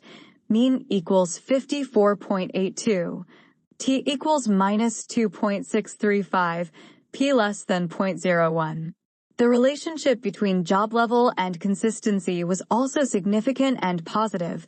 R equals 0.234, P less than 0.01. The middle management employees rated higher for consistency. Mean equals 31.94, F2, 127 is equal to 4.336, P less than 0.05. The relationship between experience and consistency was significant but negative. R equals -0.264, P less than 0.01, with consistency negatively affected most by employees with 1 to 5 years of working experience. Mean equals 35.28, F4, 125 is equal to 2.616, P less than 0.05. The other demographic characteristics of respondents did not influence the variables studied. 7. Implications. The study found a significant and positive relationship between involvement and commitment. This means that employees are committed to their organizations when they are involved in decision-making. The key success factors for organizations today are employee empowerment, teamwork, and employee development. These enable managers and employees more committed to work and feel that they own a piece of the organization. People at all levels feel that they have at least some inputs into decisions that will affect their work and that their work is directly connected to the goals of the organization. There was no significant relationship between consistency and commitment. As much as organizations try to maintain a strong culture by being highly consistent, well-coordinated, and well-integrated, this does not impact significantly on the level of employee commitment. Employees prefer to be given the freedom to do the job rather than being compelled to do it in a rigid manner. The key success factor for organizations today is flexibility rather than consistency. While organizations need to maintain a strong corporate culture, they need to be flexible. Furthermore, the positive relationship between adaptability and employee commitment has been well established in this research. Adaptability predicts employee commitment more than any other corporate cultural variables. Employees are more committed to organizations that adapt to changing circumstances. The study, however, found no significant relationship between mission and commitment. This means that employees' identification with the purpose, mission, and goals of the organization does not elicit commitment to the organization. Ironically, most employees of SMEs in Nigeria are not concerned with the mission of their organization, but are concerned with where they can work and earn a living, irrespective of what the organization stands for. Moreover, most SMEs do not clearly define the mission of the organization, which makes employees unaware of the future direction of the organization. The influence of demographic characteristics on the study variables needs to be discussed. While the influence was not much, the issue that stands out is the significant relationship between marital status and commitment.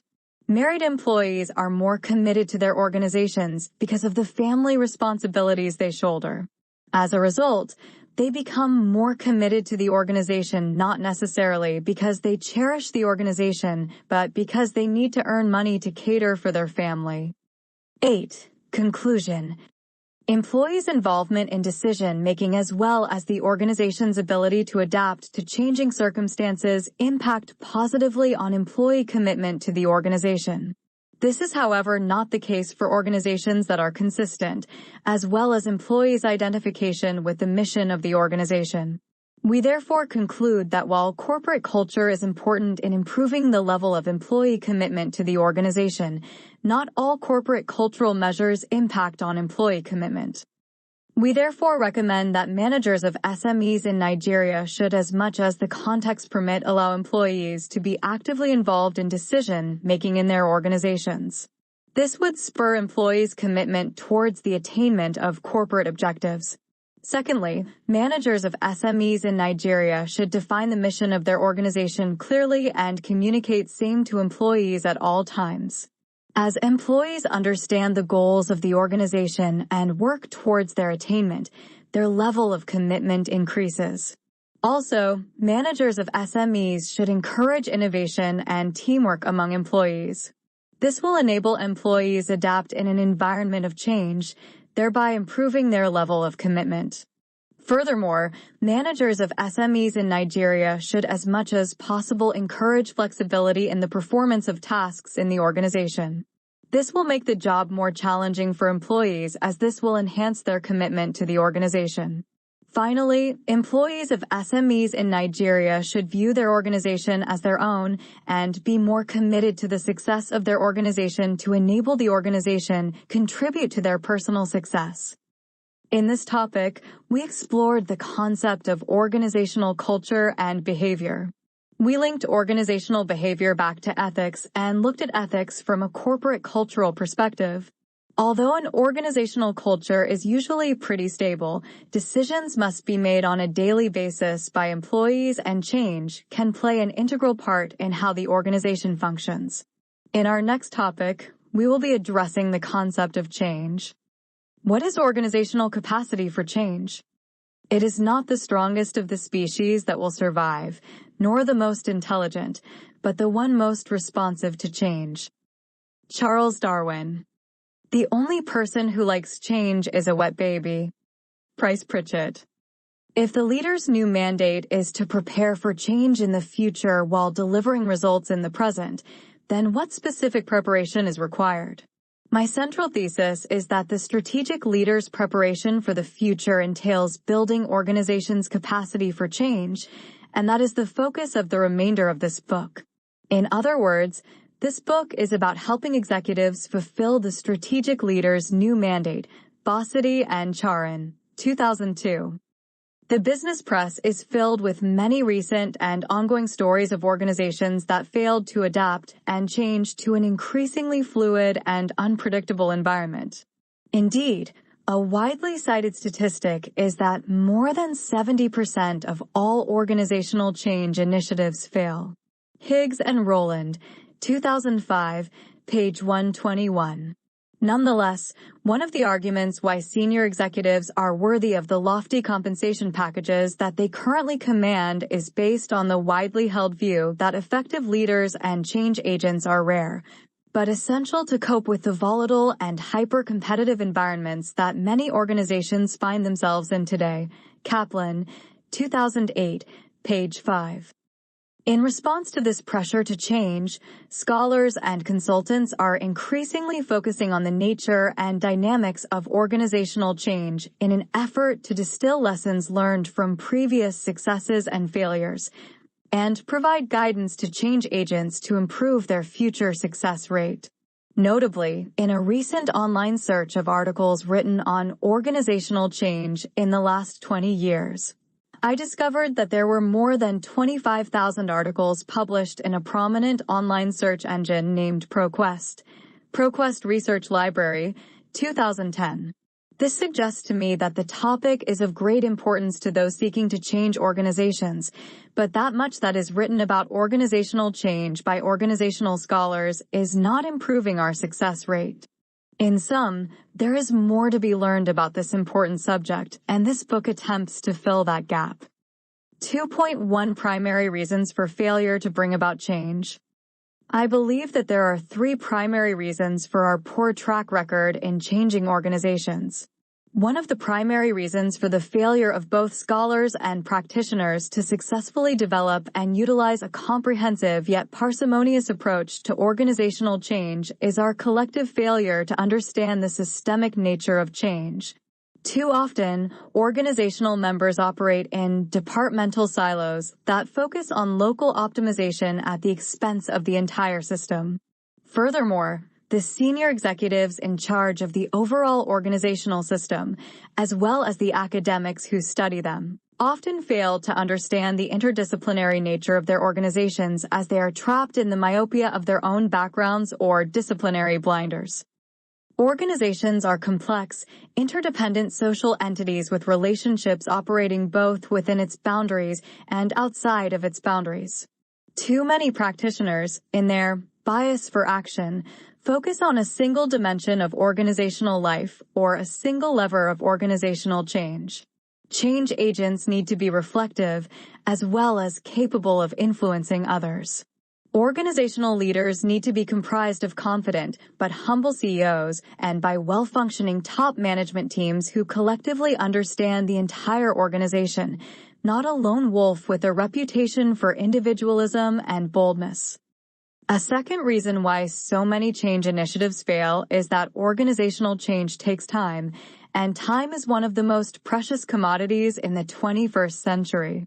In a recent article written by myself and a former doctoral student, we argued that organizations no longer have the luxury to go offline while the new information system is being built, the foreign venture is being launched, or the new technology is being analyzed.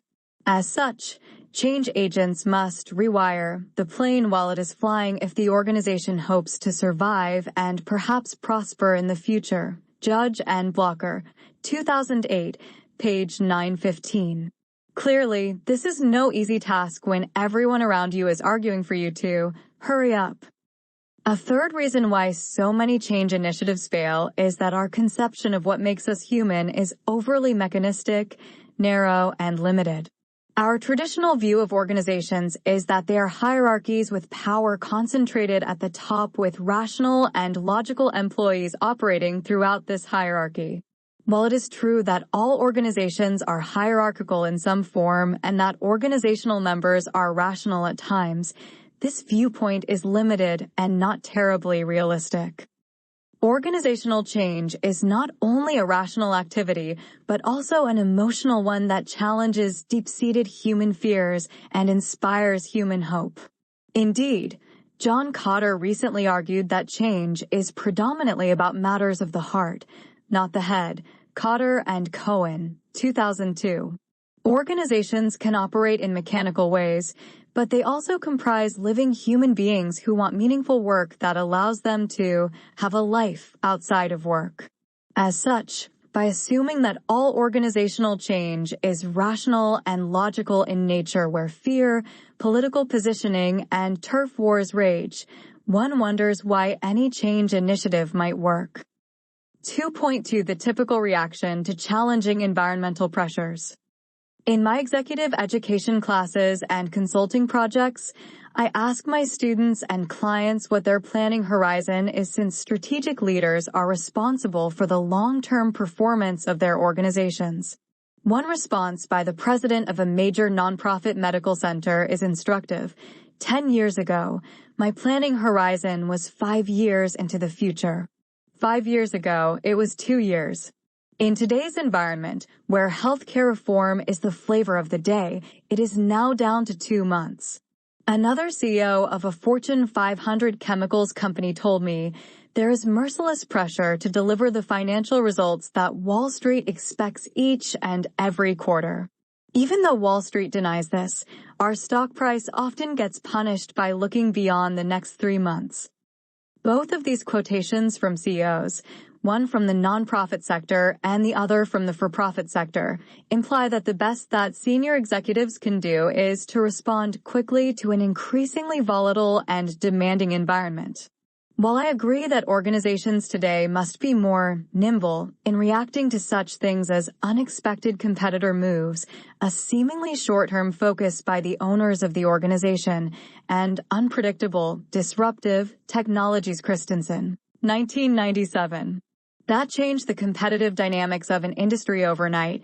This focus is overly narrow and too reactive. To succeed in the 21st century, organizations today must not only nimbly and flexibly respond to their changing environments, but also build capacity for change. 2.3 Organizational capacity for change defined. Organizational capacity for change, OCC, can be conceptualized as the overall capability of an organization to either effectively prepare for or respond to an increasingly unpredictable and volatile environmental context. This overall capability is multidimensional, and it comprises 3 ingredients: A. Human skill sets and resources, B. Formal systems and procedures, and C.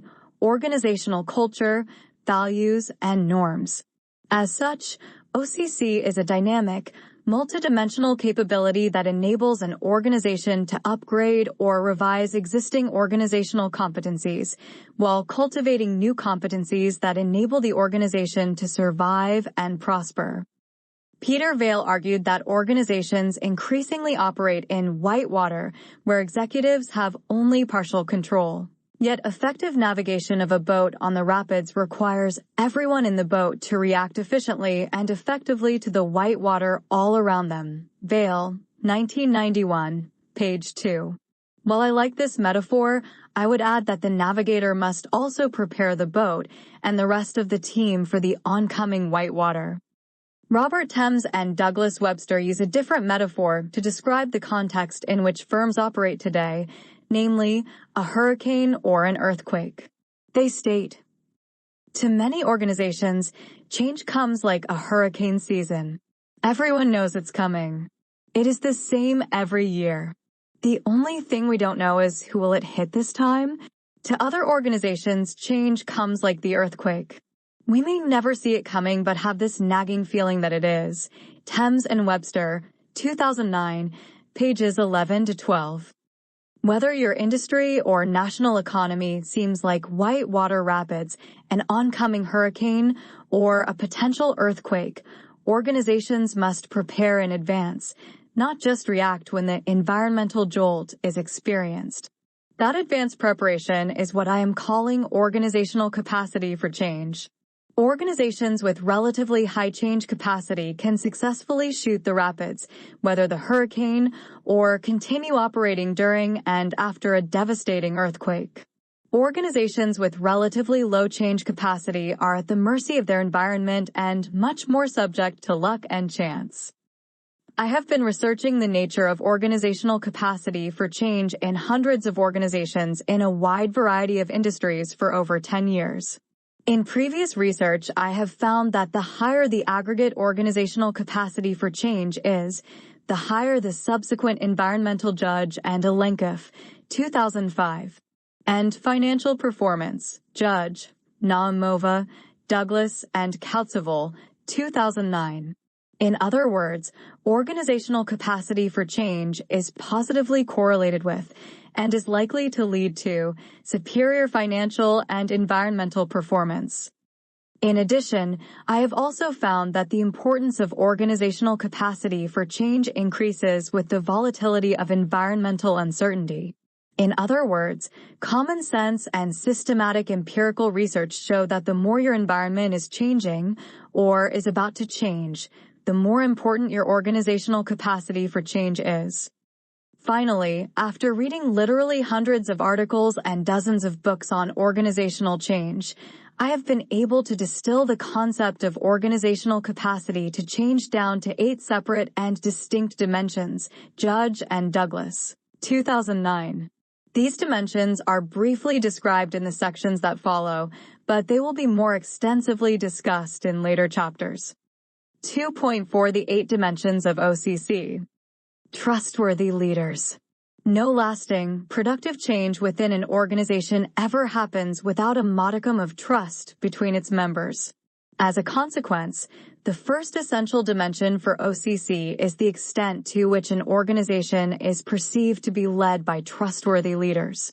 A trustworthy leader is someone who is not only perceived to be competent in leading the organization, but also perceived as someone who has the best interests of the organization as their priority. This is why Jim Collins found that organizations that were changing for the better tended to be led by senior executives who were perceived to be humble servants of the organization, but were also passionate about ensuring a bright future for the organization. Collins, 2001. Organizational change is risky. In order for employees to change their perceptions and behaviors, they have to trust their leaders. As such, a proven record of trustworthiness on the part of the leaders is essential to bring about experimentation with a new order of things. Trusting followers. Leaders are only half of the equation when it comes to organizational change. The other half is the followers. I once worked with an executive at Alcoa who was perhaps one of the most trustworthy executives I ever met. He was honest to a fault, a first-rate engineer who worked his way up through the executive ranks to a prominent leadership position. He had a deep and sound understanding as to where his business unit needed to change, but he had a problem. His plant was highly unionized, and it had a long history of management missteps and labor union outrage. Interestingly, the union leaders did trust this particular plant manager, but they didn't expect him to stay there long, and they did expect corporate headquarters to replace him with someone who was not trustworthy. As a result, this business unit had a leader who was perceived to be trustworthy, but the ubiquitous lack of trust on the part of the rest of the organization prevented any major change initiative from progressing. Psychologists tell us that all individuals have a disposition to trust others. Cook, 2001. This disposition is influenced by such things as a person's genetic background, family norms, and work-related experiences. When an organization is filled with a critical mass of individuals who are hopeful, optimistic, and trusting, it will be well positioned to experiment with new ways of operating. When an organization is dominated with a critical mass of individuals who are cynical, pessimistic, and not trusting, it will not be well positioned to engage with organizational change initiatives. In sum, a second key dimension of organizational capacity for change is the overall level of trust held by the employees of the organization. Capable champions. Individuals, and hence organizations, tend to be inertial.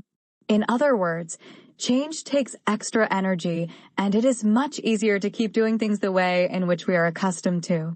Consequently, organizations must identify, develop, and retain a cadre of capable change champions in order to lead the change initiatives. Within small organizations, these champions are often the same as the head of the organization. Within medium and larger organizations, these champions are often drawn from the ranks of middle management.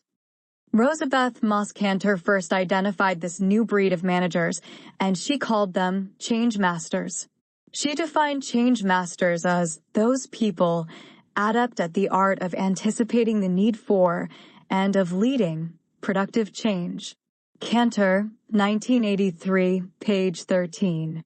Professor Kanter's central thesis is that if an organization is to change and innovate, power needs to be focused on or delegated to certain talented and energetic individuals, or both. These corporate entrepreneurs are experts in building formal and informal coalitions to make changes and get things done within an established organization. They know how to directly and indirectly handle political opposition. They often lead a group of mavericks and bend the rules in order to bypass bureaucratic obstacles. They are often very goal-directed and know how to deliver on their promises. In sum, these change champions are often sponsored by top management to spearhead change initiatives. If an organization does not have capable champions, change initiatives often stall. Involved middle management. Middle managers are those who link top executives to frontline workers. Department heads are classic examples of middle managers, but there are many other types of linkages. While it is undeniable that today's organizations are flatter hierarchies with fewer middle managers than in the past, their role in helping to bring about change is still important. While change champions often come from the middle management ranks, middle managers can passively or actively block change initiatives due to their unique position within an organization. Stephen Floyd and Bill Wooldridge were among the first scholars to note the importance of middle managers when focusing on strategy formation and organization change. As they point out, the capability-based model of competition puts managerial knowledge at the forefront of competitive advantage. The knowledge of middle managers may become crucial in recognizing an organization's shortcomings and in broadening its capacity for change, italics added. Perhaps even more important, the middle manager's centrality in the information network creates the potential for them to become a driving force in organizational learning. Realizing this potential, however, demands a new set of management expectations. Floyd and Wooldridge, 1996, page 23. Whenever any new organizational change initiative is announced, one of the first things that employees consider is, how will this affect me? While every organization is going to have doubters and naysayers, one of the keys to enhancing organizational change capacity is to get a critical mass of the organization excited about the potential change. Middle managers are pivotal figures in shaping the organization's response to potential change initiatives, so their involvement is crucial to organizational capacity for change. Systems thinking. Organizational change capacity involves more than just getting the right people on the bus and the wrong people off the bus, however. It also depends on a proper organization infrastructure. One of the key infrastructure issues that influence or retard an organizational change initiative is what is called systems thinking. These are the rules, structural arrangements, and budgetary procedures that facilitate or hinder an organization-wide, as opposed to a segmentalist approach to organizational change. While segmentalism works quite well for routine procedures, it is anathema to the study of non-routine events such as strategic decision-making, organizational change, or both. Cantor, 1983, pages 28 to 35. Peter Senge is a seminal author in this area. In his classic 1990 text, titled The Fifth Discipline, Senge wrote about how systems thinking can enhance an organization's ability to experiment, adapt, and learn new ways of operating. Senge, 1990. Systems thinking, according to Senge, focuses on how the individual being studied interacts with the other constituents of the system. Rather than focusing on the individuals or organizational units within an organization, it prefers to look at a larger number of interactions within the organization and in between organizations as a whole. In sum, an organizational infrastructure that promotes systems thinking is another key dimension of organizational change capacity. Communication systems. A second infrastructure dimension, and one that complements the systems thinking dimension, is what is called communication systems. This dimension involves such things as email networks, face-to-face meetings, telephone calls, and corporate announcements, all being focused on the conveyance of the value for and the means for implementing a proposed organizational change. Organizational change requires reflection and action. Too often, there is a gap between thinking and doing. Pfeffer and Sutton, 2000. Consequently, many observers of failed and successful organizational change initiatives emphasize the importance of communication in order to convert knowledge into action. For example, John Kotter argues that almost every change leader fails to accurately estimate the frequency, range, and amount of communication required to bring about change. Kotter, 1996. Malcolm Gladwell argues that in order for organizations to tip in a new direction, convincing and persuasive communication is essential. Gladwell, 2002. And Ed Lawler and Chris Worley argue that effective formal and informal communication systems are essential to the creation of organizations that are built for change. Lawler and Worley, 2006. In sum, effectively designed and delivered two-way information about the change initiative is essential to building organizational capacity for change. Accountable culture. A fourth and final infrastructure dimension is the degree to which an organization holds its members accountable for results. In my observation, most organizations generally excel on this dimension. However, when the organizational culture gets focused on innovation, accountability often gets ignored. While individuals need autonomy in today's organizations to pursue innovative new ideas, they also need to be held accountable for delivering results on time and within budget. At the very least, they need to explain the failure to honor deadlines, resource constraints, or both. Another term for an accountable culture is a results-based culture. Ulrich, Zenger, and Smallwood, 1999. Accountable cultures do not focus on how the work is done, but they do help to carefully monitor the outcomes of results produced. As a result, accountable cultures track whether a deadline was reached or whether the activities were executed under budget or not, and seek to discern what teams and individuals hindered or facilitated successful change. Of course, change is inherently unpredictable, so there must be some executive judgment involved with the evaluation of results. However, fostering innovation and change does not mean that innovators and change agents are given a blank check with no deadlines. In sum, organizational capacity for change is also dependent on effective reward and control systems. Innovative culture. Tom Peters and Bob Waterman wrote powerfully as to the importance of an organizational culture in search of excellence in their classic text on America's Best-Run Companies, Peters and Waterman, 1982. Similarly, John Kotter and Jim Heskett demonstrated a powerful correlation between corporate culture changes and subsequent firm performance improvements over 4 to 10 years of time. Kotter and Heskett, 1992. And Clayton Christensen showed how corporate cultures often work to thwart innovation and change, particularly when the organization is a market leader. Christensen, 1997. The culture of an organization defines appropriate behavior and motivates individuals and offers solutions where there is ambiguity. It governs the way a company processes information, its internal relations, and its values. Hampton Turner, 1992, page 11. Some organizational cultures value innovation and change, while many others value stability and equilibrium. In sum, an organizational culture that emphasizes the importance of organizational change and innovation is a third infrastructure dimension that is critical to organizational change capacity. 2.5 Concluding thoughts about OCC.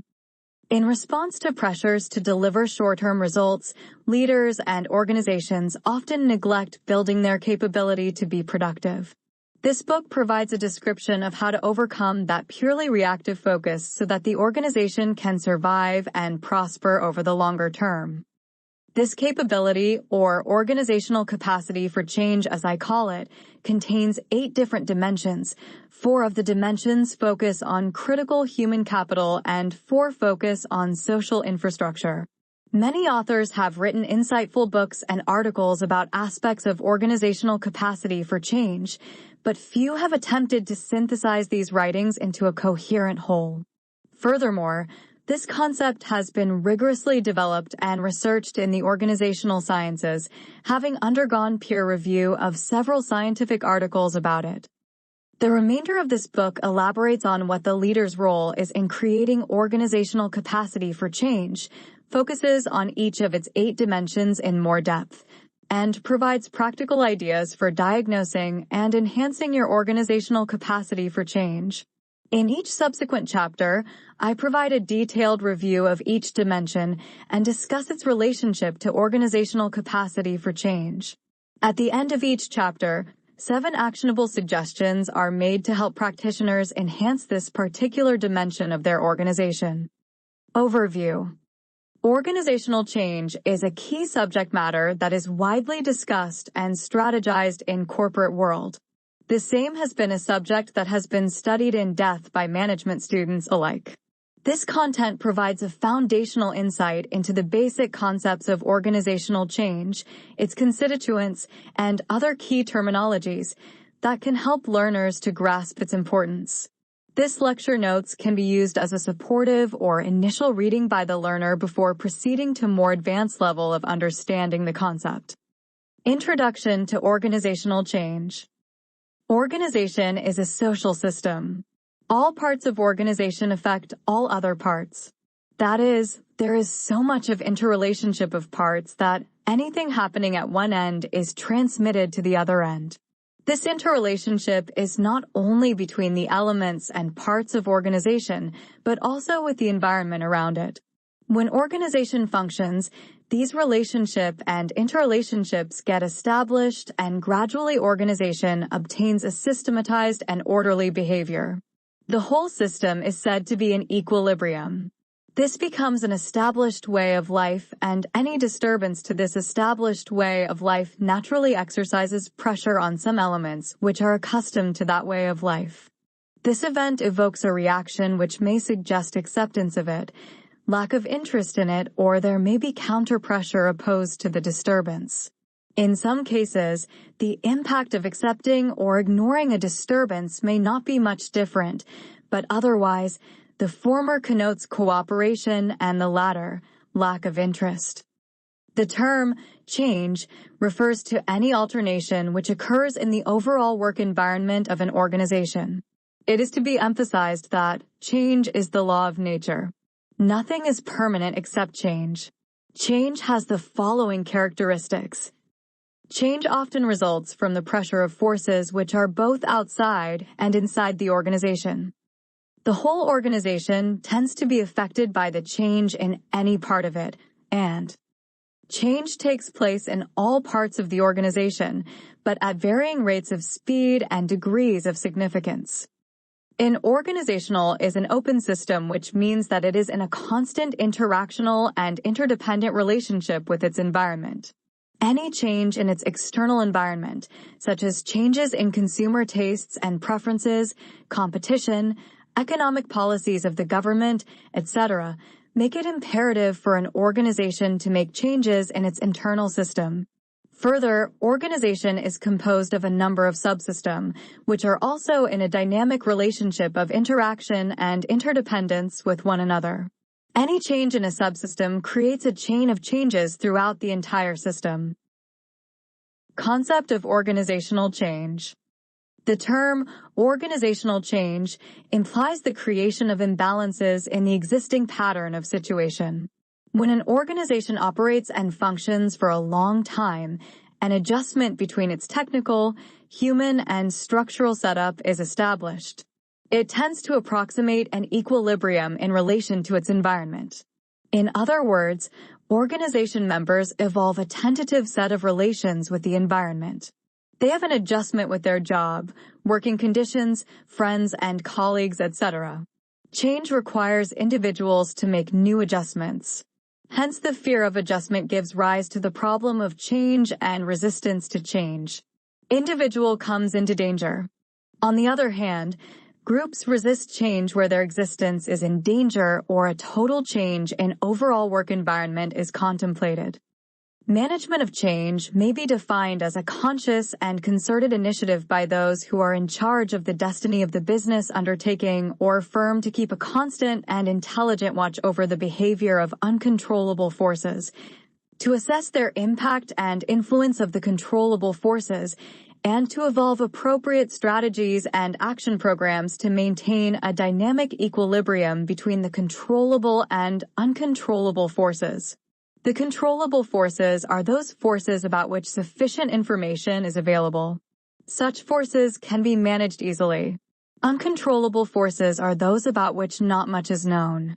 These forces exert a powerful influence on the behavior of controllable forces and limit the scope of managerial action.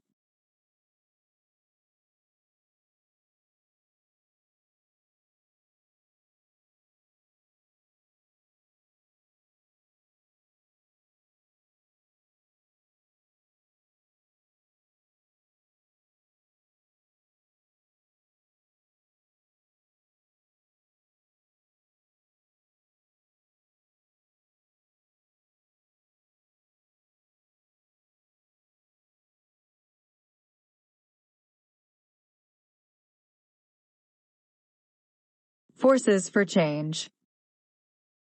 Organizations encounter many different forces for change. These forces come from external sources outside the organization and from internal sources. Awareness of these forces can help managers determine when they should consider implementing an organizational change.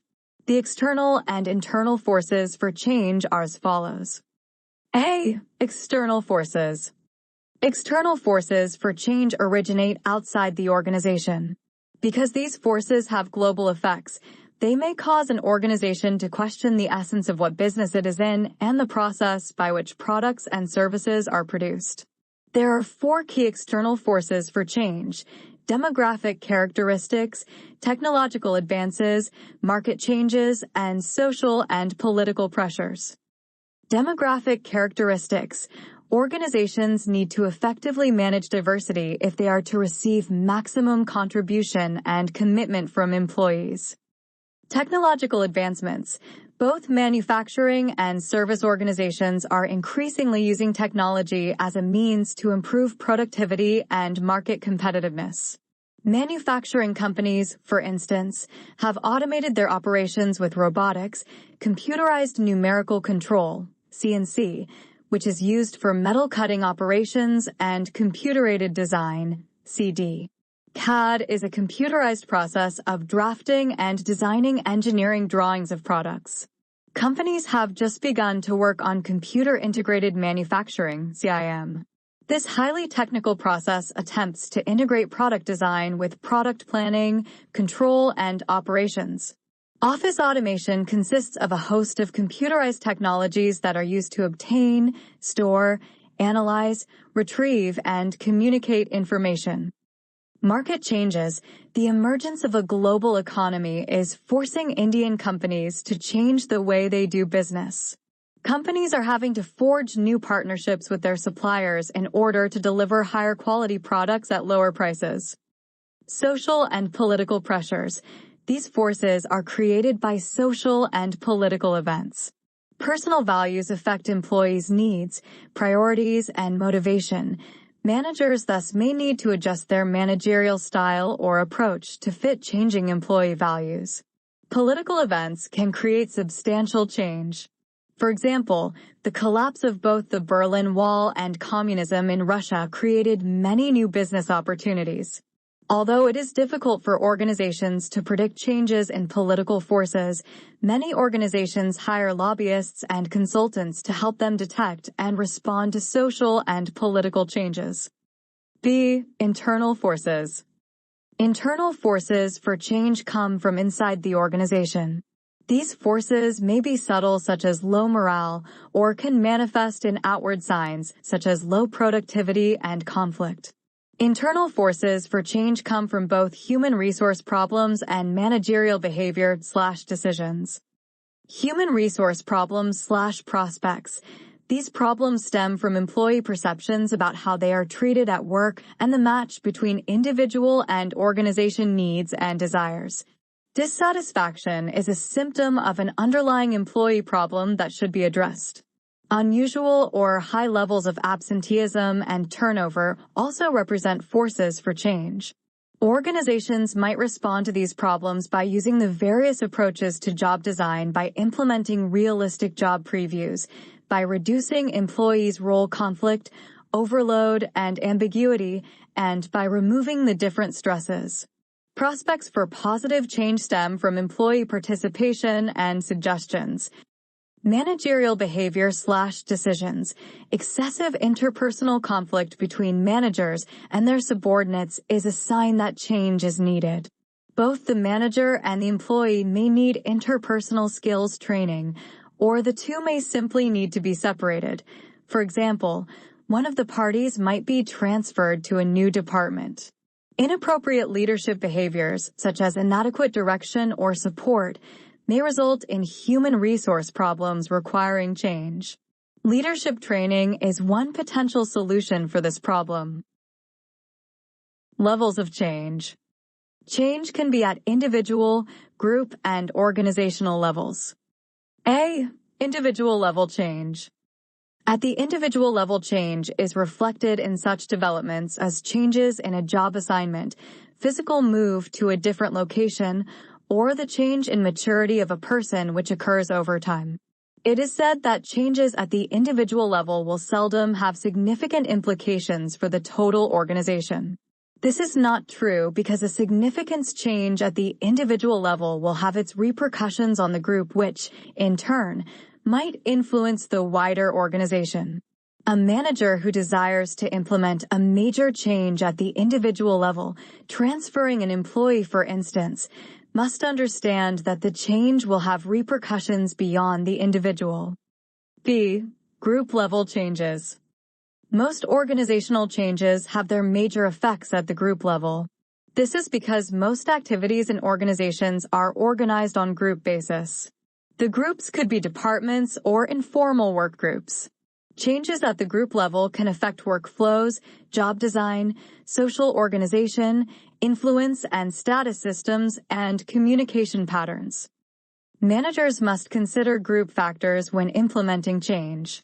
Informal groups can pose a major barrier to change because of the inherent strengths they contain.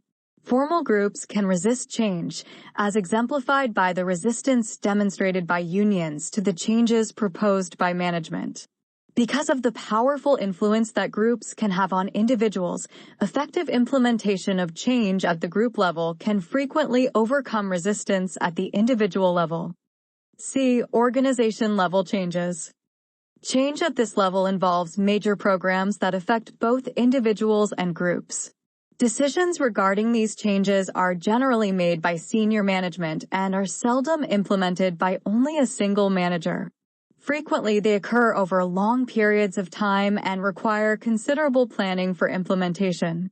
Example of these changes would be reorganization of the organization structure and responsibilities, revamping of employee remuneration system, or major shifts in an organization's objectives. Change at the organizational level is generally referred to as organization development. Types of change. There are various areas within the organizational domain where changes can be brought about for operational enhancement of the organization as well as desirable behavior of members. The various types of changes that can have considerable impact on the organizational culture are: A. Strategic change. This is a change in the very mission of the organization. A single mission may have to be changed to multiple missions. For example, when British Airways acquired a major part of U.S. Air, the culture of the entire organization had to be modified to accommodate various aspects of American organizational culture into the British organizational culture. B. Structural change. Decentralized operations and participative management style have seen more recent trends in the organizational structure. Since these structural changes shift the authority and responsibility to generally lower-level management, it has a major impact on an organization's social climate, and members have to be prepared to develop a team spirit as well as acquire skills to make on-the-spot decisions at points of operations. C. Process-oriented change. These changes relate to technological developments, information processing, automation, and use of robotics in the manufacturing operations. This means replacing or retraining personnel, heavy capital equipment investment, and operational changes. This would affect the organizational culture and hence changes in the behavior patterns of members. D. People-oriented change. Even though any organizational change affects people in some form, it is important that the behavior and attitudes of the members be predictable and in accordance with the expectations of the organization and be consistent with the mission and policies of the enterprise. These changes are directed towards performance improvement, group cohesion, dedication, and loyalty to the organization, as well as developing a sense of self-actualization among the members. These can be developed by closer interaction with employees and by special behavioral training and modification sessions.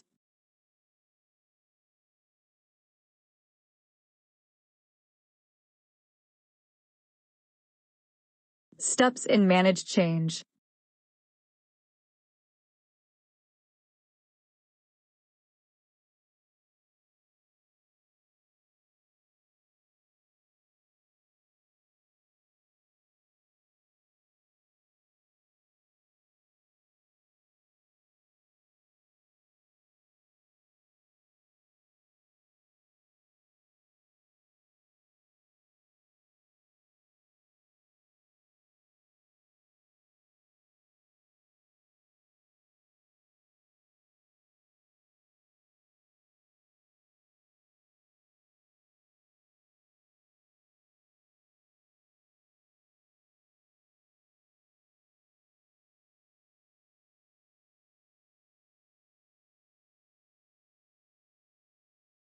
The first step in the change process is to identify the need for change and the area of change as to whether it is strategic change, process-oriented change, or employee-oriented change.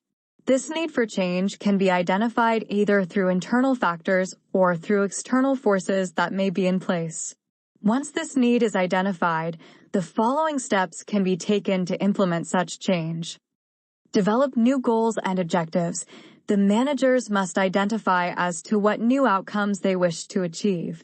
This may be a modification of previous goals due to changed internal and external environmental, or it may be a new set of goals and objectives.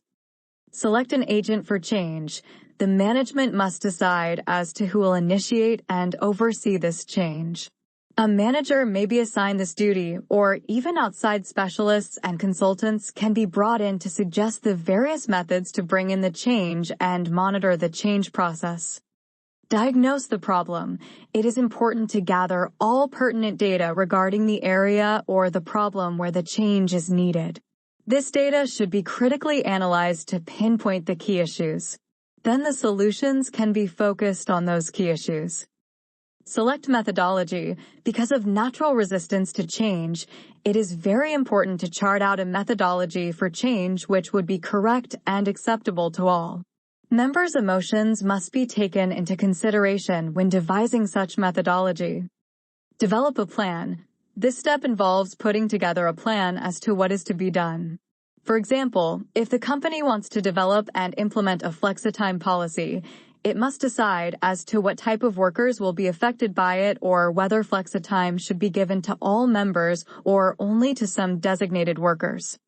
Strategy for implementation of the plan. In this stage, the management must decide on the when, where, and how of the plan. This includes the right timing of putting the plan to work, how the plan will be communicated to workers in order to have the least resistance, and how the implementation will be monitored. Implementation of the plan. Once the right timing and right channels of communications have been established, the plan is put into action. It may be in the form of simple announcement, or it may require briefing sessions or in-house seminars so as to gain acceptance of all the members and especially those who are going to be directly affected by the change. Receive and evaluate feedback. Evaluation consists of comparing actual results to the set goals. Feedback will confirm if these GALs are being met so that if there is any deviation between the goals and the actual performance outcomes, then corrective measures can be taken. Resistance to change. Resistance to change is understood to be a natural phenomenon, but not all change is resisted. In fact, if we look at any organization closely, we would probably find that more changes are accepted than resisted. Accepting the fact that people have a natural instinct to adapt to their environment is the first step towards effective management of change. It has the advantage of placing people in a more positive light, but also suggests that resistance to change is unnatural behavior. If managers accept this principle, then they can proceed to analyze the situation to find the unnatural cause of resistance. Failure to understand this characteristic of resistance can cause many managers to attempt to run through changes rather than try to understand the sources of the resistance. Sources of resistance to change may be rational or emotional. Rational resistance occurs when people do not have the proper knowledge or information to evaluate the change. Providing information, in the form of data, facts, or other types of concrete information, reduces the resistance. Emotional resistance involves the psychological problems of fear, anxiety, suspicion, insecurity, and the like. These feelings are evoked because of people's perception of how the change will affect them. A. Causes of resistance. All changes are not resisted. Some are wanted by the workers. For instance, if the workers have to stand before a machine throughout the shift, they will like the introduction of a new machine which will allow them to sit while working. Thus, resistance to change is offset by their desire to have better working conditions. Sometimes, people themselves want change and new experience as they are fed up with the old practices and procedures. Resistance to change is caused by individuals' attitudes which are influenced by many economic, psychological, and social factors. 1. Economic factors. These factors relate to the basic economic needs of the workers like necessities of life, job security, and safety. These factors are: workers apprehend technological unemployment. General new technology is expected to reduce the proportion of labor input and, therefore, people resist such change as it will affect their job security. Workers fear that they will be idle for most of the time due to increased efficiency by new technology. Workers may fear that they will be demoted if they do not possess the new skills required for the new jobs. Workers resist the change of getting higher job standards, which may reduce opportunity for bonus or pay incentive. 2. Psychological factors. These factors arise when workers perceive that factors relating to their psychological needs will be affected adversely by the proposed changes. These needs are sense of pride, achievement, self-fulfillment, etc. These factors are: workers may not like criticism implied in a change that the present method is inadequate and unsuitable. Workers may fear that there will be fewer opportunities for developing their personal skills because new work changes will do away with the need for much manual work. This will lead to reduction of their personal pride. Workers may apprehend boredom and monotony in the new jobs as a result of specialization brought by the new technology. They may fear that harder work will be required to learn and adapt to new ideas. Workers may resist a change because they do not want to take trouble in learning the new things. Workers may not have the knowledge of entire change, or they may be incapable of the implications of new ideas or methods. 3. Social factors. Individuals do have certain social needs like friendship, belongingness, etc., for the fulfillment of which they develop informal relations in the organization. They become members of certain informal groups and act as members of the group to resist change. The social reasons for resistance to change are: new organizational setup requires new social adjustments which are not liked by people because these involve stresses and strains. This also means discarding old social ties, which is not tolerable to the workers. Workers are carried by the fear that the new social setup arising out of the change will be less satisfying than the present setup. Workers also resist the changes which are brought abruptly and without consulting them. Thus, it is obvious that resistance to change tends to focus on human relations problem, although it may appear to be related to the technological aspect of change. Workers resist the changes which will affect their social relationships, upset their status, and threaten their security. A change may give them a feeling of insecurity, since it challenges their way of doing things and may bring less labor-oriented processes. Moreover, it is difficult for the workers to give up their old habits and customs. They also resist the change if they do not know it well. B. Symptoms of resistance. How does resistance to change manifest itself? There are several ways, but it does not mean that these symptoms always indicate resistance. Sometimes they may be indicators of other difficulties in the organization. Hostility or aggression is the immediate reaction of an individual to change. The hostility may only be expressed verbally, in the way the individual strikes at the boss, of fellow workers, or even at subordinates, but hostility and aggression can also take physical forms where the striking out is of a more intense character. The individual may develop apathy towards his work. He loses interest in his work. There is more spoilage of materials, excessive idling of time, and decline in performance. Absenteeism and tardiness are often signs of resistance. Perhaps these are forms of apathy or attempts on the part of the individual to escape his work environment. Separation, for example, may be an extreme illustration of this attempt to escape. The development of anxiety and tension is a sure sign that resistance exists.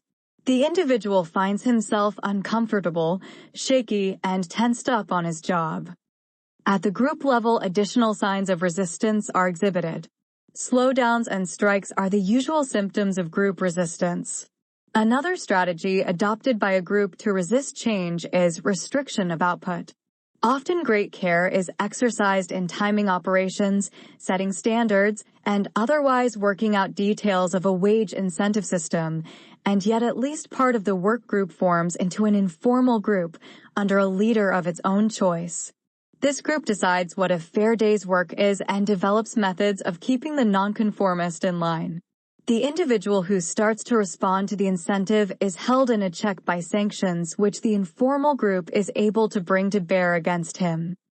C. Benefits of resistance. Contrary to popular opinion, resistance to change is not bad. Resistance can bring some benefits. It may encourage the management to re-examine its change proposals so that they are appropriate.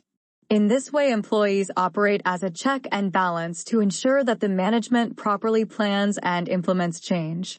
Resistance can also help identify specific problem areas where change is likely to cause difficulties so that the management can take corrective action before serious problems develop. At the same time, the management may be encouraged to do a better job of communicating the change, an approach that in the long run should lead to better acceptance.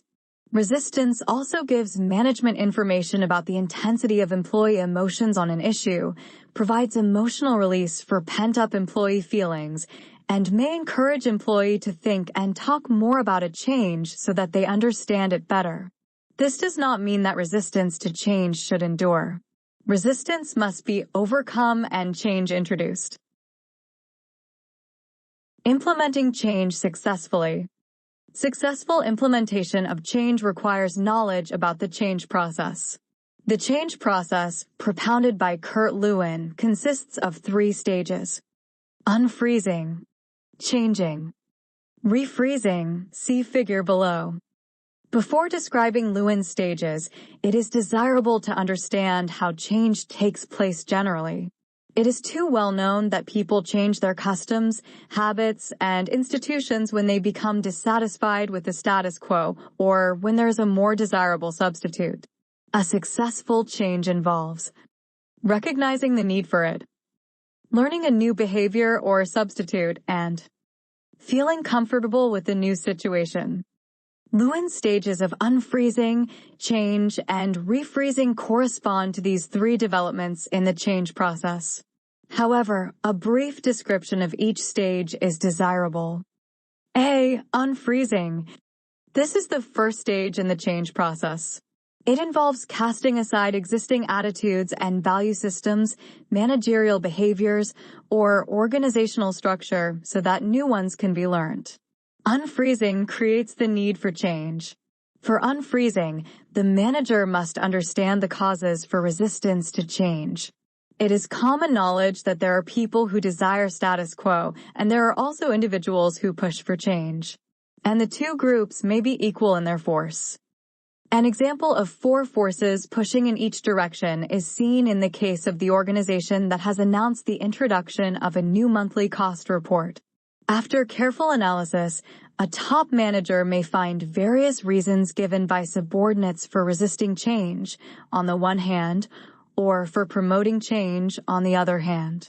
Among the reasons given for resisting change might be: the old report is easy to fill out because the data are readily available.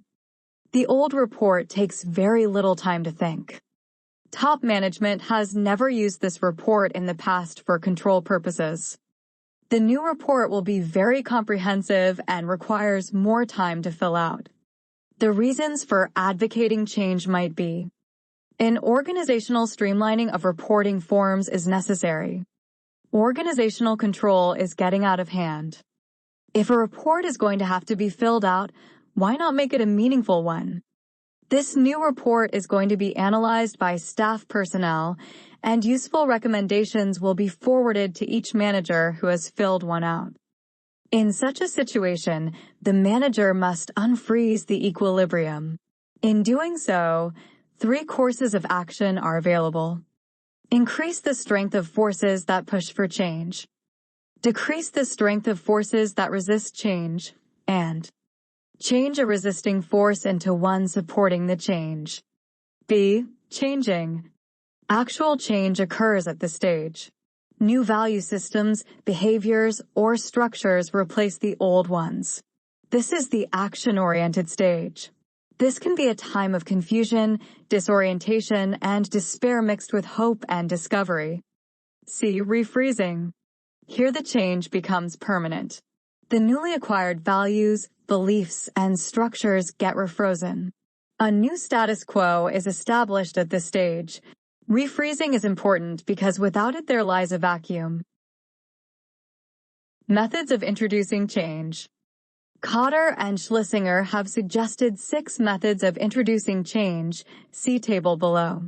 The change agent must understand that there is no one universal approach to overcome resistance.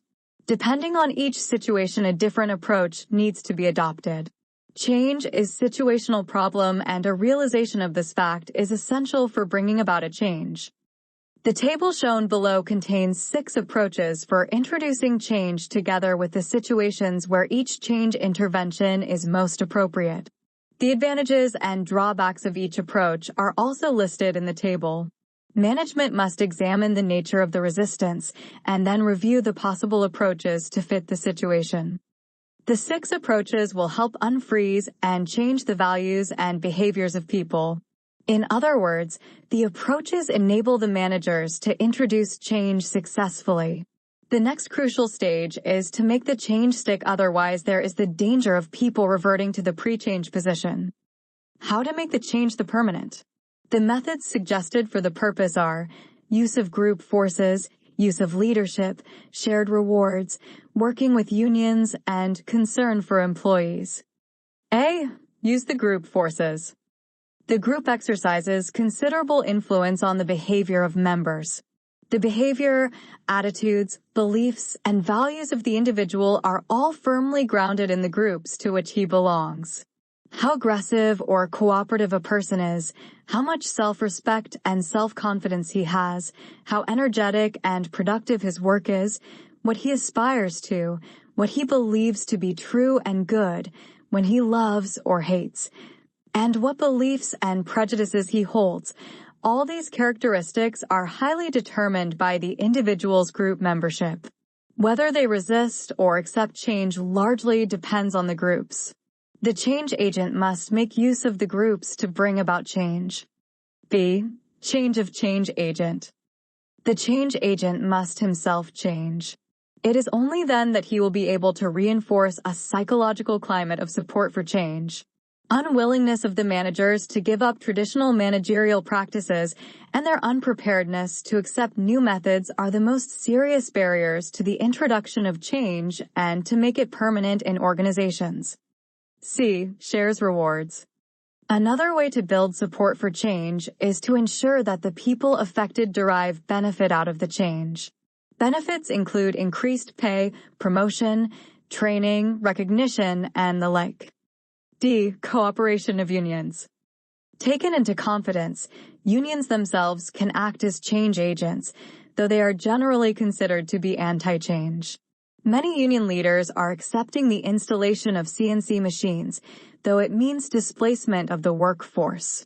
This has been possible because of their participation before, during, and after the change has been introduced.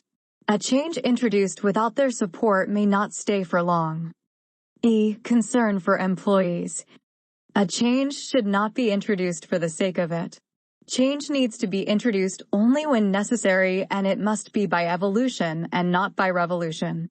Any change must ultimately benefit employees. In the short run, the needs and requirements of employees should not be affected. Any problem that has taken place because of change needs to be looked into and corrected immediately. Summary. Change involves making things different. Change occurs at individual, group, and organizational levels. Change is generally resisted. The causes for resistance are rational, psychological, and sociological. Resistance manifests itself in the form of hostility, apathy, absenteeism, tension, strikes, and slowdown of work. Resistance to change is beneficial to both the change agent and to change targets. It makes both parties take a second look at the problem, identify irritants if any, and overcome them so that change can be implemented successfully. Implementation of change successfully needs knowledge about the change process. Change process consists of 3 stages: unfreezing, changing, and refreezing. Unfreezing refers to the casting aside of old beliefs, attitudes, and behaviors. Changing refers to the learning that has taken place. There are 6 approaches for introducing change. Each technique is appropriate for a particular situation. It has its own merits and drawbacks. It is the wisdom of the change agent to use an appropriate technique for a particular situation. Refreezing involves making change permanent. Exploring managerial careers. Jackie Smith, CareSource University. Jackie Smith is a human resources, training, and organizational development professional with more than 20 years of experience. She has worked in a variety of organizations and industries in both the for-profit and not-for-profit sectors. Jackie is Vice President of CareSource University at CareSource, a Medicaid-managed care organization. She oversees CareSource University as well as the company's performance management, succession, and goal-setting processes. In 2017, CSU delivered more than 240,000 learning hours, coached 300 leaders, and onboarded 1,100 new hires. CareSource University has been nationally recognized for 7 years as one of Training Magazine's top 125 training organizations, ranking in the top 19 for 6 years. In 2017, CSU was named to the Global Learning Elite, ranking 18th among worldwide organizations. Prior to CareSource, Jackie was president of Reflections on Learning, a performance consulting firm, and worked as a senior organizational development consultant, regional human resources manager, training specialist, and manager in the financial services, retail, and transportation industries. Jackie's instructional focus has been in the area of leadership development, designing programs including developing your leadership vision, leading through extraordinary change, transforming team performance through dialogue, building sustainable strategy with appreciative inquiry. Her educational background includes a BS in education from Miami University, Ohio, and Luxembourg, and an MS in organizational development and leadership from St. Joseph's University in Philadelphia. In addition, she has served as an adjunct faculty member at Antioch McGregor University and is a certified facilitator in a variety of training and development programs, organizational assessments, and Myers-Briggs profiling. She also serves as a team leader facilitating business strategy sessions in countries around the world, including Ecuador, Jordan, Guinea, and Senegal. This chapter will cover several concepts that deal with how leaders develop and shape organizations. An understanding of the concepts in this chapter is essential for leaders who need to pull people together to accomplish the essential work of a business in a consistent process over time. We will address the essential ideas. What are mechanistic versus organic organizational structures? First, an organizational structure is a system for accomplishing and connecting the activities that occur within a work organization. People rely on structures to know what work they should do, how their work supports or relies on other employees, and how these work activities fulfill the purpose of the organization itself. Second, organizational design is the process of setting up organizational structures to address the needs of an organization and account for the complexity involved in accomplishing business objectives. Next, organizational change refers to the constant shifts that occur within an organizational system. For example, as people enter or leave the organization, market conditions shift, supply sources change, or adaptations are introduced in the processes for accomplishing work. Through managed change, leaders in an organization can intentionally shape how these shifts occur over time. Finally, organizational development, OD, is the label for a field that specializes in change management. OD specialists draw on social science to guide change processes that simultaneously help a business achieve its objectives while generating well-being for employees and sustainable benefits for society. An understanding of OD practices is essential for leaders who want to maximize the potential of their organizations over a long period of time. Together, an understanding of these concepts can help managers know how to create and direct organizations that are positioned to successfully accomplish strategic goals and objectives. 1. To understand the role of organizational structure, consider the experience of Justin, a young manager who worked for a logistics and transportation company. Their success at leading change in the United States gave their leaders the confidence that Justin could handle a challenging assignment, organize a new supply chain and distribution system for a company in Northern Europe. Almost overnight, Justin was responsible for hiring competent people, forming them into a coherent organization, training them, and establishing the needed infrastructure for sustained success in this new market. If you were given this assignment, what would you do? How would you organize your employees? How would you help them understand the challenge of setting up a new organization and system? These are the kinds of questions that require an understanding of organizational structure, organizational design, organizational change, and organizational development. One of the first issues Justin will need to address deals with how they will organize the system. The decisions about the structure of an organization are all related to the concept of organizational design. There are two fundamental forms of structure to remember when designing an organization. To address these questions, we need to be familiar with two fundamental ways of building an organization. The formal organization is an officially defined set of relationships, responsibilities, and connections that exist across an organization. The traditional organizational chart, as illustrated in Exhibit 16.2, is perhaps the most common way of depicting the formal organization. The typical organization has a hierarchical form with clearly defined roles and responsibilities. Exhibit 16.2 Formal Organizational Chart. Attribution. Copyright Rice University, OpenStax, under CC BY 4.0 license. When Justin sets up the formal organization, they will need to design the administrative responsibilities and communication structures that should function within an organizational system. The formal systems describe how flow of information and resources should occur within an organization. To establish the formal organization, they will identify the essential functions that need to be part of the system, and they will hire people to fill these functions. They will then need to help employees learn their functions and how these functions should relate to one another. The informal organization is sometimes referred to as the invisible network of interpersonal relationships that shape how people actually connect with one another to carry out their activities.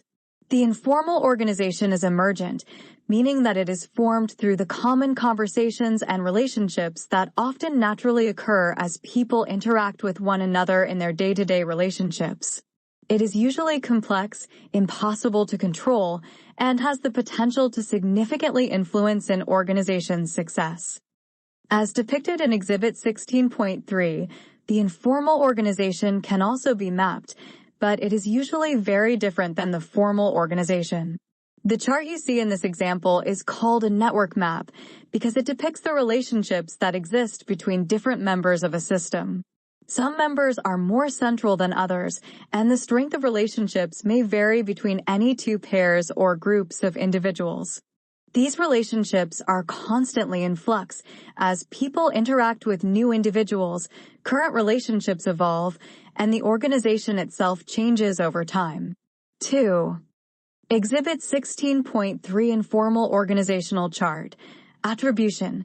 Copyright Rice University, OpenStax, under CC BY 4.0 license. The informal organization in Justin's design will form as people begin interacting with one another to accomplish their work. As this occurs, people will begin connecting with one another as they make sense of their new roles and relationships. Usually, the informal organization closely mirrors the formal organization, but often it is different.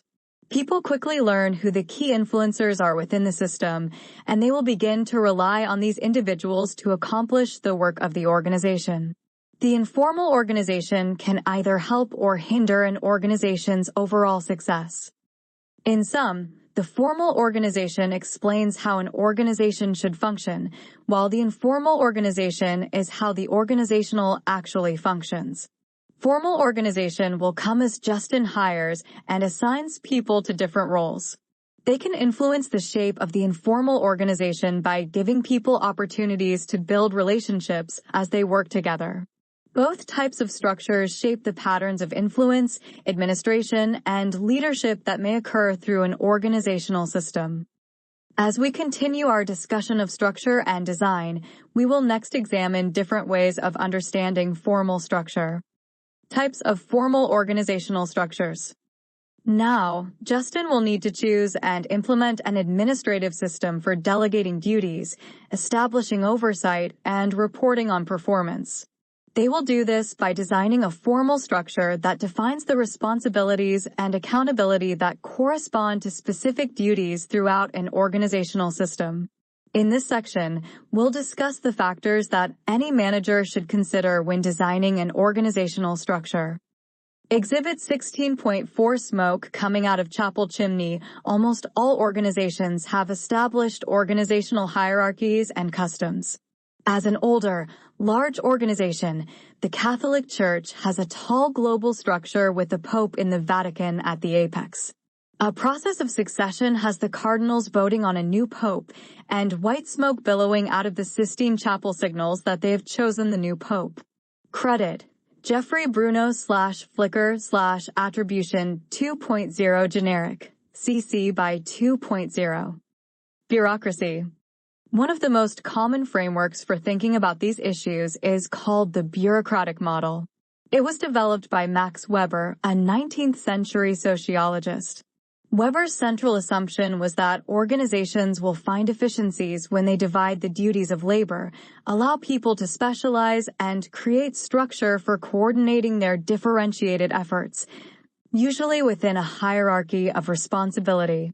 He proposed 5 elements of bureaucracy that serve as a foundation for determining an appropriate structure: specialization, command and control, span of control, centralization, and formalization. 3. Specialization.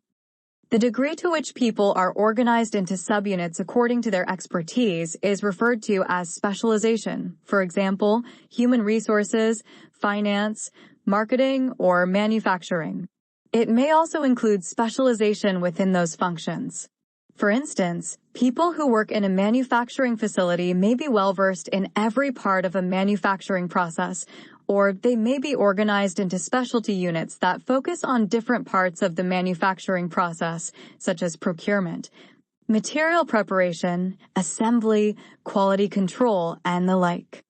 Command and control.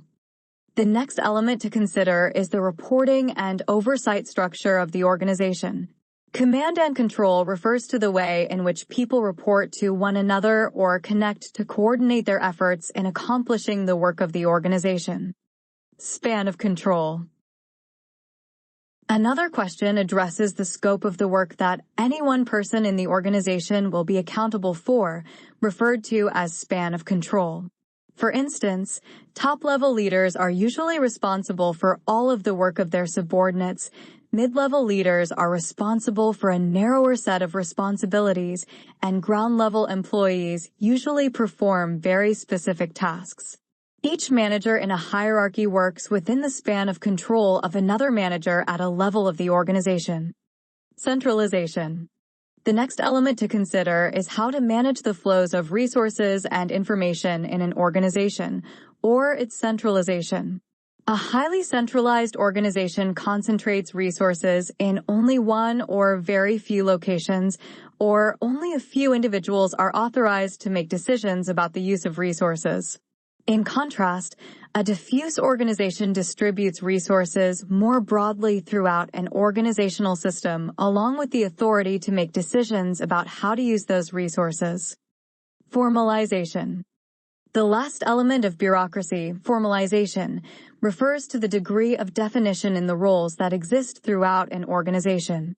A highly formalized system, e.g., the military, has a very defined organization, a tightly structured system, in which all of the jobs, responsibilities, and accountability structures are very clearly understood. In contrast, a loosely structured system, e.g., a small, volunteer nonprofit, relies heavily on the emergent relationships of informal organization. Mechanistic and organic structures.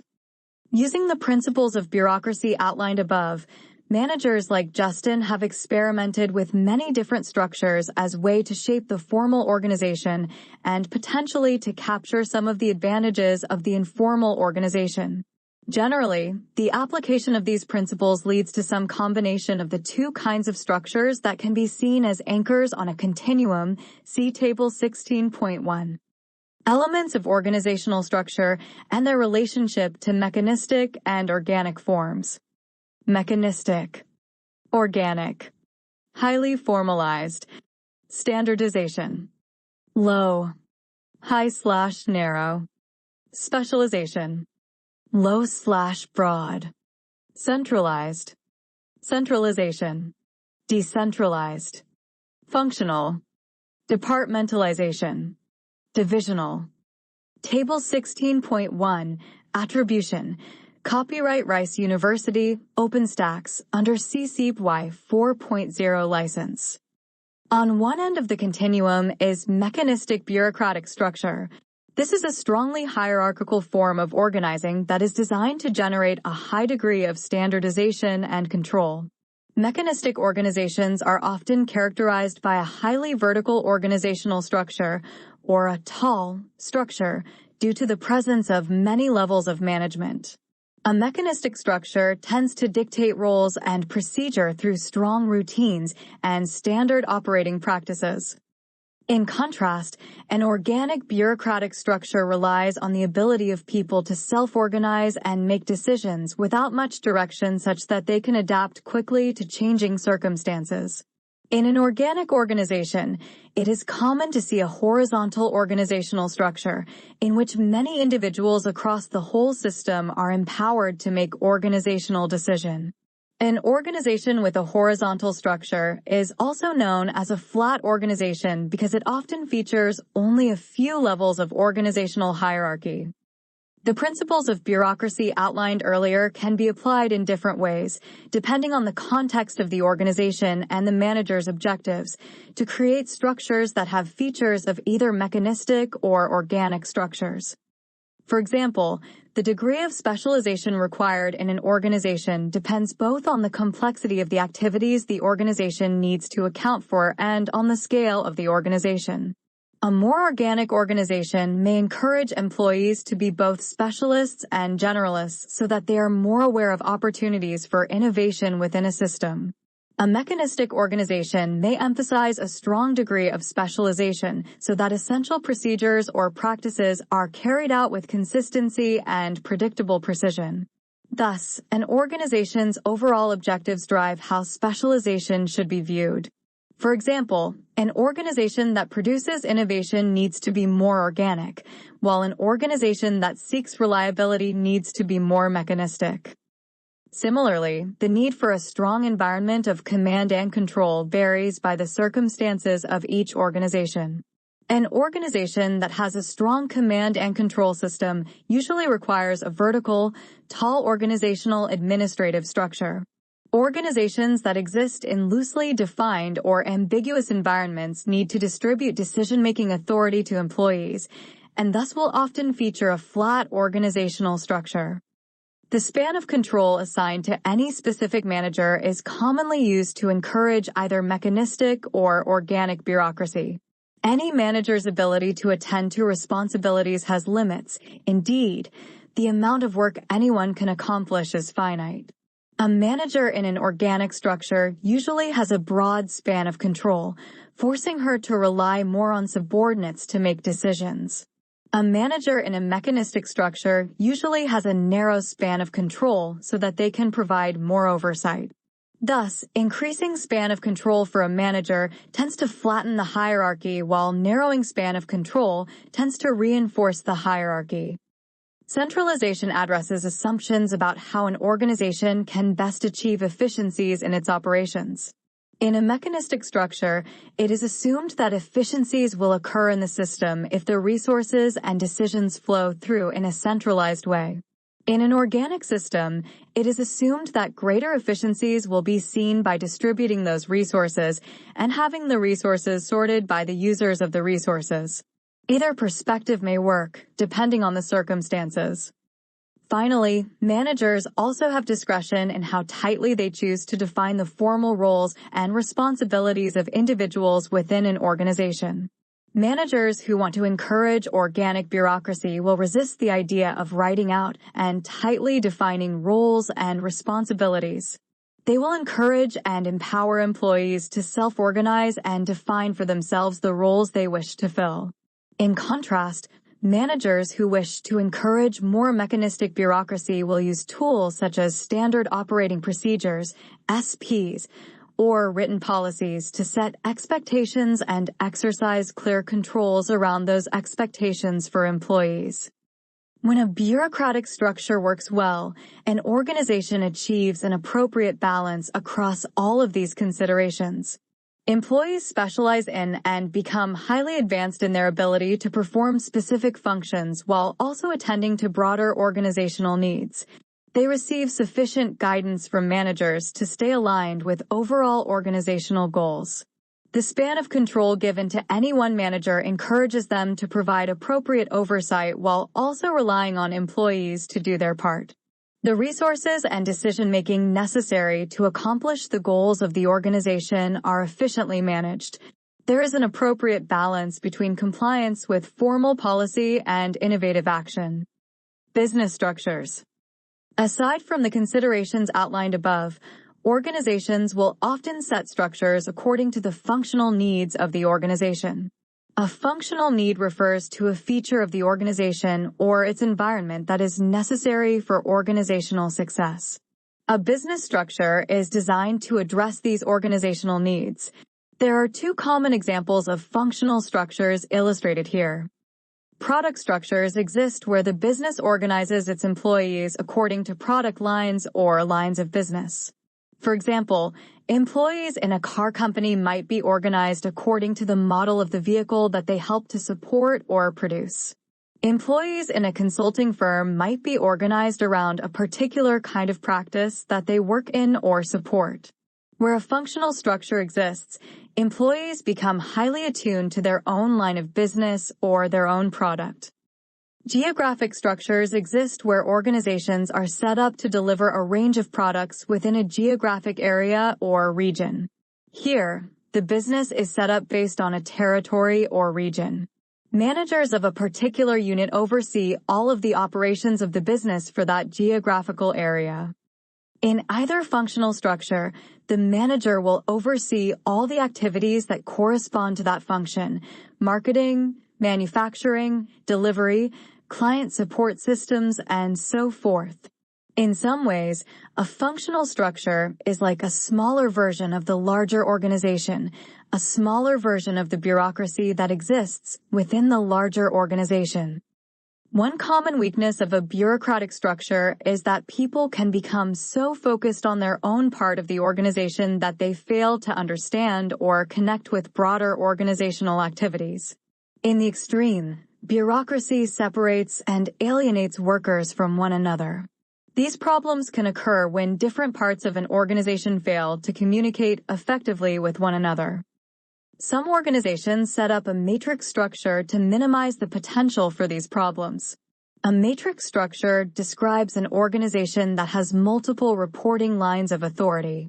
For example, an employee who specializes in a particular product might have both the functional reporting line and a geographic reporting line.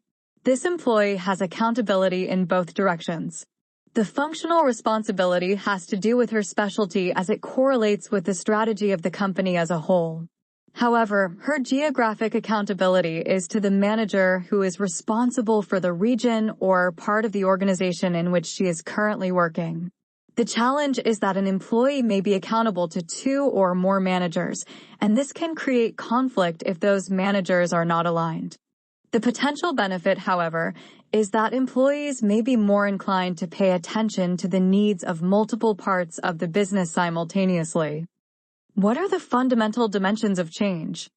Our discussion about organizational structure to this point has focused on the forms that an organization might take and the options that are available to managers as they design structures for their organizations. However, organizations are constantly evolving. One common refrain is that there is nothing so constant as change. Because of this, there is no one best way to organize in all circumstances. Effective managers need to be aware of the various factors that drive the need for change. Their advantages and disadvantages of each of the various forms of organizing we have discussed. Managers need to adapt the organization so that it is ideally situated to accomplish current organizational goals. Thus, effective managers need to know how to plan and implement change to achieve organizational success. We will begin this section by reviewing the types of changes that may occur in an organization. Then we will explore the organizational life cycle model, which explains how the structural needs of an organization evolve over time. 4. Types of change. There are many different types of changes in organizations. The first, consistent with what we talked about so far in this chapter, is structural change. This has to do with the changes in the overall formal relationships within an organization. Examples of structural change include reorganizing departments or business units, adding employee positions, or revising job roles and assignments. These changes should be made to support broader objectives such as to centralize or decentralize operations, empower employees, or find greater efficiencies. Another common type of change is technological change. Implementation of new technologies is often forced upon an organization as the environment shifts. For example, an industry upgrade in a commonly used software platform may require that employees learn new ways of working. Upgraded machinery or hardware may require employees to learn new procedures or restructure the way that they interact with one another. The advent of web-based cloud technologies is an example from the last decade and an example of ways which new forms of collaboration are becoming more available. Technological change often induces structural change because it requires different ways of connecting across an organizational system. A third type of organizational change is culture change. Organizational culture refers to the common patterns of thinking and behaving within an organization. Culture is rooted in the underlying beliefs and assumptions that people hold of themselves and of the organization. These beliefs and assumptions create mindsets that shape the culture. Culture change is among the most difficult kinds of changes to create within an organizational system. It often involves reshaping and reimagining the core identity of the organization. A typical culture change process, if it is successful, requires many years to achieve. 5. The organizational life cycle. Most organizations begin as very small systems that feature very loose structures. In a new venture, nearly every employee might contribute to many aspects of an organization's work. As the business grows, the workload increases and more workers are needed. Naturally, as the organization hires more and more people, employees begin to specialize. Over time, these areas of specialization mature through differentiation, the process of organizing employees into groups that focus on specific functions in the organization. Usually, differentiated tasks should be organized in a way that makes them complementary, where each employee contributes an essential activity that supports the work and outputs of others in the organization. The patterns and structures that appear in an organization need to evolve over time as an organization grows or declines, through 4 predictable phases. See Exhibit 16.5. In the entrepreneurship phase, the organization is usually very small and agile, focusing on new products and markets. The founders typically focus on a variety of responsibilities, and they often share frequent and informal communication with all employees in the new company. Employees enjoy a very informal relationship, and the work assignments are very flexible. Usually, there is a loose, organic organizational structure in this phase. Exhibit 16.5 Organizational Life Cycle, Attribution. Copyright Rice University, OpenStax, under CC BY 4.0 license. The second phase, survival and early success, occurs as an organization begins to scale up and find continuing success. The organization develops more formal structures around more specialized job assignments. Incentives and work standards are adopted. The communication shifts to a more formal tone with the introduction of hierarchy with upper and lower-level managers. It becomes impossible for every employee to have personal relationships with every other employee in the organization. At this stage, it becomes appropriate to introduce mechanistic structures that support the standardization and formalization required to create effective coordination across the organization. In a third phase, sustained success or maturity, the organization expands and the hierarchy deepens, now with multiple levels of employees. Lower-level managers are given greater responsibility, and managers for significant areas of responsibility may be identified. Top executives begin to rely almost exclusively on lower-level leaders to handle administrative issues so that they can focus on strategic decisions that affect the overall organization. At this stage, the mechanistic structures of the organization are strengthened, and functional structures may be introduced. Often, tension emerges over how to find balance in the structure. Most organizations at this stage of development need to have elements of a mechanistic bureaucracy while maintaining an environment that allows for the innovation and flexibility that is a feature of an organic structure. A transition to the fourth phase, renewal or decline, occurs when an organization expands to the point that its operations are far-flung and need to operate somewhat autonomously. Functional structures become almost essential, and subunits may begin to operate as independent businesses. Often, the tensions in the company between mechanistic and organic inclinations may be out of balance. To address these issues, the organization has to be reorganized or restructured to achieve higher levels of coordination between and among different groups or subunits. Managers may need to address fundamental questions about the overall direction and administration of the organization. To summarize, the key insight about the organizational life cycle is that the needs of an organization will evolve over time. Different structures are needed at different stages as an organization develops. The needs of employees will also change. An understanding of the organizational life cycle provides a framework for thinking about changes that may be needed over time. Dimensions of change. When considering how to assess the need for change in an organization, it can be helpful to think of three dimensions: the scope of change, the level of change, and the intentionality of change. The first, the scope of change, refers to the degree to which the required change will disrupt current patterns and routines. Incremental change refers to small refinements in current organizational practices or routines that do not challenge, but rather build on or improve existing aspects and practices within the organization. Common incremental change practices are Lean and Six Sigma, which are used to find relatively small changes that can generate greater efficiencies in a process. An organization can improve its product line efficiencies by identifying small discrepancies in process, then fixing them in a systematic way. Incremental change does not typically challenge people to be at the edge of their comfort zone. 6. In contrast, transformational change refers to significant shifts in an organizational system that may cause significant disruption to some underlying aspect of the organization, its processes, or structures. Transformational change can be invigorating for some employees, but also highly disruptive and stressful for others. Examples of transformational change include large systems changes and organizational restructuring. Culture change often requires transformational change to be successful. 7.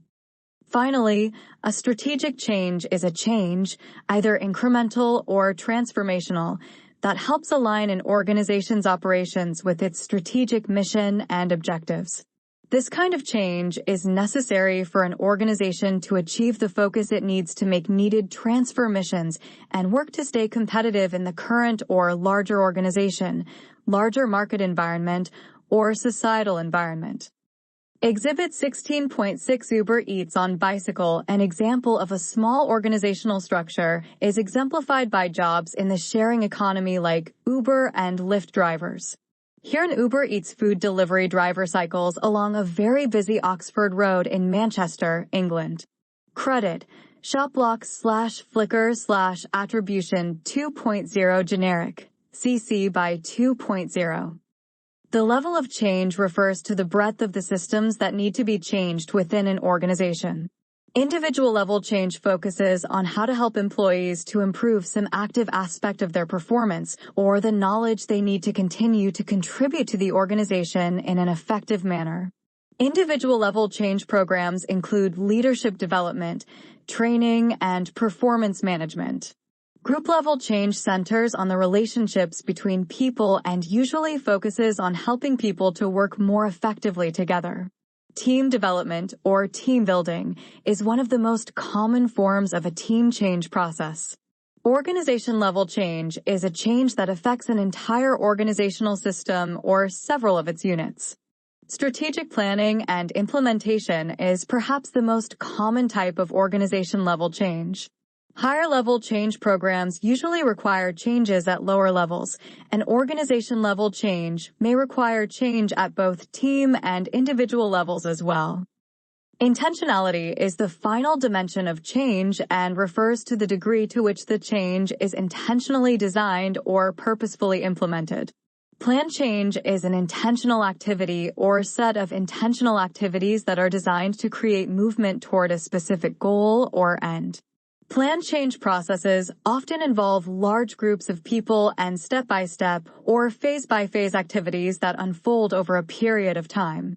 Usually, effective leaders identify clear objectives for the change, the specific activities that will achieve those objectives, and the indicators of success. In contrast, unplanned change is unintentional and is usually the result of informal organizing. It may or may not serve the aims of the organization as a whole. Unplanned change may be completely spontaneous, occurring simply because employees in some part of an organization want to initiate change. But sometimes it occurs as a byproduct of a planned change process. This is because it is difficult for leaders to anticipate all the consequences of a planned change effort. Employees react in unpredictable ways, technologies don't work as expected, changes in the marketplace don't happen as expected, or other actors may react in unanticipated ways. As we will discuss below, some change models are designed to take advantage of the potential for spontaneous organizing among employees. Unplanned change can be harnessed as a positive force when employees are invited to be proactive about working toward common organizational goals.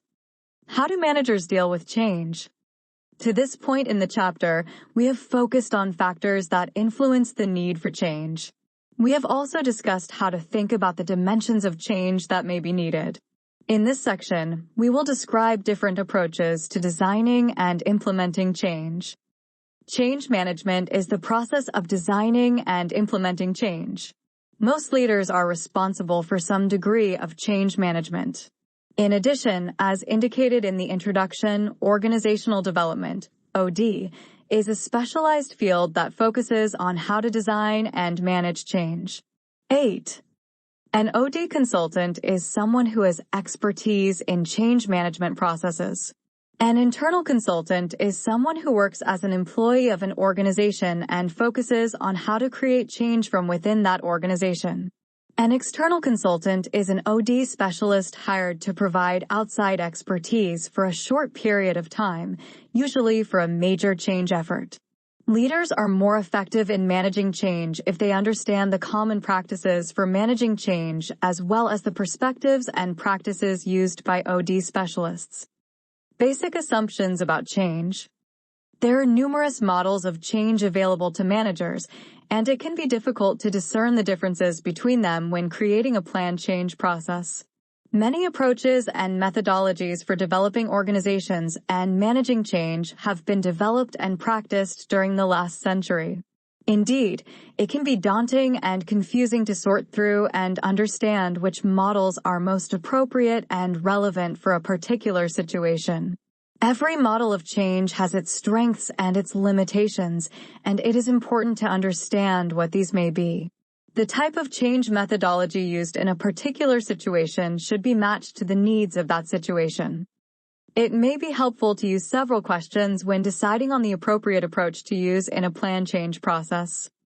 A first question has to do with the starting place for the change. Is the organization in a state of deficiency that needs significant fixing, or is it in a state of high performance, where there exists a need for refining and tweaking? One common motivation for change is the perception that an organization may be in some state of dysfunction with significant and serious problems, somewhat like a patient in a hospital in need of serious medical attention. A dysfunctional organization may require transformational change, in which the fundamental assumptions, beliefs, and organizing ideas of the organization are thoroughly challenged and altered. This set of perceptions often leads to deficit-based change, in which leaders assume that employees will change if they know they will otherwise face negative consequences. In contrast, leaders may perceive that an organization is highly functional, much like an Olympic athlete or highly accomplished team. A high-performing organization may require incremental change as the organization continues to build on solid fundamentals to refine and add to its capacity for high performance. This set of perceptions often leads to abundance-based change, in which leaders assume that employees will change if they can be inspired to aim for greater degrees of excellence in their work. A second important question addresses the mechanisms of change. What are our assumptions about how to create change? This question is crucial because the answers determine the preferred designs for planned change and the perceptions of the effectiveness of the change. Top-down change approaches rely on mechanistic assumptions about the nature of an organization. In this approach, a relatively small group of individuals in the organization will design a process and instruct others throughout the organization as to how the process of change should unfold. Most employees in the top-down approach play a passive role during the design process and are generally expected to follow the directions given to them by leaders in the organization. In other words, this approach to change relies on the formal organization to drive the legitimacy of the change. The opposite of the top-down change approach is the emergent or bottom-up approach. This approach relies on the belief that employees will be more invested in change if they play some role in the process of designing the change. Participatory management, the inclusion of employees in the deliberations about key business decisions, is a common practice that aligns with the emergent approach to change. The differences between top-down and bottom-up approaches can be dramatic. For example, following the top-down approach, leaders might determine that the organizational structure needs to be reconfigured to better accommodate a significant shift in its business. They might assume that they can implement the new structure and that employee routines and patterns of behavior will then change in a natural progression. The bottom-up approach may reverse this logic. Employees might first work together to explore the tasks that are essential to a specific business problem. They might experiment with potential changes, and then managers might rearrange structures to match the new, emergent way of doing work. In contrast to the top-down approach, in a bottom-up process, a shift in structure may be a last step. A challenge for many managers in the bottom-up approach is a perception that they cannot directly control plan changes. Rather, they must rely on processes that draw employees together and expect that employees will respond. This requires a leap of faith, trusting that the process of involving people will lead to desirable emergent changes. In practice, top-down and bottom-up practices often work together. For example, leaders might exercise top-down authority to define and declare what change is necessary. Then, they might design processes that engage and empower employees throughout an organization to design how the change will be brought about. Working toward a generally defined goal, employees at all levels are highly engaged in the change process from beginning to end. This approach has the effect of encourage self-organizing through the informal organization as employees make and implement decisions with minimal direction. As a general rule of thumb, the more complex the potential change, the greater the need to involve employees in the process of planning and implementing change.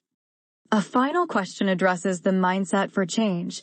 What are our fundamental beliefs about people and change? Again, a simplistic dichotomy is helpful for defining the approach that may be employed to create change. In the conventional mindset, leaders assume that most people are inclined to resist change, and therefore they need to be managed in a way that encourages them to accept change. In this view, people in an organization may be seen as objects, sometimes even as obstacles, that need to be managed or controlled. When leaders use conventional methods, they demonstrate a tendency to assume that their perspectives are more informed, sound, and logical than the perspectives of employees. They will work hard to convince employees about the correctness of their decisions, relying on logic to prove the point. They may be inclined to use methods that may be seen by employees as manipulative or coercive. Some authors claim that the conventional mindset is the default or dominant mode of change in most organizations. 9. In contrast, in the positive or appreciative mindset, leaders assume that people are inclined to embrace change when they are respected as individuals with intrinsic worth, agency, and capability. In this view, employees in an organization may be seen as partners, sometimes even as champions of change, who can do significant things. When leaders use appreciative methods, they involve employees through meaningful dialogue and seek to lead with a sense of purpose. They may start the change process by highlighting the values that people may hold in common to establish an environment in which employees develop a strong sense of connection with one another. With a strong social infrastructure, they involve employees through participatory processes that allow them to develop common goals and processes for achieving significant changes. Exhibit 16.7 IBM Building in China. IBM is a U.S.-based company with several divisions organized geographically. Pictured here is the Dragon Building, their China-based headquarters. Credit: Fishido/Flickr/Attribution 2.0 Generic, CC by 2.0. The three questions we have raised here can lead to many variations in the way that leaders design and implement change. For example, it is possible for a change process to be deficit-based, top-down, and conventional, while another change process may be abundance-based, bottom-up, and positive. Other change processes may be mixed in their design and delivery. For example, starting with a deficit-based perspective yet choosing to use an abundance-based design to create transformational change through a bottom-up, participatory, appreciative process. In today's business environment, it is rare to find an approach that purely fits any of these categories. We will next turn to a discussion of common change models that may be analyzed through the three questions just raised. Sustainability and responsible management. Why is the National Hockey League interested in climate change, and why did they hire Kim Davis? Because of demographics, with most of their employees coming from northern U.S. states, Canada, and northern European countries, there was probably no organization more racially uniform than the National Hockey League. In these days of increased attention on social issues and changing demographics, the NHL needed a drastic shift in its approach to inclusivity and the social issues it addresses. Two of the best people to usher in change, they decided, were an accomplished executive untouched by old guard hockey culture and a former player. Kim Davis knew that she was different from many executives, managers, coaches, and players in the National Hockey League. She welcomed the challenge, and it was a major attraction that led her to accept the position.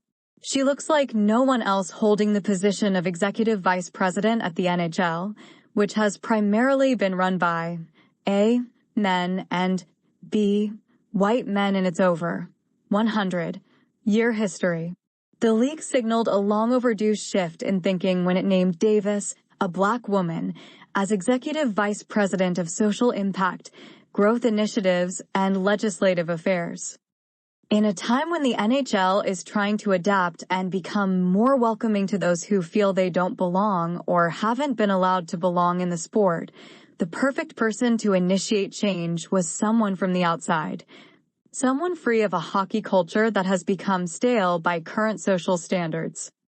Especially compared to the other major North American pro sports, hockey sometimes unfairly gets accused of being tone-deaf or at least resistant to change. The league is working hard to improve its commitment to inclusivity, with initiatives like the Declaration of Principles and Hockey is for everyone, but change doesn't come easy for players, coaches, administrators, and fans of the sport. Davis represents the NHL's attempt to shepherd the game through social change, internally and externally. That's been her area of expertise throughout her professional life. At J.P. Morgan Chase, she endured 9 different mergers, and her job was to help her employees prepare for change. Most people aren't comfortable with change, and often when they say that, what they really mean is that they are comfortable with change, but they aren't comfortable with change happening to them, she said. It's all about what happens to us, so how as a leader do you help people get through that? We may not be able to control that fan and that microcosm of society that is over-indexed in our sport, she said. Over time it will change as we introduce new fans, and guess what? Even that classic model of our fans, that white male, generationally, their kids, they're not buying into that, even if their parents are. Find another hockey executive who will touch a topic like that without tap-dancing. And that's why Kim Davis is here. She's the outsider turned insider, the voice of those formerly neglected. And she's just getting started. Regarding climate change, why did the NHL attend the historic climate change conference in Paris? As NHL President Gary Bettman states, our game, which is probably unique to most other professional sports, is so tied to the environment. We need cold weather. We need fresh water to play. Therefore, our game is directly impacted by climate change and fresh water scarcity. So, we developed NHL Green, a mandate to promote this type of awareness across all our organizations. Over the course of the last 5 years, we've done everything from a food recovery initiative, which was taking all the unused food that we prepare in our arenas and donating it to local food banks, to a water restoration program. All of that culminated in the release of a sustainability report in 2014, which was the first of its kind from any U.S. pro sports league. It's important to us. The NHL players are also interested. One individual is recently retired player Andrew Ference, who introduced green initiatives like the NHL Players Association Carbon Neutral Challenge. While he was a player with the Stanley Cup champion Boston Bruins, he knew that he wanted a career after retirement from the NHL and decided to attend the Harvard Business School, where he earned a certificate in corporate sustainability and innovation. Since he really prioritized sustainability in his life, it was a natural progression to a second career after his retirement. Ference says, "I've had a lifelong passion for the environment and sustainability issues. But before leaving the NHL, I wanted to back that up with some formal education. When I signed up for that first class, I knew in my gut it was a big moment."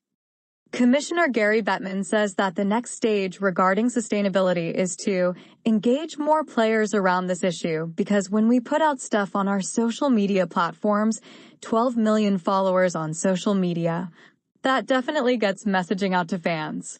But when you get an Andrew Ference, that's when you get a lot more engagement. We need to educate our athletes on this issue because they grew up on frozen ponds. They get the connection between learning to play outside and environmental issues. They get it. Sources: Matt Larkin. Kim Davis is the kind of leader the NHL needs in 2018. A Hockey Outsider. The Hockey News. April 6, 2018. Kevin Blackistone. Why the NHL is getting involved in climate change efforts. The Chicago Tribune, January 3, 2016. Miranda Green. NHL report finds that climate change hurts the sport. The Hill, March 28, 2018, Andrew Ference. Student Spotlight, Harvard University Extension. Inside Insight, accessed March 15, 2018. Emily Benjamin, Andrew Ference excited about new sustainability role. NHL.com, March 13, 2017. What types of changes that Kim Davis is addressing for the National Hockey League, such as demographics, hockey culture, and climate change, relate to the concepts in this chapter? How are the roles of Kim Davis, Gary Bettman, and the players regarding change defined in the concepts of this chapter? Common change models.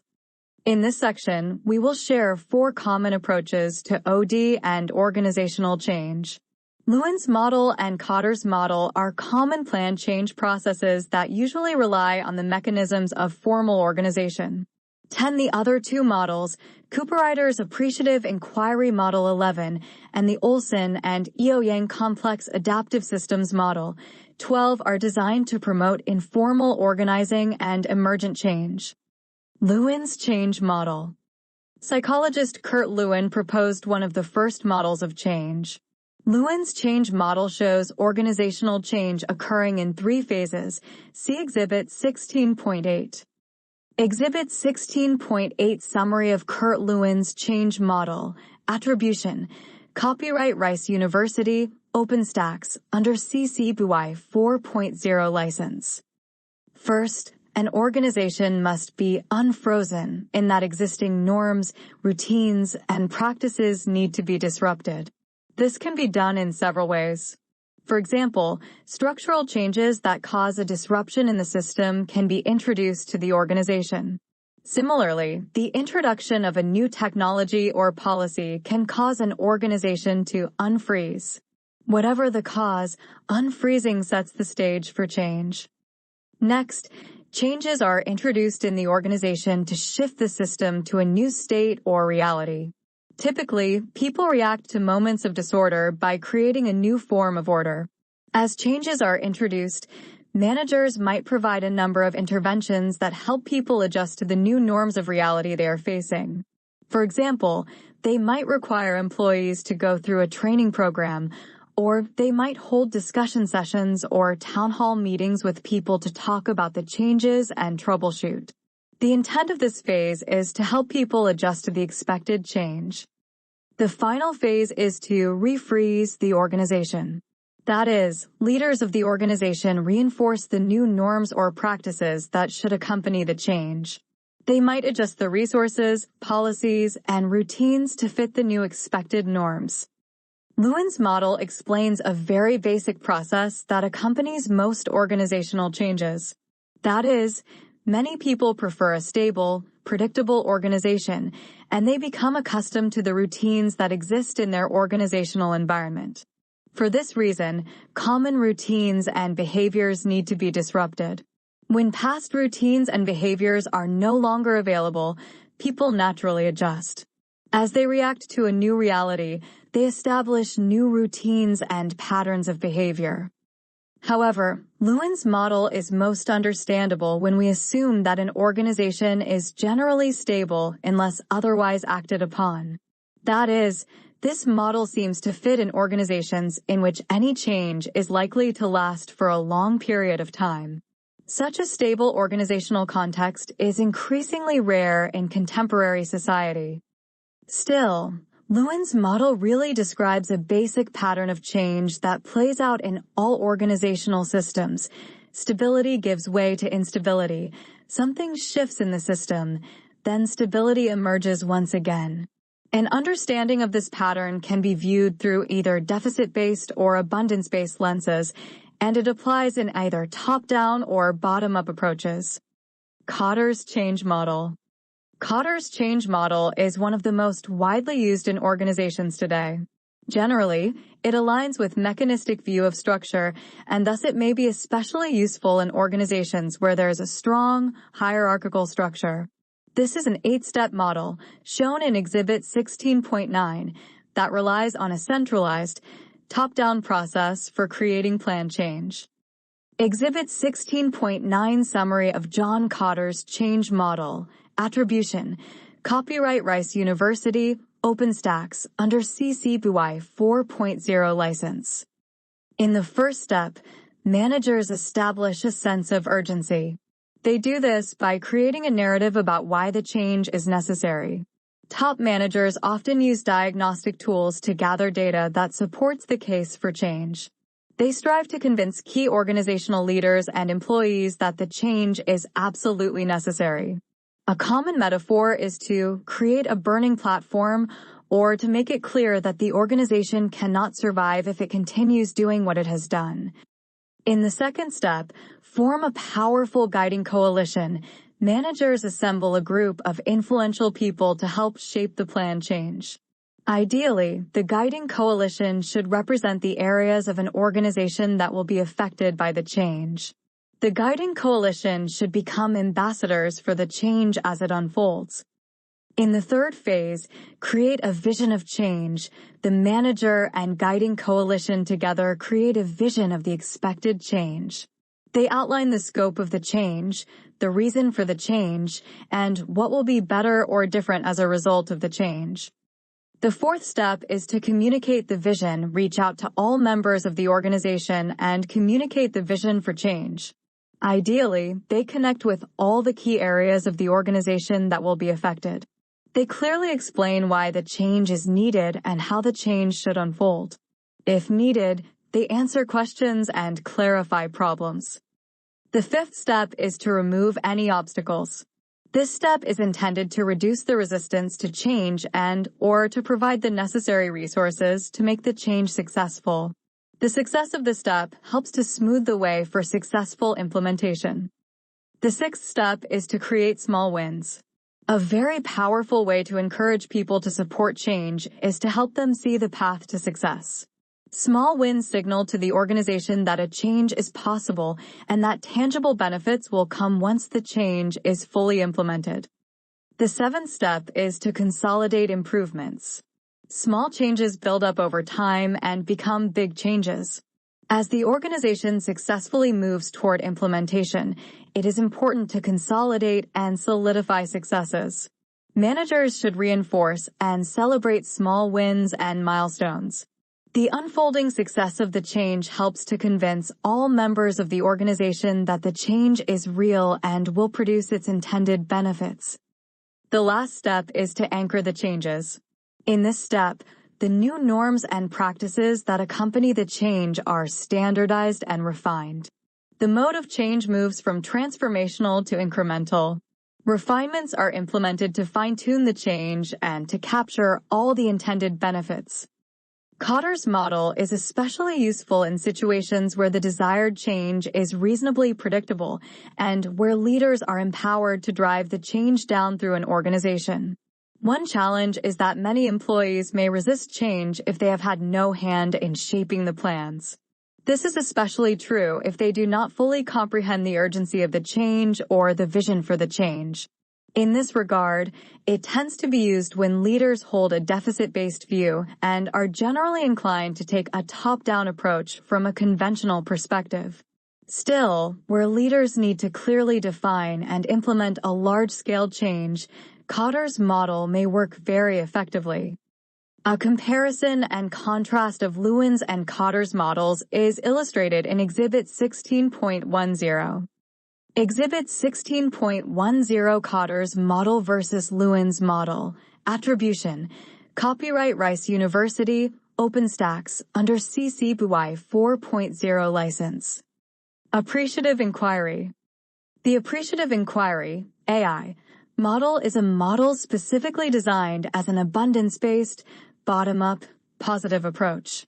An appreciative inquiry, broadly defined, can be any question-focused, participatory approach to change that creates an appreciative effect on people and organizations. 13. That is, the process of asking and discussing questions, inquiry, causes people to appreciate the people around them, the strengths of their organization, and the opportunities before them. Simultaneously, the process of having conversations expands the social capital of the organization, or the ability of people to work effectively together. Developed in the 1980s by David Cooperrider at Case Western Reserve University, AI relies on the assumption that people continuously create their organizations through an emergent process that occurs in the common conversations of organizational life. These conversations are shaped by narratives about the reality of the organization in which people find themselves. For example, a dominant narrative might be that an organization's leaders are corrupt and intent on exploiting employees, or in contrast, that an organization's leaders are compassionate, forward-thinking, and innovative. Whatever the narrative, employees tend to justify actions that align with their views. Over time, a narrative can become a self-reinforcing reality. Based in this understanding of organizations as a socially constructed system, the key to creating change is to change the dominant narratives of an organization. In AI, group dialogue is the primary mechanism for helping people to create new narratives. For teens specifically, appreciative conversations are intense, positively framed discussions that help people to develop common ground as they work together to co-create a positive vision of an ideal future for their organization.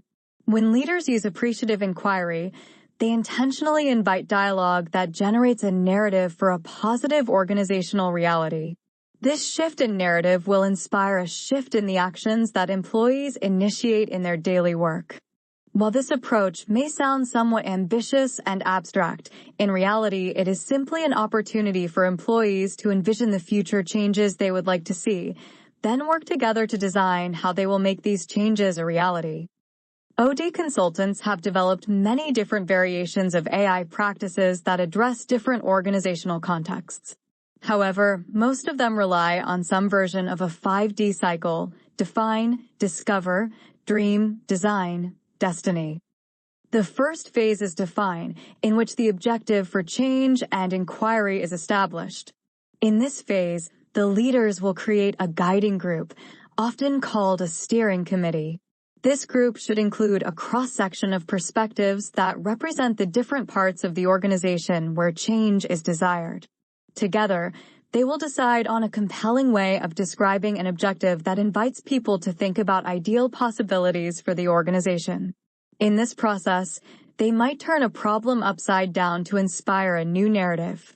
For example, British Airlines turned a baggage claim problem into an exploration of excellent customer service, and Avon turned a problem with sexual harassment into an opportunity to explore what it would take to create exceptional employee engagement. By adjusting the perspective for the inquiry, each company was able to design an OD process that not only solved the original problem, but also established a clear vision of what they most wanted as the positive alternative. The second phase, discover, focuses on questions that explore ideal, existing examples of the desired future. The question, who are we when we are at our best, is commonly used to encourage this exploration through dialogue among employees.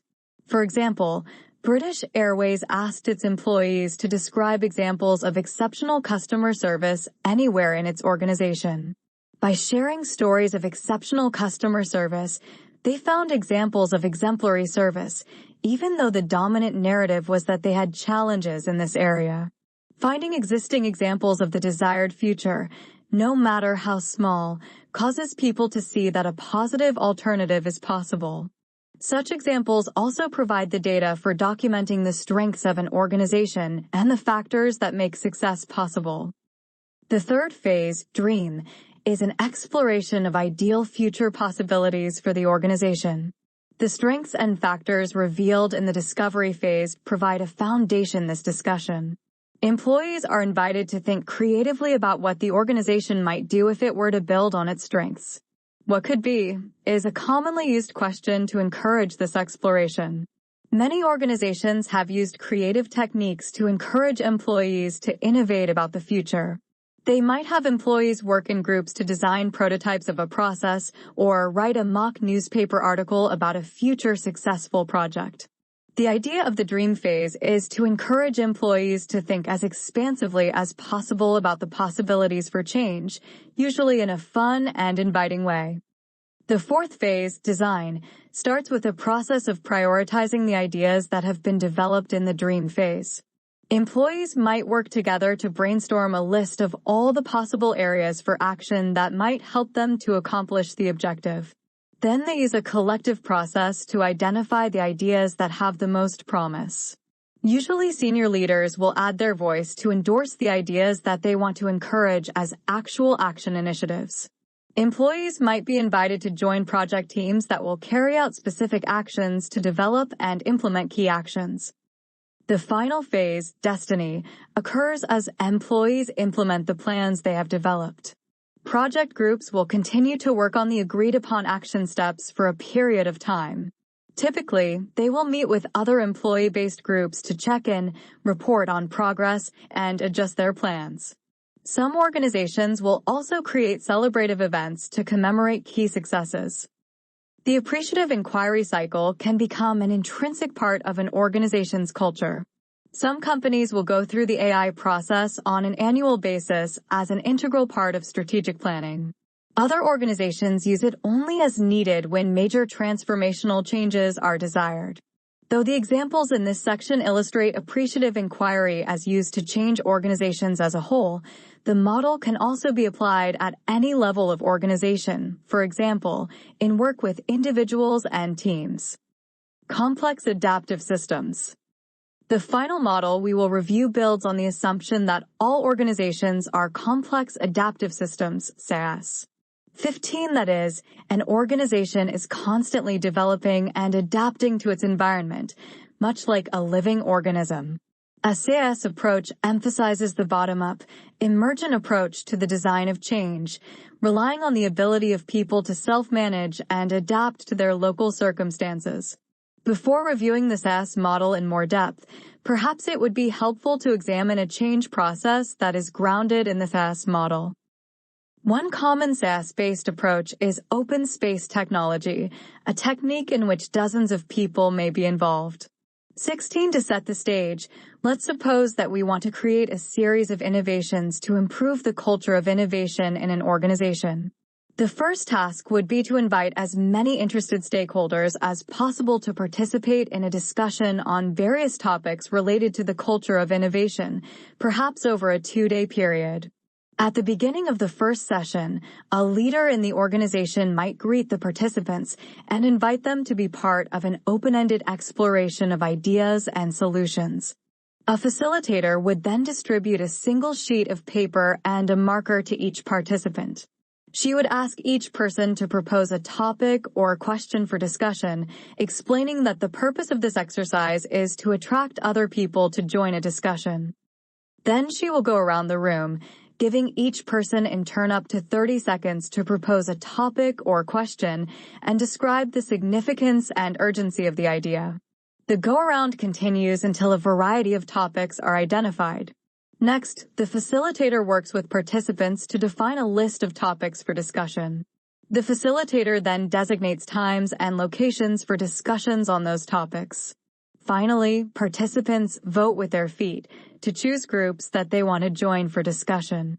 Typically, each discussion in an open space meeting will include an exploration of key questions, actions related to those questions, and proposals for resolving key questions. As shown by this example, this approach is similar to AI in that it focuses on creating the conditions for people to self-organize in ways that align with the overall objectives of an organizational system. However, one big difference is that it relies less on step-by-step processes for creating change and more on principles that can be applied in many variations to shape the conditions for change in an organization. The SAS approach provides a useful perspective on how organic organizational structures emerge and develop through the informal organization. An understanding of SAS, therefore, provides leaders with the key knowledge they need to influence the direction of the informal organization, even if they cannot directly control it. To use the SAS approach, it is essential to understand a few key features about how self-organizing occurs among employees. 17, to begin, The direction of any organization is emergent and requires involvement from many people. Yet, when people react to change, their exact behaviors may be unknowable, unpredictable, and uncontrollable. Most often, people react to change based on the perceptions of the people in their immediate circle of relationships within the organization. Every person in an organization is both influencing others and being influenced by others. This means that a key locus of change must involve the relationships that people have with one another. From the perspective of SEAS, a change in the nature or patterns of interpersonal relationships in an organization will lead to changes in the outcomes of that organization. Leaders, in this regard, should think of themselves as facilitators of relationships and as supporters of employees who are constantly engaged in self-organizing to create needed changes. So, how can a leader, as a facilitator, influence the way in which self-organizing occurs? For starters, a leader needs to pay attention to the key conditions that allow for informal self-organizing to occur. There are 3 basic questions to consider. First, to what degree do people feel empowered to act as change agents in the system? Self-organizing originates in the people who comprise the organization. If they view themselves as agents who have discretion to act, they are more likely to take initiative, engaging in non-directed activities that may benefit the organization. Do people feel empowered as agents of the organization? If not, interventions may be designed to help people understand their own capacities and competencies. Second, how connected are people to one another in the organization? Relationships are the building blocks of all informal organizational activities. The more connected people feel to one another, the more likely they are to work with others in self-directed activity. Do people feel like they have high-quality relationships with coworkers? Are people regularly connecting with other individuals that they do not know very well? If the answers to these questions are negative, then interventions can be designed to strengthen the quality and configurations of connections within and across an organization. Third, to what extent are flows of information and energy passing through the connections that exist between people? Both informal and formal feedback loops provide a mechanism whereby people receive information about what is working and/or not in their activities. Do people quickly receive information about breakdowns or successes in the system? Is the emotional energy in the system generating a positive dynamic that encourages people to be engaged? Again, if the answers to these questions are negative, then processes or initiatives should be designed that will help people to communicate more effectively across their relationships. Aside from examining these basic conditions for self-organizing, the SEAS approach assumes that every organizational outcome is the product of an indeterminable number of variables. No one cause produces a single outcome. For instance, the accurate delivery of a product to a customer is caused by a whole system of interrelated factors, each influencing the other. Therefore, where broad changes in outcomes are desired, the whole system of interrelated factors needs to be engaged at once. The preferred method of doing this is to engage broad groups of stakeholders simultaneously, using dialogue and conversation to help people develop their sense of agency, their connections with others, and the processes that need to be adjusted to create desired changes and outcomes. Appreciative inquiry is one method that works especially well to accomplish all these impacts. In addition, leaders may also influence the structures that shape patterns of self-organizing. From a SEAS perspective, a structure is anything that causes people to engage in a particular pattern of activity. Structures can be physical, such as the work environment, or they can be assumptions or beliefs that are broadly held, such as the ideas about bureaucracy we discussed earlier in this chapter. To create change, leaders can change the structures that are producing current patterns of organization. There are 3 ways in which self-organizing structures can be altered. 18 First, a leader can influence the boundary conditions that establish the limits for emergent activity. Boundary conditions define the degree of discretion that is available to employees for self-directed action. giving employees more responsibility, empowering them to make decisions at the local level, and providing them with more discretion in the work they do are some of the ways that the boundary conditions may be expanded. The more undefined the boundaries, the more self-organizing can be expected. Second, self-organizing is altered through the introduction of disturbances to the system.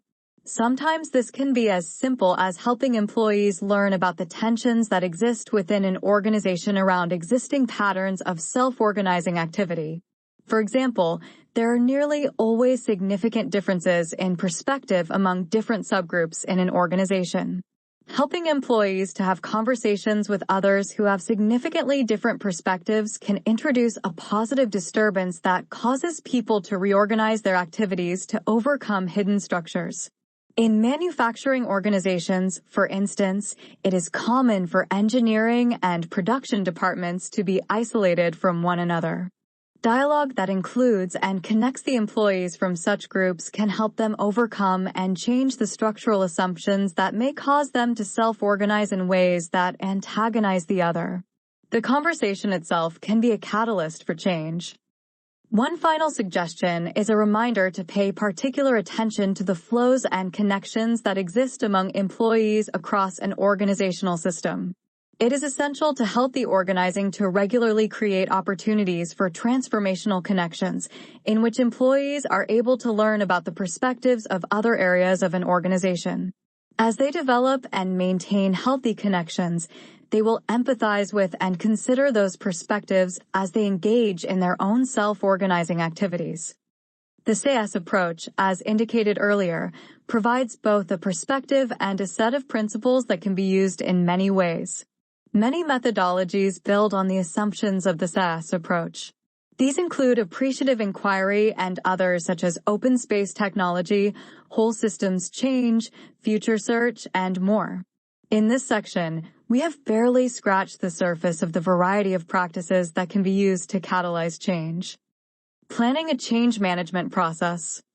The perspectives we have reviewed in this section provide a very brief menu of the options that are available to leaders as they consider how to manage change. In reality, many of these can be used together, and they should not be considered as mutually exclusive. For example, Kotter's model can be seen as an overall framework for designing a long-term change process. The open space or appreciative inquiry models can be used in certain parts of the Kotter process, for example, in the creation of a guiding coalition or creating a vision for the change. Moreover, there are many practices and methodologies that may align in different ways to the framework of questions provided in this section. These can be used in different combinations to design change processes that meet the needs of a particular context. Abundance-based change. Leaders assume that employees will change if they can be inspired to aim for greater degrees of excellence in their work. Appreciative conversations. Intense, positively framed discussions that help people to develop common ground as they work together to co-create a positive vision of an ideal future for their organization. Appreciative inquiry model. A model specifically designed as an abundance-based, bottom-up, positive approach. Boundary conditions. Define the degree of discretion that is available to employees for self-directed action. Bureaucratic model. Max Weber's model that states that organizations will find efficiencies when they divide the duties of labor, allow people to specialize, and create structure for coordinating their differentiated efforts within a hierarchy of responsibility. Centralization. The concentration of control of an activity or organization under a single authority. Change agents. People in the organization who view themselves as agents who have discretion to act. Change management. The process of designing and implementing change. Command and control. The way in which people report to one another or connect to coordinate their efforts in accomplishing the work of the organization. Complex adaptive systems, SAS. A model that views organizations as constantly developing and adapting to their environment, much like a living organism. Conventional mindset. Leaders assume that most people are inclined to resist change and therefore need to be managed in a way that encourages them to accept change. Culture change involves reshaping and reimagining the core identity of the organization. Deficit-based change. Leaders assume that employees will change if they know they will otherwise face negative consequences. Differentiation. The process of organizing employees into groups that focus on specific functions in the organization. Disturbances can cause tension amongst employees, but can also be positive and a catalyst for change. Emergent or bottom-up approach. Organizations exist as socially constructed systems in which people are constantly making sense of and enacting an organizational reality as they interact with others in a system. Entrepreneurship. The process of designing, launching, and running a new business. Flat organization. A horizontal organizational structure in which many individuals across the whole system are empowered to make organizational decisions. Formal organization. A fixed set of rules of organizational procedures and structures. Formalization. The process of making a status formal for the practice of formal acceptance. Geographic structures. Occur when organizations are set up to deliver a range of products within a geographic area or region. Group-level change. Centers on the relationships between people and focuses on helping people to work more effectively together. Horizontal organizational structure. Flat organizational structure in which many individuals across the whole system are empowered to make organizational decisions. Incremental change. Small refinements in current organizational practices or routines that do not challenge, but rather build on or improve existing aspects and practices within the organization. Individual-level change. Focuses on how to help employees to improve some active aspect of their performance or the knowledge they need to continue to contribute to the organization in an effective manner. Informal organization. The connecting social structure in organizations that denotes the evolving network of interactions among its employees, unrelated to the firm's formal authority structure. Intentionality. The degree to which the change is intentionally designed or purposefully implemented. Kotter's change model. An overall framework for designing a long-term change process. Level of organization. The breadth of the systems that need to be changed within an organization. Lewin's change model explains a very basic process that accompanies most organizational changes. Managed change. How leaders in an organization intentionally shape shifts that occur in the organization when market conditions shift, supply sources change, or adaptations are introduced in the processes for accomplishing work over time. Matrix structure. An organizational structure that groups people by function and by product team simultaneously. Mechanistic bureaucratic structure.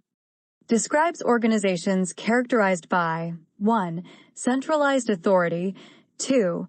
Formalized procedures and practices, and 3. Specialized functions.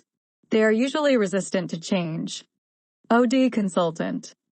Someone who has expertise in change management processes. Organic bureaucratic structure. Used in organizations that face unstable and dynamic environments and need to quickly adapt to change. Organization development, OD. Techniques and methods that managers can use to increase the adaptability of their organization. Organization-level change. A change that affects an entire organizational system or several of its units. Organizational change. The movement that organizations take as they move from one state to a future state. Organizational design. The process by which managers define organizational structure and culture so that the organization can achieve its goals. Organizational development, OD. Specialized field that focuses on how to design and manage change. Organizational structure. The system of task and reporting relationships that control and motivate colleagues to achieve organizational goals. Participatory management. Includes employees in deliberations about key business decisions. Plan change. An intentional activity or set of intentional activities that are designed to create movement toward a specific goal or end. Positive or appreciative mindset. Leaders assume that people are inclined to embrace change when they are respected as individuals with intrinsic worth, agency, and capability. Product structures. Occurs when businesses organize their employees according to product lines or lines of business. Scope of change. The degree to which the required change will disrupt current patterns and routines. Span of control. The scope of the work that any one person in the organization will be accountable for. Specialization. The degree to which people are organized into subunits according to their expertise, for example, human resources, finance, marketing, or manufacturing. Strategic change. A change, either incremental or transformational, that helps align an organization's operations with its strategic mission and objectives. Structural change. Changes in the overall formal relationships or the architecture of relationships within an organization. Technological change. Implementation of new technologies often forces organizations to change. Top-down change. Relies on mechanistic assumptions about the nature of an organization. Transformational change. Significant shifts in an organizational system that may cause significant disruption to some underlying aspect of the organization, its processes, or its structures. Unplanned change. An unintentional activity that is usually the result of informal organizing. Vertical organizational structure. Organizational structures found in large mechanistic organizations, also called tall structures due to the presence of many levels of management. 16.1 Organizational structures and design. What are mechanistic versus organic organizational structures? The organizational structure is designed from both the mechanistic and the organic points of view, and the structure depends upon the extent to which it is rigid or flexible. Flexible structures are also viewed as more humanistic than mechanistic structures. The mechanistic organizational structure is similar to Max Weber's bureaucratic organization. Organic structures are more flexible in order to cope with rapidly changing environments. These structures are more effective if the environment is dynamic, requiring frequent changes within the organization in order to adjust to change. It is also considered to be a better form of organization when employees seek autonomy, openness, change, support for creativity and innovation, and opportunities to try new approaches. All organizations need structures to accomplish their work, and they need an ability to change in order to sustain and renew themselves over time. 16.2 Organizational change. What are the fundamental dimensions of change? It is often said that the only constant is change. Managers need to have the ability to understand the dimensions of change, know what drives change, and know how to implement changes to meet and exceed organizational goals. The three types of change are structural, technological, and culture changes. Managers need to understand change as organizations evolve and grow over time. One of the key responsibilities of management is to design organizational structures that will allow an organization to accomplish its primary objectives. The structure should always match the need for coordination. Often, managers cannot tell what form the organization should take until they experience the informal organization that determines how work is actually accomplished. Only then can they understand how to draw on the concepts of bureaucracy to appropriately design a structure that will maximize the likelihood of organizational success. 16.3 Managing change. How do managers deal with change? As an organization grows and matures, change becomes necessary to its sustained viability. Thus, another key responsibility for most leaders is the task of designing and managing change. We have reviewed several questions that should be considered when designing a change process, and we have explored several approaches that may be used to guide the development of organizational change. The field of knowledge about how to change and develop organizations is vast and can be somewhat confusing to the novice learner. The material presented in this chapter provides an overview of key ideas, but there is so much more to learn. Should you wish to become an influential leader of change, it is important to learn more about this very important field of research and practice.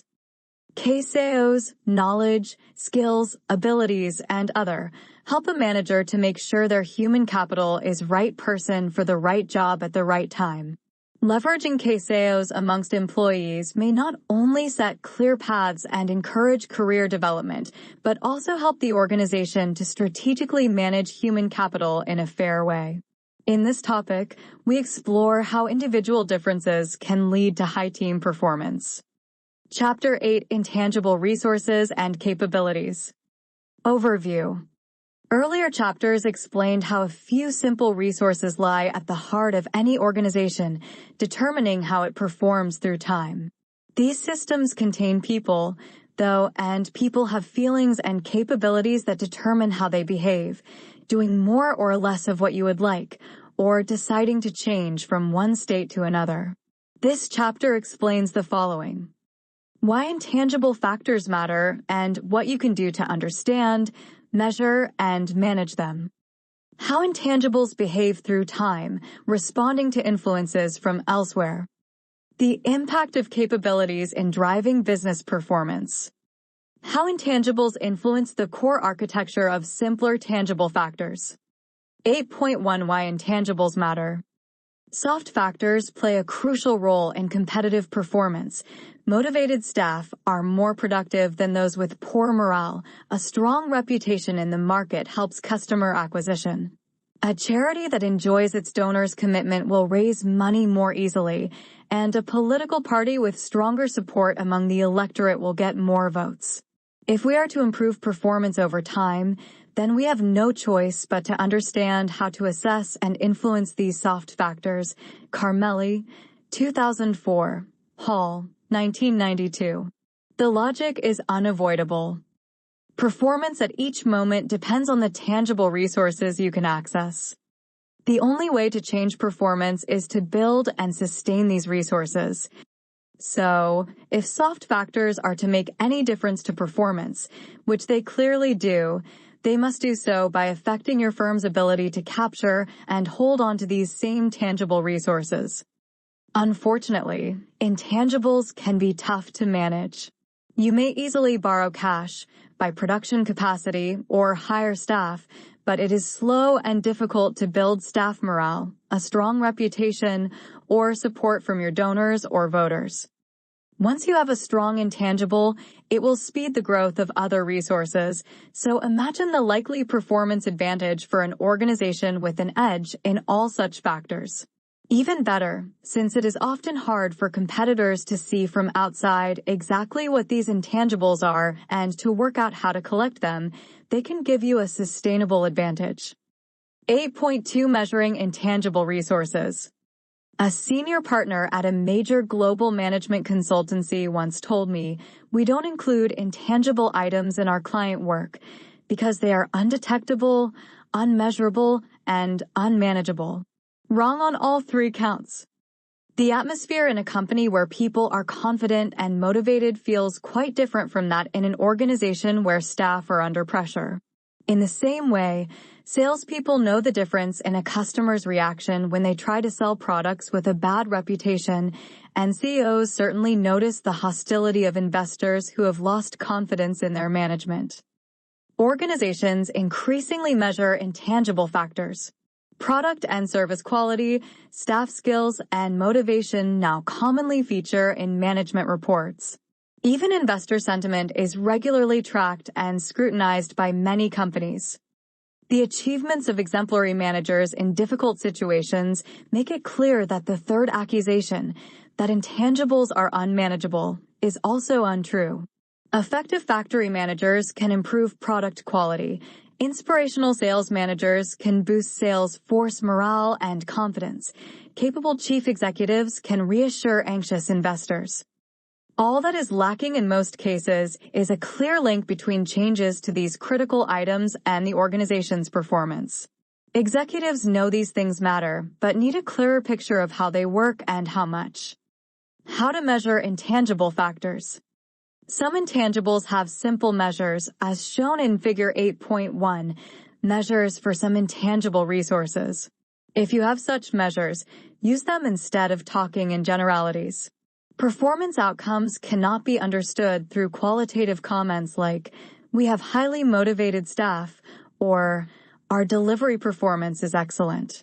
Worse still, we often find management making such comments with no factual evidence to back them up, or even when there is evidence to the contrary.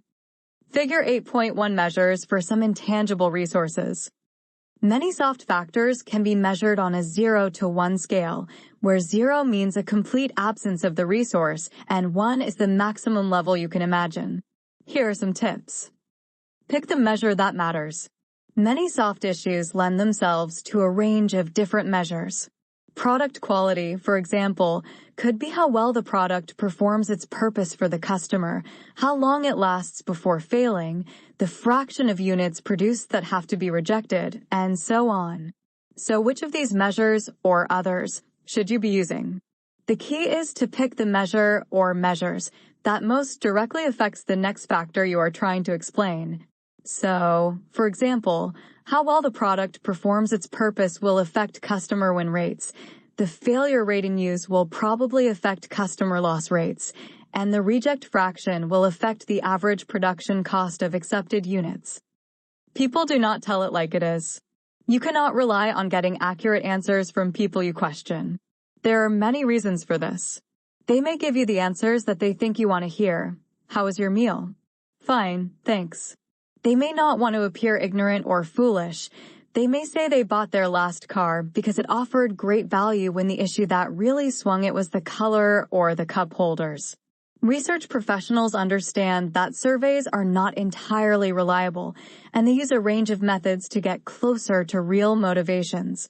There is a limit, though, to how confident you can be in such results, so you may have to cross-check your findings against other information and keep checking.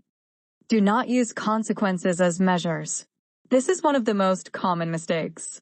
We do not have good information on how staff feel they are valued, say, so we use the staff turnover rate as a measure of motivation. However, staff turnover could be driven by a host of factors apart from people's feelings of being valued. You should track the factor itself, not just its consequences. Monitor how the reference level for intangible factors changes over time. A great product is quickly matched by competitors, so customers come to expect this standard. Flexible employment terms make working for you seem highly appealing to new employees, but are soon taken for granted. So watch out for the reference against which people are comparing. This may be what they have previously experienced, what competitors offer, or what they think should be possible. Dealing with intangibles. A clue that you are dealing with an intangible resource comes when the word perceived features in your likely explanation for what is going on. Perceived menu quality is key, for example, to a restaurant's ability to win new customers, because those people do not have any direct experience of what they will be served until they have actually eaten there. The perceived appeal of working in the media industry is key to encouraging young people to seek a job with radio and TV companies. The perceived quality of management is vital for entrepreneurs to win over investors. This is hardly a new idea. The core principle in cognitive psychology is that state of mind drives behavior. Doing it right. When is quality a resource?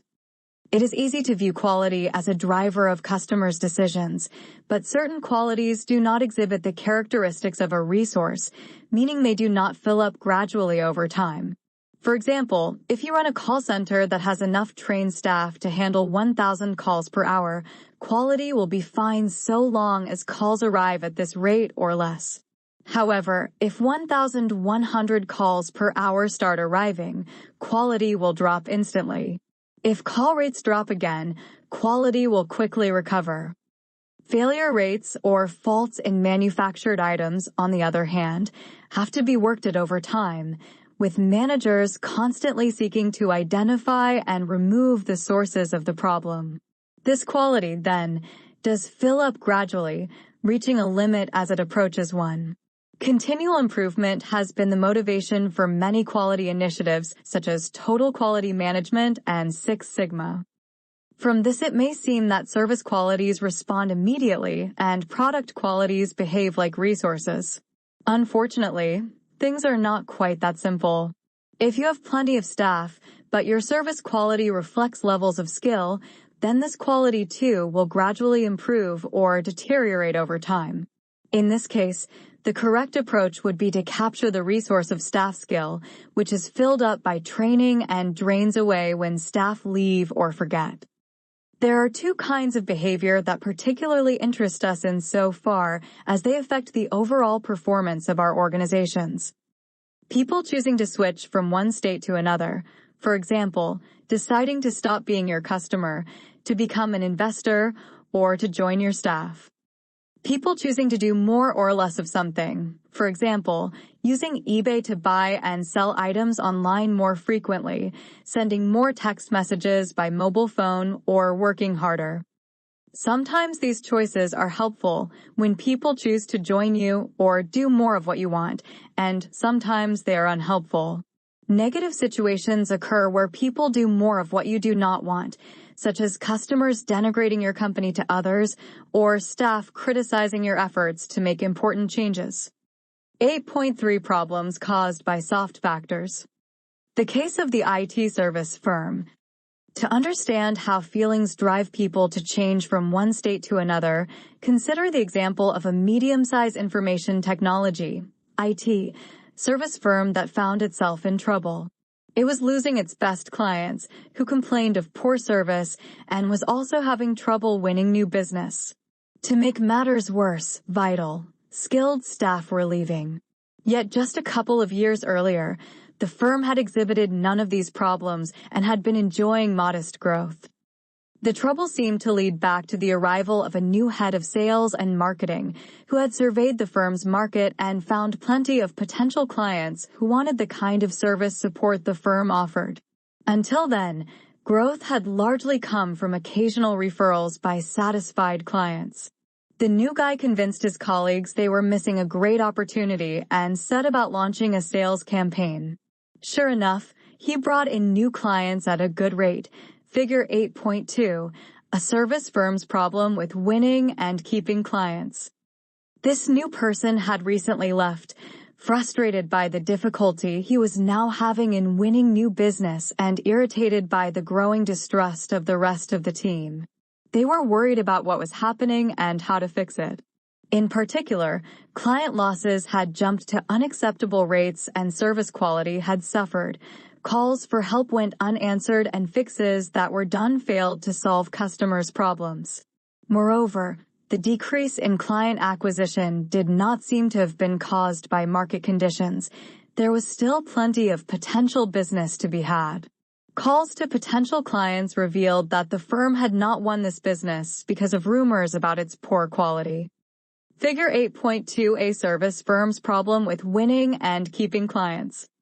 Examining the quality problem first, the team confirmed what they already suspected, that the service staff had been under mounting pressure from the extra work required to serve all the new clients.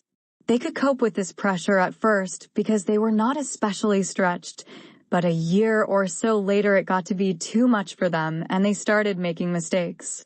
The team did not know what the exact pressure of work had been, but by checking their records on customer service demand and staff levels, they could make a pretty good estimate. Turning to the issue of client acquisition, the team surmised that word had gotten around about their quality problems, and so their reputation had been tarnished. From the quality estimates and the contacts that people in their market might have had with each other, they estimated what might have happened to their firm's reputation. By putting this together with estimates of client losses, they obtained a picture of the dynamics of their client base. Figure 8.3, pressure of work creates problems with quality and reputation. The company's management was left with one puzzle. If client losses had risen so that workloads were falling, why had pressure on staff stayed so high? The decrease in workload should have brought things back into balance, and the problem should have fixed itself. The company had maintained a strong hiring rate, but all the same, its staff numbers had gradually declined. Previously, this had not been much of a problem because increasing experience kept productivity moving upward, but the benefit was not powerful enough to keep work pressure under control when all the new client business came in. Staff records showed that turnover had risen particularly sharply in the past year. Figure 8.3 pressure of work creates problems with quality and reputation. Strangely, the staff turnover problem appeared to be only a recent phenomenon. Conversations with some of the people leaving revealed that they were initially excited at the new opportunities coming in. It had taken time for the constant pressure of impossible demands to hit morale. The effect on motivation had been exacerbated by the now escalating need to refix the same client problems that should have been fixed before. Doing it right, where quality and reputation hit. Although we have to be careful not to force standard answers on a specific situation, the structure in Figure 8.3 pressure of work creates problems with quality and reputation is remarkably common. Current customers have direct experience of current quality, so they often respond quickly when problems arise. Potential customers, on the other hand, have no direct experience of your performance.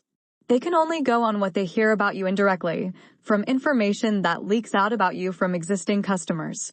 This process may be slow, depending on how often potential customers interact and the effectiveness of trade surveys, for example.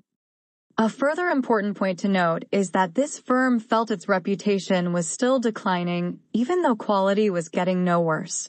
This is because continuing bad messages about quality persist in depleting reputation. So current quality often drives customer losses, while reputation, which reflects past quality, drives customer acquisition.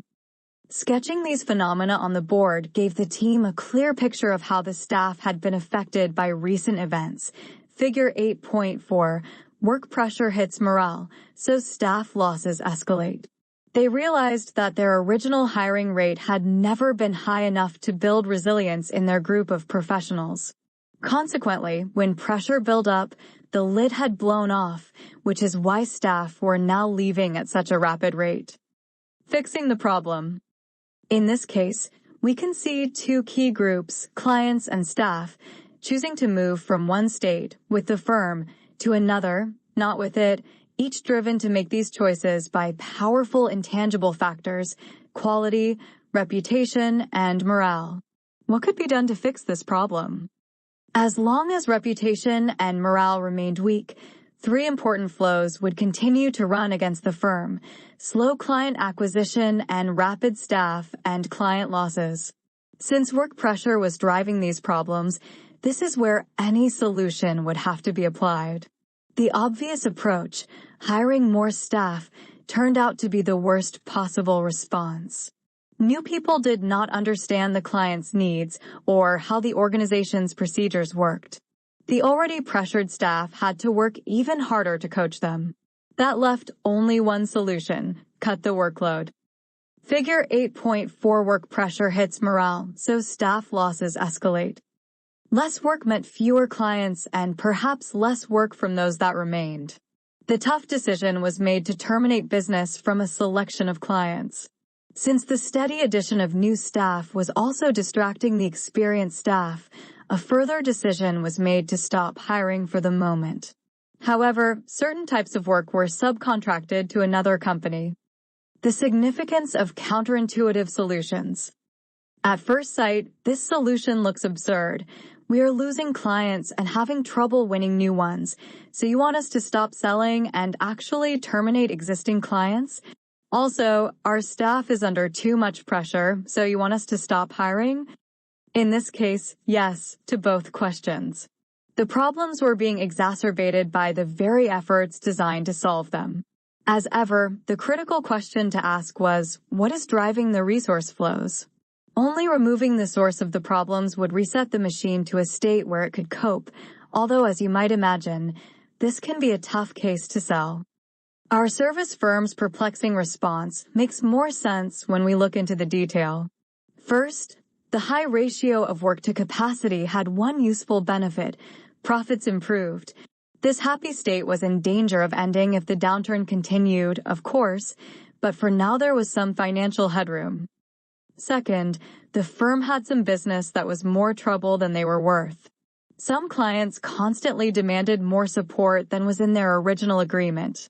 A selection of the worst offenders was called, told of the firm's difficulties, and asked to refrain from making all but the most urgent support requests while the problems were resolved. Others, including some of the firm's recent acquisitions, were advised to seek support elsewhere. Third, client acquisition efforts did not cease altogether, but imminent potential business was just kept warm, rather than being actively sold a project. Indeed, the firm turned its response to its advantage, telling these clients that it was taking steps to fix the very problems about which they had heard rumors. Beware. Just because dropping clients and freezing the hiring rate was right in the situation, it does not mean it will be right for you. A major implication of the strategy dynamics method is that simple solutions can rarely be transplanted from case to case, as is often implied for other management tools. What is best for you depends on the specifics, including the numbers, in your own case. 8.4 The growth and decline of intangible resources. Just like the tangible resources discussed in earlier chapters, intangibles fill and drain away through time. That is what makes them resources. So once again, we need to understand both how quickly this is happening and what is driving the flows. Reputation, for example, is raised by the frequency with which satisfied people tell others. Staff motivation grows at a rate driven by events that make people feel good about working harder. The more significant and frequent these events and experiences, the more the attitude is developed. This buildup of positive commitment cannot go on forever. A look at the service firm's early situation shows a reputation rating of nearly 1 and a limited buildup of morale among the developers. This is hardly surprising. There is only so much feeling you can push into people. Influencing intangible resources. Managers can find ways to influence both the inflow and outflow of intangibles. Positive leadership behaviors, for example, encourage positive feelings among staff. Confident statements about an organization's performance build commitment among investors or donors, and so on. Skills training is a useful example, since it often comes with clear measurements, Tovey, 1994. Indeed, in many sectors, skills are routinely measured to ensure compliance with required standards. Figure 8.5, Building an Intangible Resource. Staff skills shows skills being built up by hours of training time, but reaching limits in the trainee's ability to learn more. The framework distinguishes between the management action, amount of training given, and the impact it has on the resource that concerns us, increase in current skill level. We need this distinction in order to identify whether the effort is being effective. Indeed, we need to have measures for both items. Although this may seem a rather mechanical view of how training works, something like this process goes on in real situations, and it does at least provide a way of making evidence-based judgments about management decisions. In practical cases, skills audits provide useful starting information, and a firm's actual experience in training efforts yields good estimates of training impacts. There are similarities, too, between the deterioration of tangible resources, mentioned in Chapter 3 Resources and Bathtub Behavior, and the decay of intangible resources. Skill levels drop if not maintained by practice or repeated training. Employees can lose their enthusiasm for a job. Donors may lose their commitment to supporting a charitable or political cause. It is hardly surprising to see brands that are universally recognized and understood continuing to spend heavily on advertising. It is not just a matter of persuading newcomers to the market to become committed to the brand. It is also vital to stop those who are already committed from losing their enthusiasm. Figure 8.6, Decay in Commitment to a Brand. Figure 8.5, Building an Intangible Resource. Staff Skills. Expectations build and decay. Consider for a moment how reliable your current car has been since first you owned it, Or consider a friend's car if you do not own one. How many times has it broken down in the past 30,000 miles? Twice maybe, or once, or perhaps not at all. 40 years ago, such reliability would have been rare, and your car would have been remarkable. Today, however, we have come to expect this level of reliability. This change has occurred because the more experience we have of exceptional reliability, the less exceptional it seems. This phenomenon is important because it affects the way people respond to what you offer.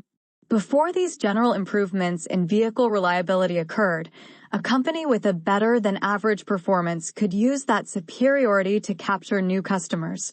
Now, that same company with that same reliability level has nothing to boast about. Figure 8.6 Decay and commitment to a brand. The impact of negative perceptions.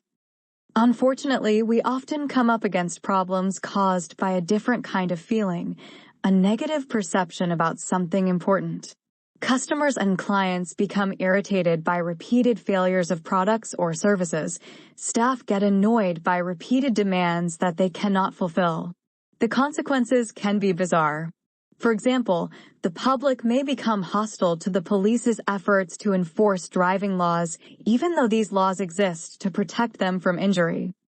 The same principles apply to negative as well as positive perceptions. In our service company example, you may recall that the staff's positive morale became more and more depleted. It is probable, though, that their annoyance increased to the point that they resigned. Indeed, both processes were probably going on at the same time. One part of their brain was reveling in the energy of constant, intensive activity, while another part was getting angry about the pressure. However, there is a limit or a saturation point beyond which things can deteriorate no further. No one's brain cells, no matter how irate they are, can go on sending angry signals indefinitely. People become tired or bored and stop caring. We therefore need to think about and manage the balance between two countervailing mechanisms. On the one hand, we have customers, staff, or other stakeholders becoming more and more annoyed by a sequence of disappointing events. On the other hand, we have these same people losing the energy to keep being angry about them. If things carry on in this unsatisfactory manner as they are right now, these customers or staff reach an equilibrium level of dissatisfaction. They are not particularly satisfied, but neither are they so annoyed that they will do anything about it. Intangibles trigger catastrophe. Earlier in this chapter 1 explained that intangibles drive two distinct behaviors among important groups that affect our performance. Intangibles result in us either doing more or less of something, serving customers better, recommending us more often to others, and so on, or else switching from one state to another, becoming a customer, employee, or investor, say. At a strategic level, we are often interested in the second possibility, since the overall behavior of large groups, such as clients, supporters, dealers, staff, or investors, reflects the sum of switching decisions made by each member of that group. Our imaginary restaurant in earlier chapters relied on a large number of individual consumers deciding to become, or stop being, regular customers. Almost invariably, new consumers on a particular day had not spontaneously decided to become regular customers. It is much more likely that they become increasingly motivated to visit because of what they have heard about the restaurant, either from its marketing activity or from others. The scale and frequency of received messages are likely to drive this buildup of state of mind until it triggers action. If our consumers had heard only sporadic and lukewarm recommendations, not enough motivation would have built up to spur them to action. Their brains needed a sufficiently strong push from new messages in order to overcome the depletion of their attention, their forgetting. It is remarkably common for an increasing perception to build up to some trigger level that causes people to act. We work hard to persuade our people to try something new, but they just will not give it a go. We visit the same customer again and again, but we just cannot get them to sign that contract. We present paper after paper to the head office, but they just will not commit to the investment we want. Then all of a sudden, everything moves. Our people change the way they behave. The customer signs the contract. The head office approves our plan. It may even be some apparently trivial event that finally triggers the change. The same phenomenon occurs with negative events too. Figure 8.7, customers react to a trigger level of annoyance. Business may be running smoothly, with sales effort winning customers at a regular slow rate to replace the few who leave each month. Then problems crop up in customer service. They are small and infrequent at first, and because people can be tolerant, they forgive and forget these little annoyances. Figure 8.7, customers react to a trigger level of annoyance. However, the service problems become more severe and frequent. Unknown to you, customers' annoyance is building up. Eventually, so much annoyance has accumulated that their tolerance threshold is breached and losses increase. You have experienced what looks like a discontinuity, whereas in fact it is merely the crossover from just tolerable to unacceptable. Similar mechanisms are widespread and cause a number of difficulties. The trouble that you eventually see, customer losses, is far removed from the original change that brought it about, service problems. As a result, you may have come to regard the situation as acceptable. After all, it has been going on for a long time with no harm, so why worry? The negative intangible stock, annoyance, is difficult, although not impossible, to detect and measure, and you may not even be conscious of the events that are filling it up.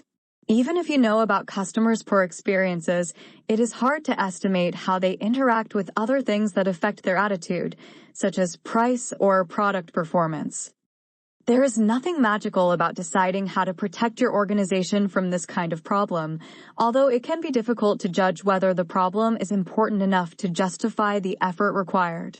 In particular, you need to be conscious of what range of issues are important to customers, especially those that become serious enough to prompt them to leave you. Estimate how strongly people feel that things are not good enough. You need a sense of the range of events that could upset your customers, plus an idea of how badly different kinds of problems will upset them. Understand how quickly they will forgive anything that goes wrong. On the positive side, it is common for high annoyance levels to be rapidly reversed by remedial actions.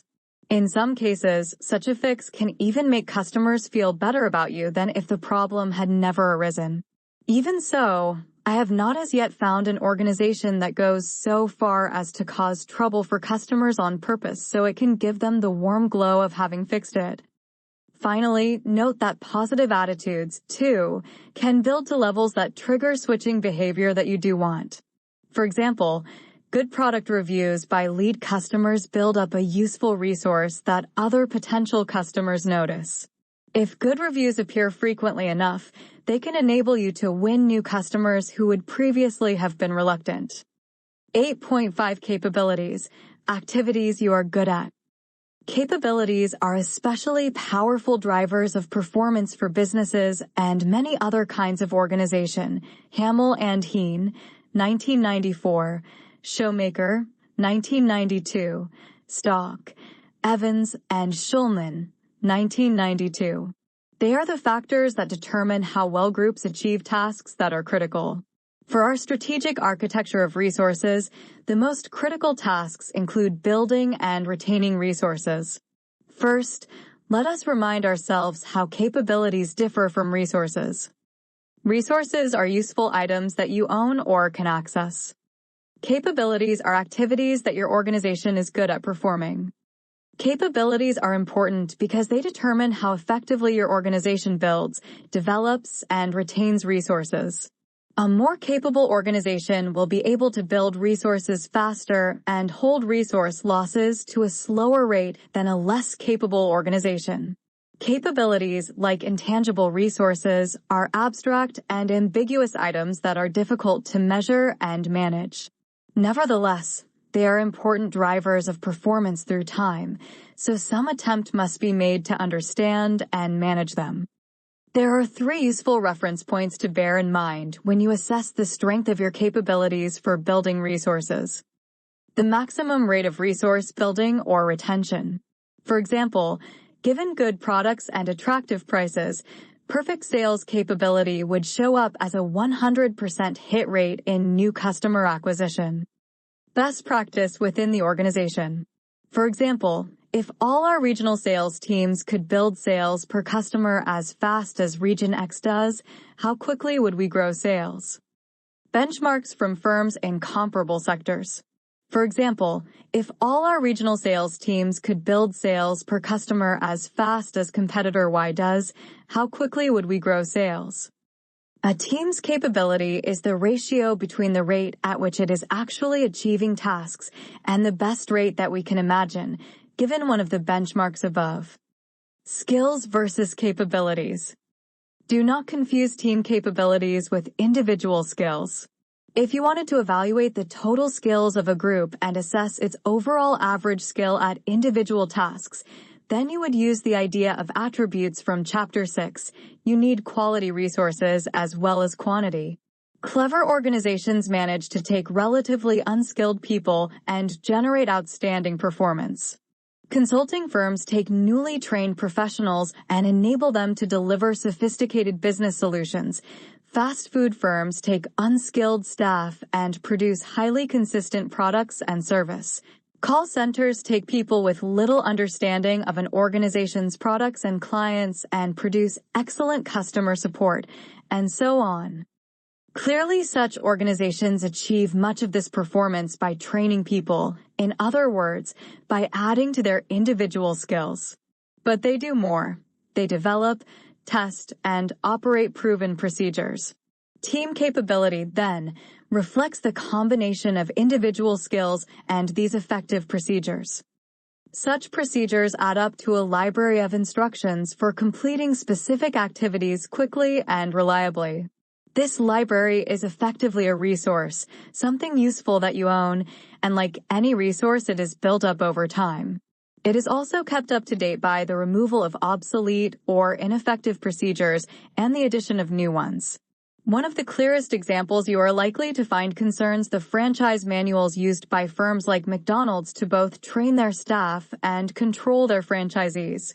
Such manuals cover everything from cleaning the fryers, to checking the inventory, to sorting the garbage. Capabilities accelerate resource development. As I have stressed before, if capabilities are to influence performance, then it can only be by improving the organization's success at developing resources, whether it be winning them in the first place, promoting them from state to state, or retaining them.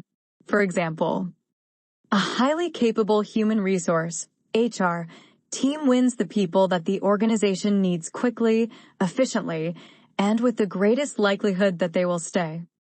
A highly capable product development group turns out products quickly and cheaply that satisfy customers' needs. A highly capable customer support team ensures customers are content with the organization's products and services, thus preventing customer defection. There is a limit to what capable teams can accomplish, though, if they do not have the resources to do their job. Even the best customer support group will struggle to keep customers if the products they are supporting are inadequate. Learning, capability building, and resource development. The last mystery we need to resolve about capabilities is where they come from. Team capabilities are built up by being used, much as individual skills are. Procedures and methods for getting things done are available to be recorded whenever they take place. So techniques have been developed in many sectors for achieving a sale to a new customer, for example. Indeed, many of these techniques are common to multiple markets and embedded in sales force training systems.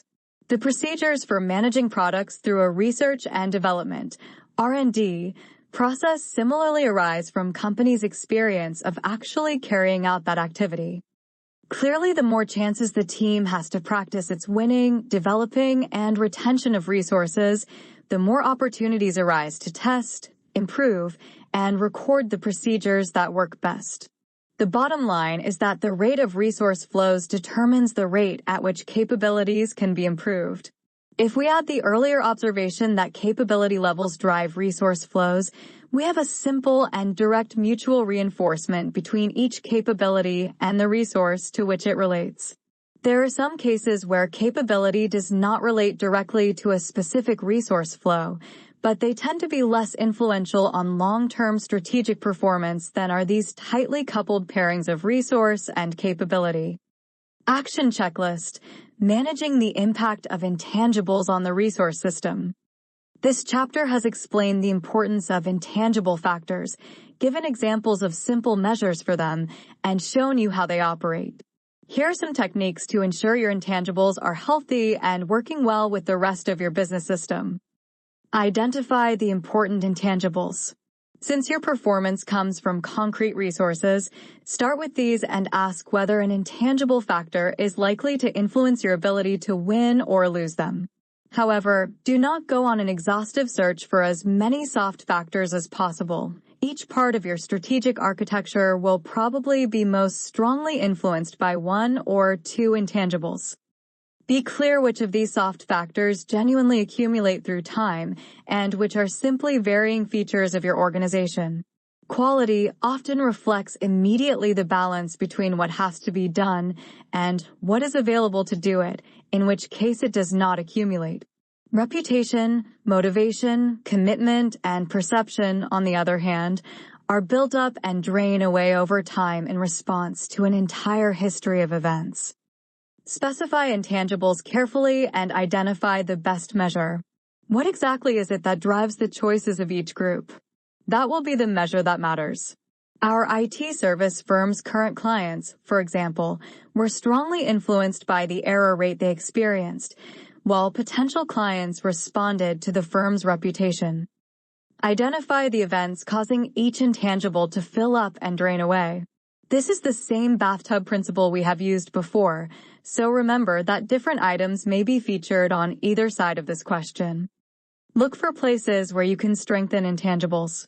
If you were to lose some of your client relationship managers, for example, what could you do quickly to keep your reputation strong with the wider market and sustain the morale of your other staff? Watch out for negative resources. What can you do to slow down the unfortunate events that are filling up these negative feelings? Is there anything you can do to actively dissipate them? Build intangible measures into your performance tracking system. Reporting systems now commonly incorporate soft measures from various parts of the organization, recognizing that they are crucial to an effective system. If you do not know, do not ignore the issue. Soft factors are influencing your organization continually and strongly. Remember that if you choose to ignore them, you are not actually leaving them out. Rather, you are assuming that they are okay and unchanging. This is unlikely to be the case, so make your best estimate and start tracking and understanding them. Learning outcomes. After reading this chapter, you should be able to answer these questions. How do managers and organizations appropriately select individuals for particular jobs?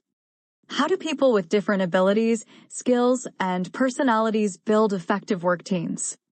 How do managers and employees deal effectively with individual differences in the workplace? How can organizations foster a work environment that allows employees an opportunity to develop and grow? How do managers know how to get the best from each employee? What is the role of ethical behavior in managerial actions? How do you manage and do business with people from different cultures? Exploring managerial careers. Building back trust on the back end. One institution that has been around for generations is banking. However, many individuals have lost faith in the banking system, and who's to blame them?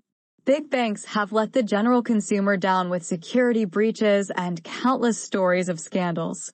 One glaring example is Wells Fargo and Company, who are still recovering their brand from their admission of creating nearly 2 million accounts for customers without their permission. But this problem is not new. The approach to bolstering this trust factor is, however, taking on a new perspective with some quick adaptation and managerial foresight. One CEO, Kathy Mahone, Chief Executive Officer of the National Federation of Community Development Credit Unions, is not taking the disparities between credit unions and big banks lying down. Credit unions have always operated differently from big banks, and one key factor is that they are nonprofit while their big bank counterparts are for-profit enterprises. This also can mean that they offer higher interest rates on deposits due to their size. Mahone has begun a keen undertaking to educate and empower low-income residents about financial resources. Her most recent endeavor is to provide a platform called CU Impact that keeps customers more informed about their balances, creates more trustworthy auto-pay features, more information delivered at ATMs as well. The improvements to the back-end reliability within the credit union system sustain the small, community feel of the credit union while providing powerful, trustworthy systems that restore faith in their business.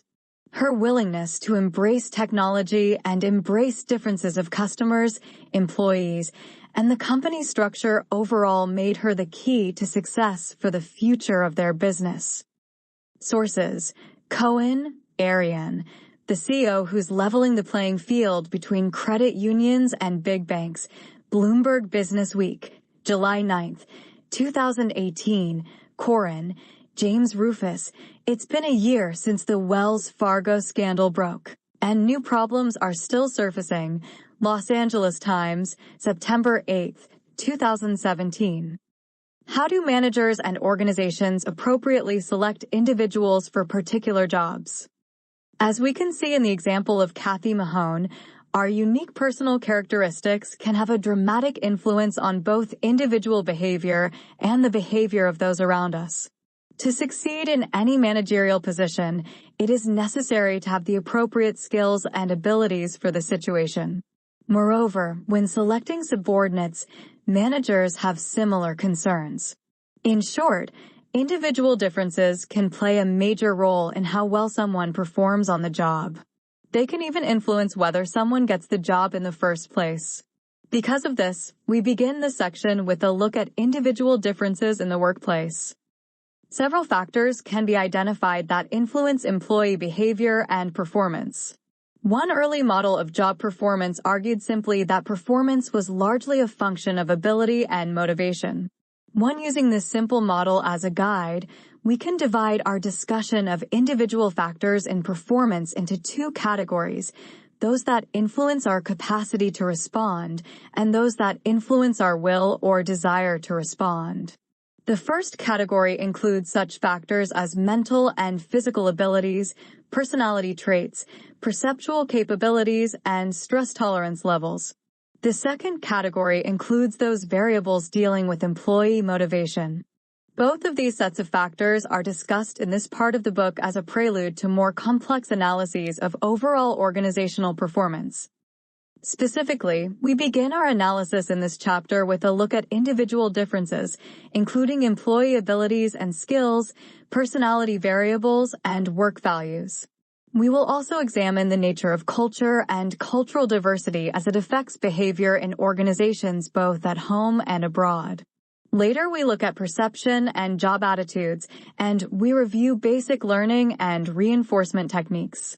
The basic theories of employee motivation are then introduced, including the concept of employee needs. More complex cognitive models of motivation will be examined, and finally, we review contemporary approaches to performance appraisals and reward systems in organizations. All told, this coverage aims to introduce the reader to the more salient aspects of individual behavior as they relate to organizational behavior and effectiveness. How do people with different abilities, skills, and personalities build effective work teams? We begin with a look at employee abilities and skills. Abilities and skills generally represent those physical and intellectual characteristics that are relatively stable over time and that help determine an employee's capability to respond. Recognizing them is important in understanding organizational behavior because they often bound an employee's ability to do the job. For example, if a clerk typist simply does not have the manual dexterity to master the fundamentals of typing or keyboard entry, her performance will likely suffer. Similarly, a sales representative who has a hard time with simple numerical calculations will probably not do well on the job. Mental abilities. It is possible to divide our discussion of abilities and skills into two sections: mental abilities and physical abilities. Mental abilities are an individual's intellectual capabilities and are closely linked to how a person makes decisions and processes information. Included here are such factors as verbal comprehension, inductive reasoning, and memory. A summary is shown in Table 2.1. Dimensions of mental abilities. Verbal comprehension. The ability to understand the meanings of words and their relations to each other. Word fluency. The ability to name objects or use words to form sentences that express an idea. Number aptitude. The ability to make numerical calculations speedily and accurately. Inductive reasoning. The ability to discover a rule or principle and apply it to the solution of a problem. Memory. The ability to remember lists of words and numbers and other associations. Spatial aptitude. The ability to perceive fixed geometric figures and their relations with other geometric figures. Perceptual speed. The ability to perceive visual details quickly and accurately. Table 2.1, Attribution. Copyright Rice University, OpenStax, under CC by NCSA 4.0 license. From a managerial standpoint, a key aspect of mental ability is cognitive complexity. Cognitive complexity represents a person's capacity to acquire and sort through various pieces of information from the environment and organize them in such a way that they make sense. People with high cognitive complexity tend to use more information and to see the relationships between aspects of this information than people with low cognitive complexity. For example, if a manager was assigned a particular problem, would they have the capacity to break the problem down into its various facets and understand how these various facets relate to one another? A manager with low cognitive complexity would tend to see only one or two salient aspects of the problem, whereas a manager with higher cognitive complexity would understand more of the nuances and subtleties of the problem as they relate to each other and to other problems. People with low cognitive complexity typically exhibit the following characteristics. 2. They tend to be categorical and stereotypical. Cognitive structures that depend upon simple fixed rules of integration tend to reduce the possibility of thinking in terms of degrees. Internal conflict appears to be minimized with simple structures. Since few alternative relationships are generated, closure is quick. Behavior is apparently anchored in external conditions. There is less personal contribution in simple structures. Fewer rules cover a wider range of phenomena. There is less distinction between separate situations.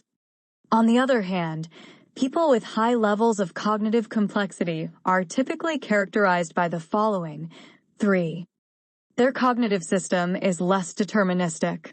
Numerous alternative relationships are generated and considered. The environment is tracked in numerous ways. There is less compartmentalization of the environment. The individual utilizes more internal processes. The self as an individual operates on the process. Research on cognitive complexity has focused on two important areas from a managerial standpoint: leadership style and decision-making. In the area of leadership, it has been found that managers rated high on cognitive complexity are better able to handle complex situations, such as rapid changes in the external environment. Moreover, such managers also tend to use more resources and information when solving a problem and tend to be somewhat more considerate and consultative in their approach to managing their subordinates. For in the area of decision-making, fairly consistent findings show that individuals with high cognitive complexity, 1. Seek out more information for a decision, 2. Actually process or use more information, 3. Are better able to integrate discrepant information, 4. Consider a greater number of possible solutions to the problem, and 5. Employ more complex decision strategies than individuals with low cognitive complexity. 5. Physical abilities. The second set of variables relates to someone's physical abilities. Included here are both basic physical abilities, for example, strength, and psychomotor abilities, such as manual dexterity, eye-hand coordination, and manipulation skills. These factors are summarized in Table 2.2. 6. Considering both mental and physical abilities helps one understand the behavior of people at work and how they can be better managed.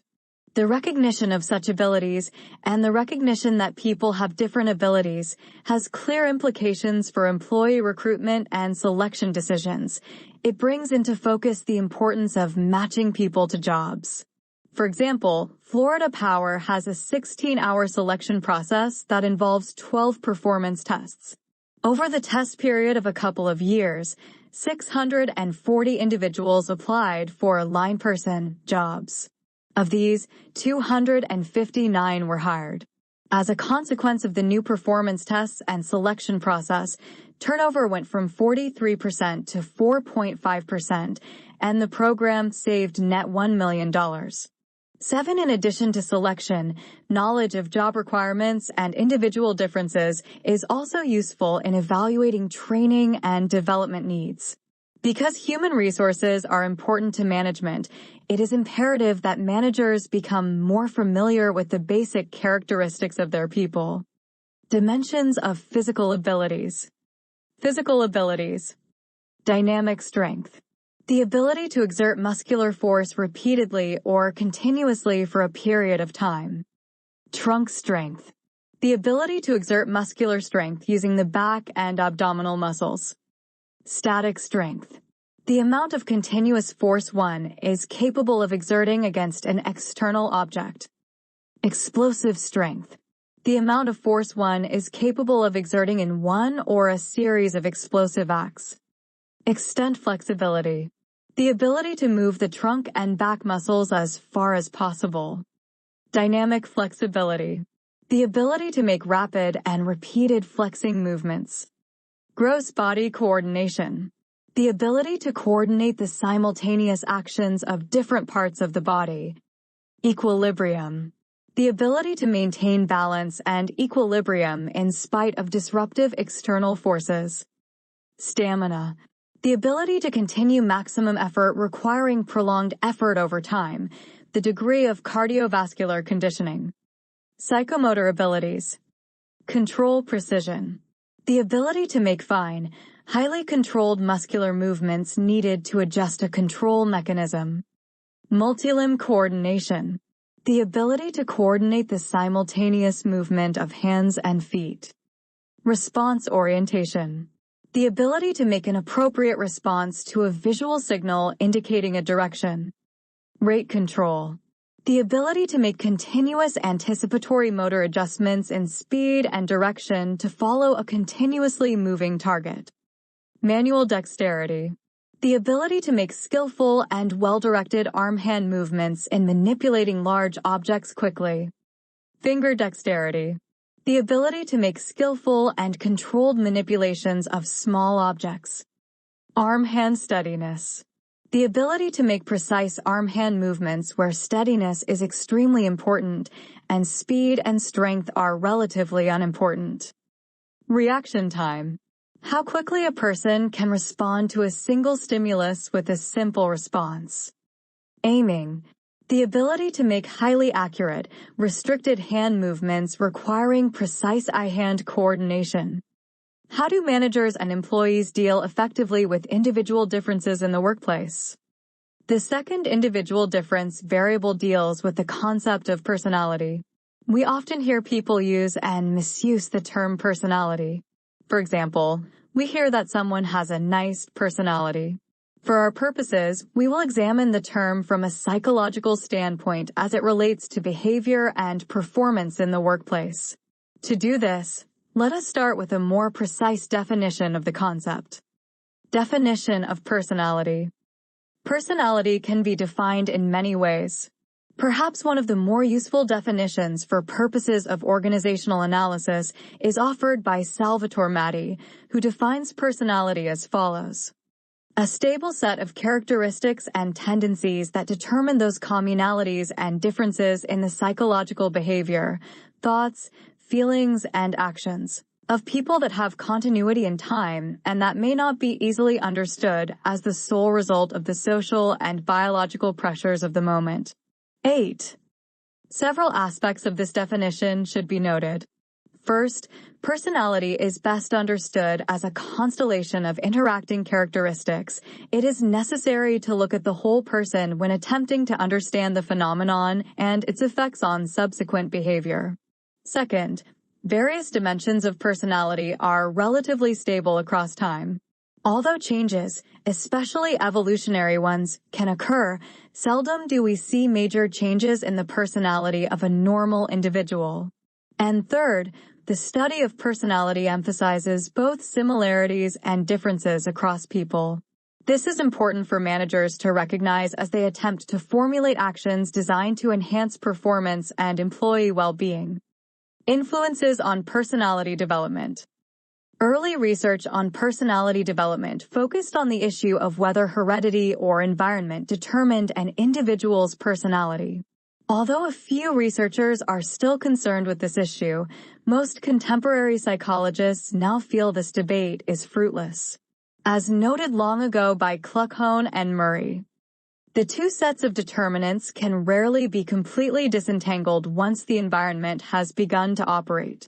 The pertinent questions are, 1. Which of the various genetic potentialities will be actualized as a consequence of a particular series of life events in a given physical, social, and cultural environment? And 2. What limits to the development of this personality are set by genetic constitution? 9. In other words, if the individual is viewed from the whole person perspective, the search for the determinants of personal traits focuses on both heredity and environment as well as the interaction between the two over time.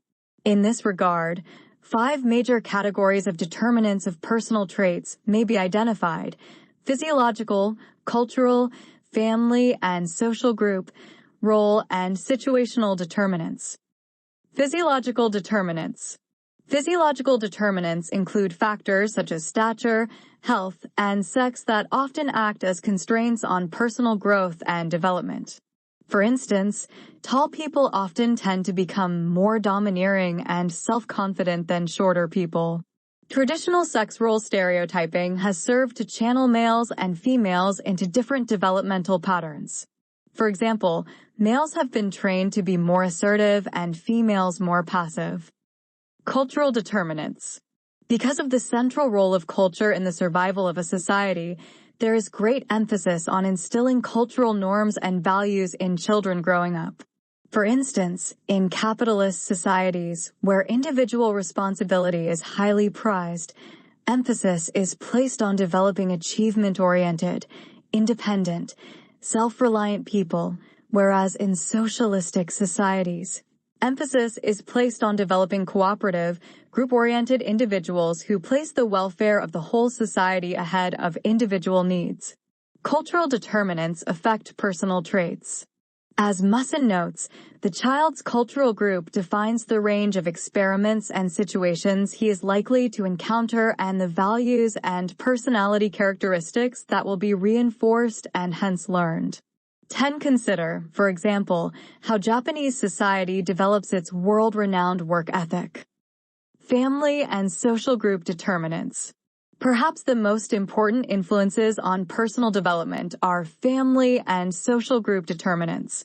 For instance, it has been found that children who grow up in democratic homes tend to be more stable, less argumentative, more socially successful, and more sensitive to praise or blame than those who grow up in authoritarian homes. 11. One's immediate family and peers contribute significantly to this socialization process, influencing how individuals think and behave through an intricate system of rewards and penalties. Role determinants. People are assigned various roles very early in life because of factors such as sex, socioeconomic background, and race. As one grows older, other factors such as age and occupation influence the roles we are expected to play.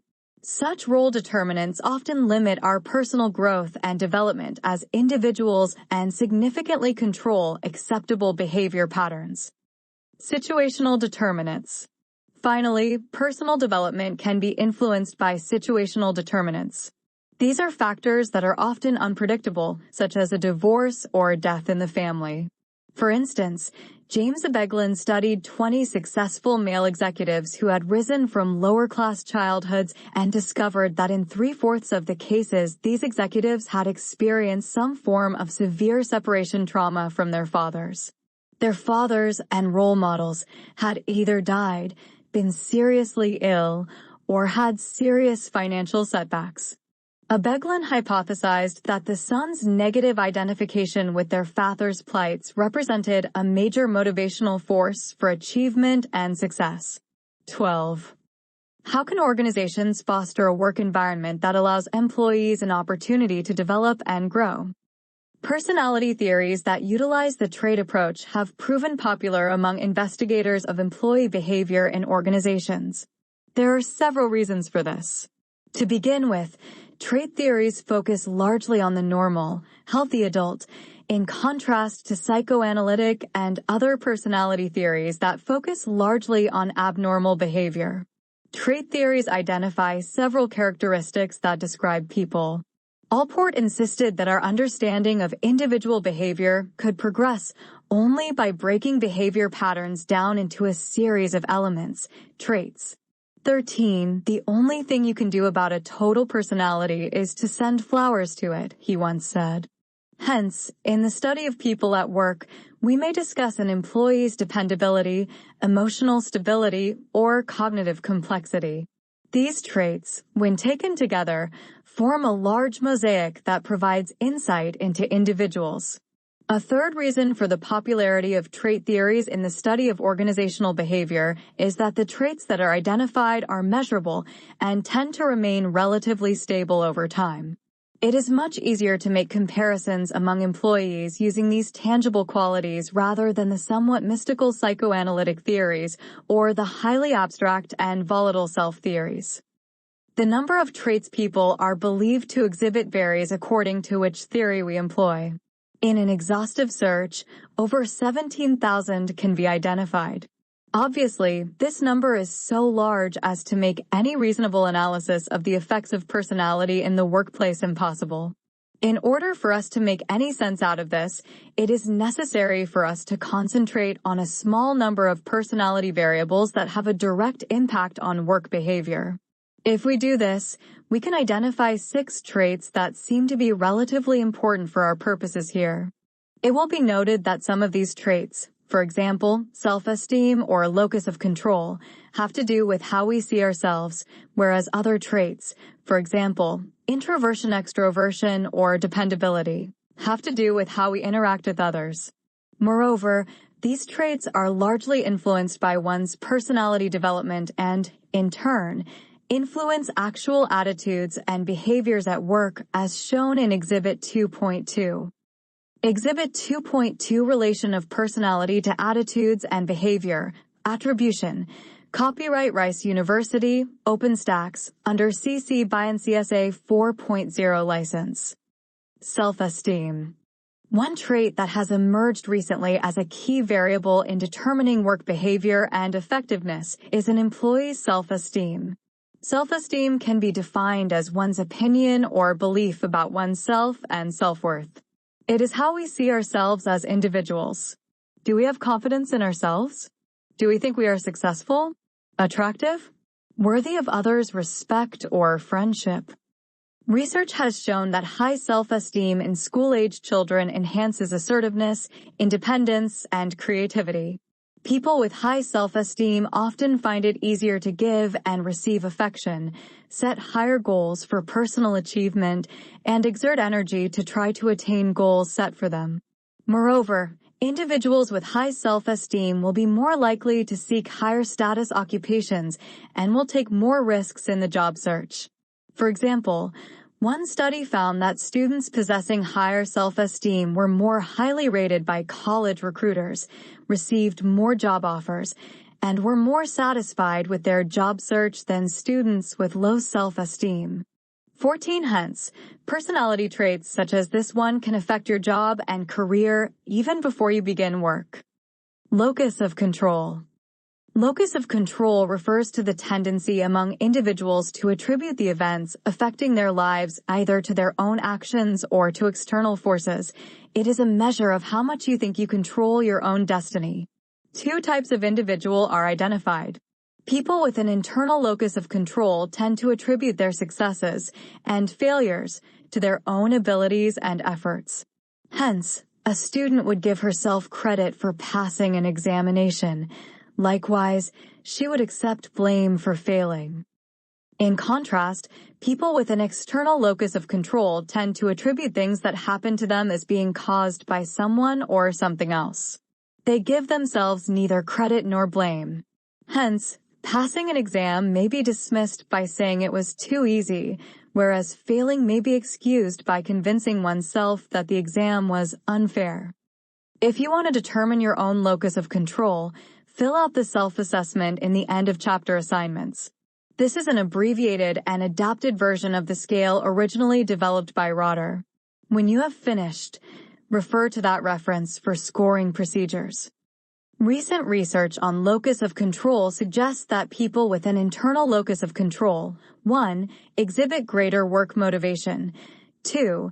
Have stronger expectations that effort will lead to actual high job performance, 3. Perform better on tasks requiring learning or problem solving, 4.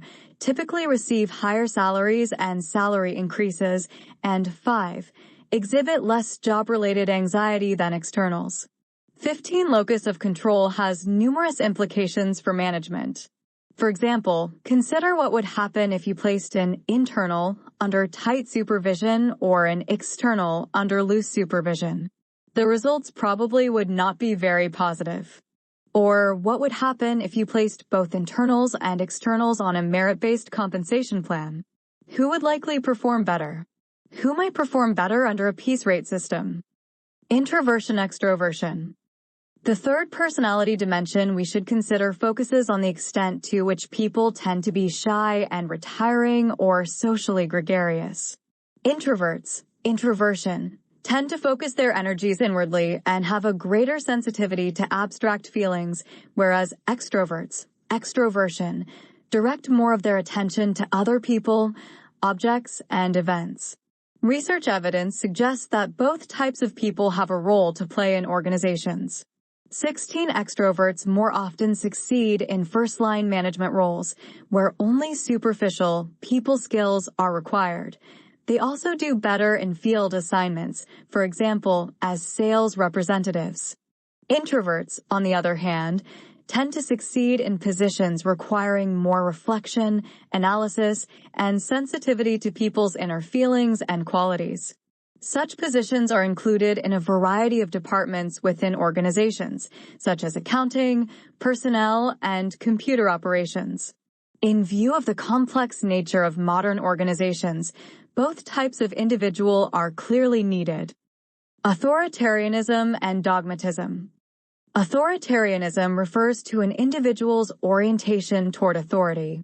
More specifically, an authoritarian orientation is generally characterized by an overriding conviction that it is right and proper for there to be clear status and power differences among people. 17. According to T.W. Adorno, a high authoritarian is typically 1. Demanding, directive, and controlling of her subordinates. 2. Submissive and deferential toward superiors. 3. Intellectually rigid. 4. Fearful of social change. 5. Highly judgmental and categorical in reactions to others. 6. Distrustful. And 7. Hostile in response to restraint. Non-authoritarians, on the other hand, generally believe that power and status differences should be minimized, that social change can be constructive, and that people should be more accepting and less judgmental of others. In the workplace, the consequences of these differences can be tremendous. Research has shown, for example, that employees who are high in authoritarianism often perform better under rigid supervisory control, whereas those rated lower on this characteristic perform better under more participative supervision. 18. Can you think of other consequences that might result from these differences? Related to this authoritarianism is the trait of dogmatism. Dogmatism refers to a particular cognitive style that is characterized by closed-mindedness and inflexibility. 19. This dimension has particularly profound implications for managerial decision-making. It is found that dogmatic managers tend to make decisions quickly, based on only limited information and with a high degree of confidence in the correctness of their decisions. 20. Do you know managers or professors who tend to be dogmatic? How does this behavior affect those around them? Dependability. Finally, people can be differentiated with respect to their behavioral consistency or dependability. Individuals who are seen as self-reliant, responsible, consistent, and dependable are typically considered to be desirable colleagues or group members who will cooperate and work steadfastly toward group goals. 21. Personnel managers often seek a wide array of information concerning dependability before hiring job applicants. Even so, contemporary managers often complain that many of today's workers simply lack the feeling of personal responsibility necessary for efficient operations. Whether this is a result of the personal failings of the individuals or a lack of proper motivation by superiors remains to be determined. Obviously, personality factors such as those discussed here can play a major role in determining work behavior both on the shop floor and in the executive suite. A good example of this can be seen in the events leading up to the demise of one of America's largest and oldest architectural firms. Observe the role of personality in the events that follow. Managing change. Personality clash. Design versus default. Philip Johnson, at age 86, was considered the dean of American architecture and was known for such landmarks as the AT&T building in New York and the Pennzoil Center in Houston, but he was also forced out of the firm that he built, only to watch it fall into default and bankruptcy. In 1969, Johnson invited John Burgee, who was just 35, to become his sole partner to handle the management side of the business and thereby allow him to focus on the creative side. I picked John Burgee as my right-hand man. Every design architect needs a Burgee. The more leadership he took, the happier I was, Johnson said. Burgee's personality was perfectly suited to the nuts and bolts tasks of managing the firm and overseeing the projects through construction. For all his management effort, Burgee felt that only Johnson's name ever appeared in the press. It was always difficult for me, being a younger man and less flamboyant, commented Burgee. Eventually, Burgee was able to get Johnson to change the name of the firm, first to Philip Johnson and John Burgee Architects, then to Johnson/Burgee Architects, and finally to John Burgee Architects, with Philip Johnson. Although Burgee wanted to be involved in all aspects of the business, Johnson was unwilling to relinquish control over design to Burgee. In 1988, Burgee sent a 4-page memo to Johnson in which he listed each of the firm's 24 projects and outlined the ones for which Johnson could initiate designs, initiate contact with clients, or work on independently at home. Burgee also instructed Johnson not to involve himself with the younger architects or advise them on their drawings. The clash of the creative personality of Johnson and the controlling personality of Burgee came to a climax when Burgee asked Johnson to leave the firm. Unfortunately, Burgee underestimated the reaction of clients and lost many key contracts. Eventually, Burgee had to file for bankruptcy, and Johnson continued working on his own, including a project for Estée Lauder. How do managers know how to get the best from each employee? Most theories of personality stress that an individual's personality becomes complete only when the individual interacts with other people. Growth and development do not occur in a vacuum. Human personalities are the individual expressions of our culture, and our culture and social order are the group expressions of individual personalities. This being the case, it is important to understand how work organizations influence the growth and development of the adult employee. A model of person-organization relationships has been proposed by Chris Argyris. 22. This model, called the Basic Incongruity Thesis, consists of 3 parts: what individuals want from organizations, what organizations want from individuals, and how these two potentially conflicting sets of desires are harmonized. Argyris begins by examining how healthy individuals change as they mature. On the basis of previous work, Argyris suggests that as people grow to maturity, 7 basic changes in needs and interests occur. People develop from a state of passivity as infants to a state of increasing activity as adults. People develop from a state of dependence upon others to a state of relative independence. People develop from having only a few ways of behaving to having many diverse ways of behaving. People develop from having shallow, casual, and erratic interests to having fewer, but deeper interests. People develop from having a short time perspective, i.e., behavior is determined by present events, to having a longer time perspective, behavior is determined by a combination of past, present, and future events. People develop from subordinate to superordinate positions, from child to parent, or from trainee to manager. People develop from a low understanding or awareness of themselves to a greater understanding of and control over themselves as adults. Although Argyris acknowledges that these developments may differ among individuals, the general tendencies from childhood to adulthood are believed to be fairly common. Next, Argyris turns his attention to the defining characteristics of traditional work organizations. In particular, he argues that in the pursuit of efficiency and effectiveness, organizations create work situations aimed more at getting the job done than at satisfying employees' personal goals. Examples include increased task specialization, unity of command, a rules orientation, and other things aimed at turning out a standardized product with standardized people. In the pursuit of this standardization, Argyris argues, organizations often create work situations with the following characteristics. Employees are allowed minimal control over their work. Control is often shifted to machines. They are expected to be passive, dependent, and subordinate. They are allowed only a short-term horizon in their work. They are placed on repetitive jobs that require only minimal skills and abilities. On the basis of the first 4 items, people are expected to produce under conditions leading to psychological failure. Hence, Argyris argues persuasively that many jobs in our technological society are structured in such a way that they conflict with the basic growth needs of a healthy personality. This conflict is represented in Exhibit 2.3. The magnitude of this conflict between personality and organization is a function of several factors. The strongest conflict can be expected under conditions where employees are very mature, organization are highly structured, and rules and procedures are formalized, and jobs are fragmented and mechanized. Hence, we would expect the strongest conflict to be at the lower levels of the organization, among blue-collar and clerical workers.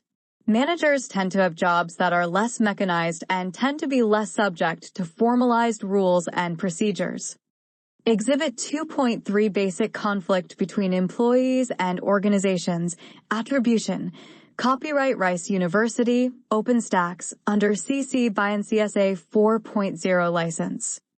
Where strong conflicts between personalities and organizations exist, or, more precisely, where strong conflicts exist between what employees and organizations want from each other, employees are faced with difficult choices. They may choose to leave the organization or to work hard to climb the ladder into the upper echelons of management. They may defend their self-concepts and adapt through the use of defense mechanisms, disassociating themselves psychologically from the organization, e.g., losing interest in their work, lowering their work standards, etc., and concentrating instead on the material rewards available from the organization is another possible response. Or they may find allies in their fellow workers and, in concert, may further adapt as a group by such activities as quota restrictions, unionizing efforts, strikes, and sabotage. Unfortunately, although such activities may help employees feel that they are getting back at the organization, they do not alleviate the basic situation that is causing the problem. To do this, one has to examine the nature of the job and the work climate. Personality represents a powerful force in the determination of work behavior and must be recognized before meaningful change can be implemented by managers to improve the effectiveness of their organizations. Managing change. Integrating employee and organizational goals at Kayak. In many ways, the above scenario paints a bleak portrait of the relationship of many workers to their employers. However, it should be noted that many companies are trying to change this relationship and create a partnership between employees and company in which the goals of both are realized. In doing so, however, these companies are careful to select and hire only those employees who have the potential to fit in with the company's unique culture. A case in point is Kayak, an internet-based travel company in Stamford, Connecticut. The company strives to create customer satisfaction, starting with their own culture and employees within the walls of their building. Co-founder and former CTO Paul English's goal was to bring a constant stream of new ideas and surround himself with childlike creative people to liven up the space and be able to promote inspiration. Kayak doesn't hire based on technical skills. Their philosophy is to hire an employee on the basis of being the smartest person that somebody knows. Employees are constantly pushed to put their ideas to the test, and the company emphasizes a work-life balance that puts their employees first, which in turn makes for a productive work environment. Kayak's ability to make fast-paced decisions comes from the empowerment of their employees to try out their ideas. Current CTO Georgios Zakaria takes pride in the way they are able to keep order and drive deadlines. Anyone on any team can come up with the idea, prototype it, and then we see what the user thinks about it. If it works, great. But there's no grand design. It's very organic, and we see that as a strength, says Zakaria. By encouraging and rewarding risk-taking, Kayak is able to make fast decisions, fail fast, and then turn around and come up with something more innovative that will be better than the last idea. Overall, the company hopes to offer its employees a work environment that allows for considerable personal growth and need satisfaction. In short, the company aims to reduce the possibility of a basic incongruity developing between employee and organizational goals. Sources: Hawks, Jocelyn, Kayak on Creating a Culture of Innovation, Fast Company, April 4th, 2012. Hickey, Matt, How Kayak Converts Employee Well-Being into Customer Satisfaction, Forbes, October 4th, 2015. Personality and Employee Selection. Recent years have seen an increased interest in the use of pre-employment screening tests. Several key assumptions underlie the use of personality tests as one method of selecting potential employees. 1. Individuals have different personalities and traits. 2. These differences affect their behavior and performance. And 3. Different jobs have different requirements. Consequently, tests can be used to select individuals who match the overall company as well as match particular types of people to specific jobs. However, managers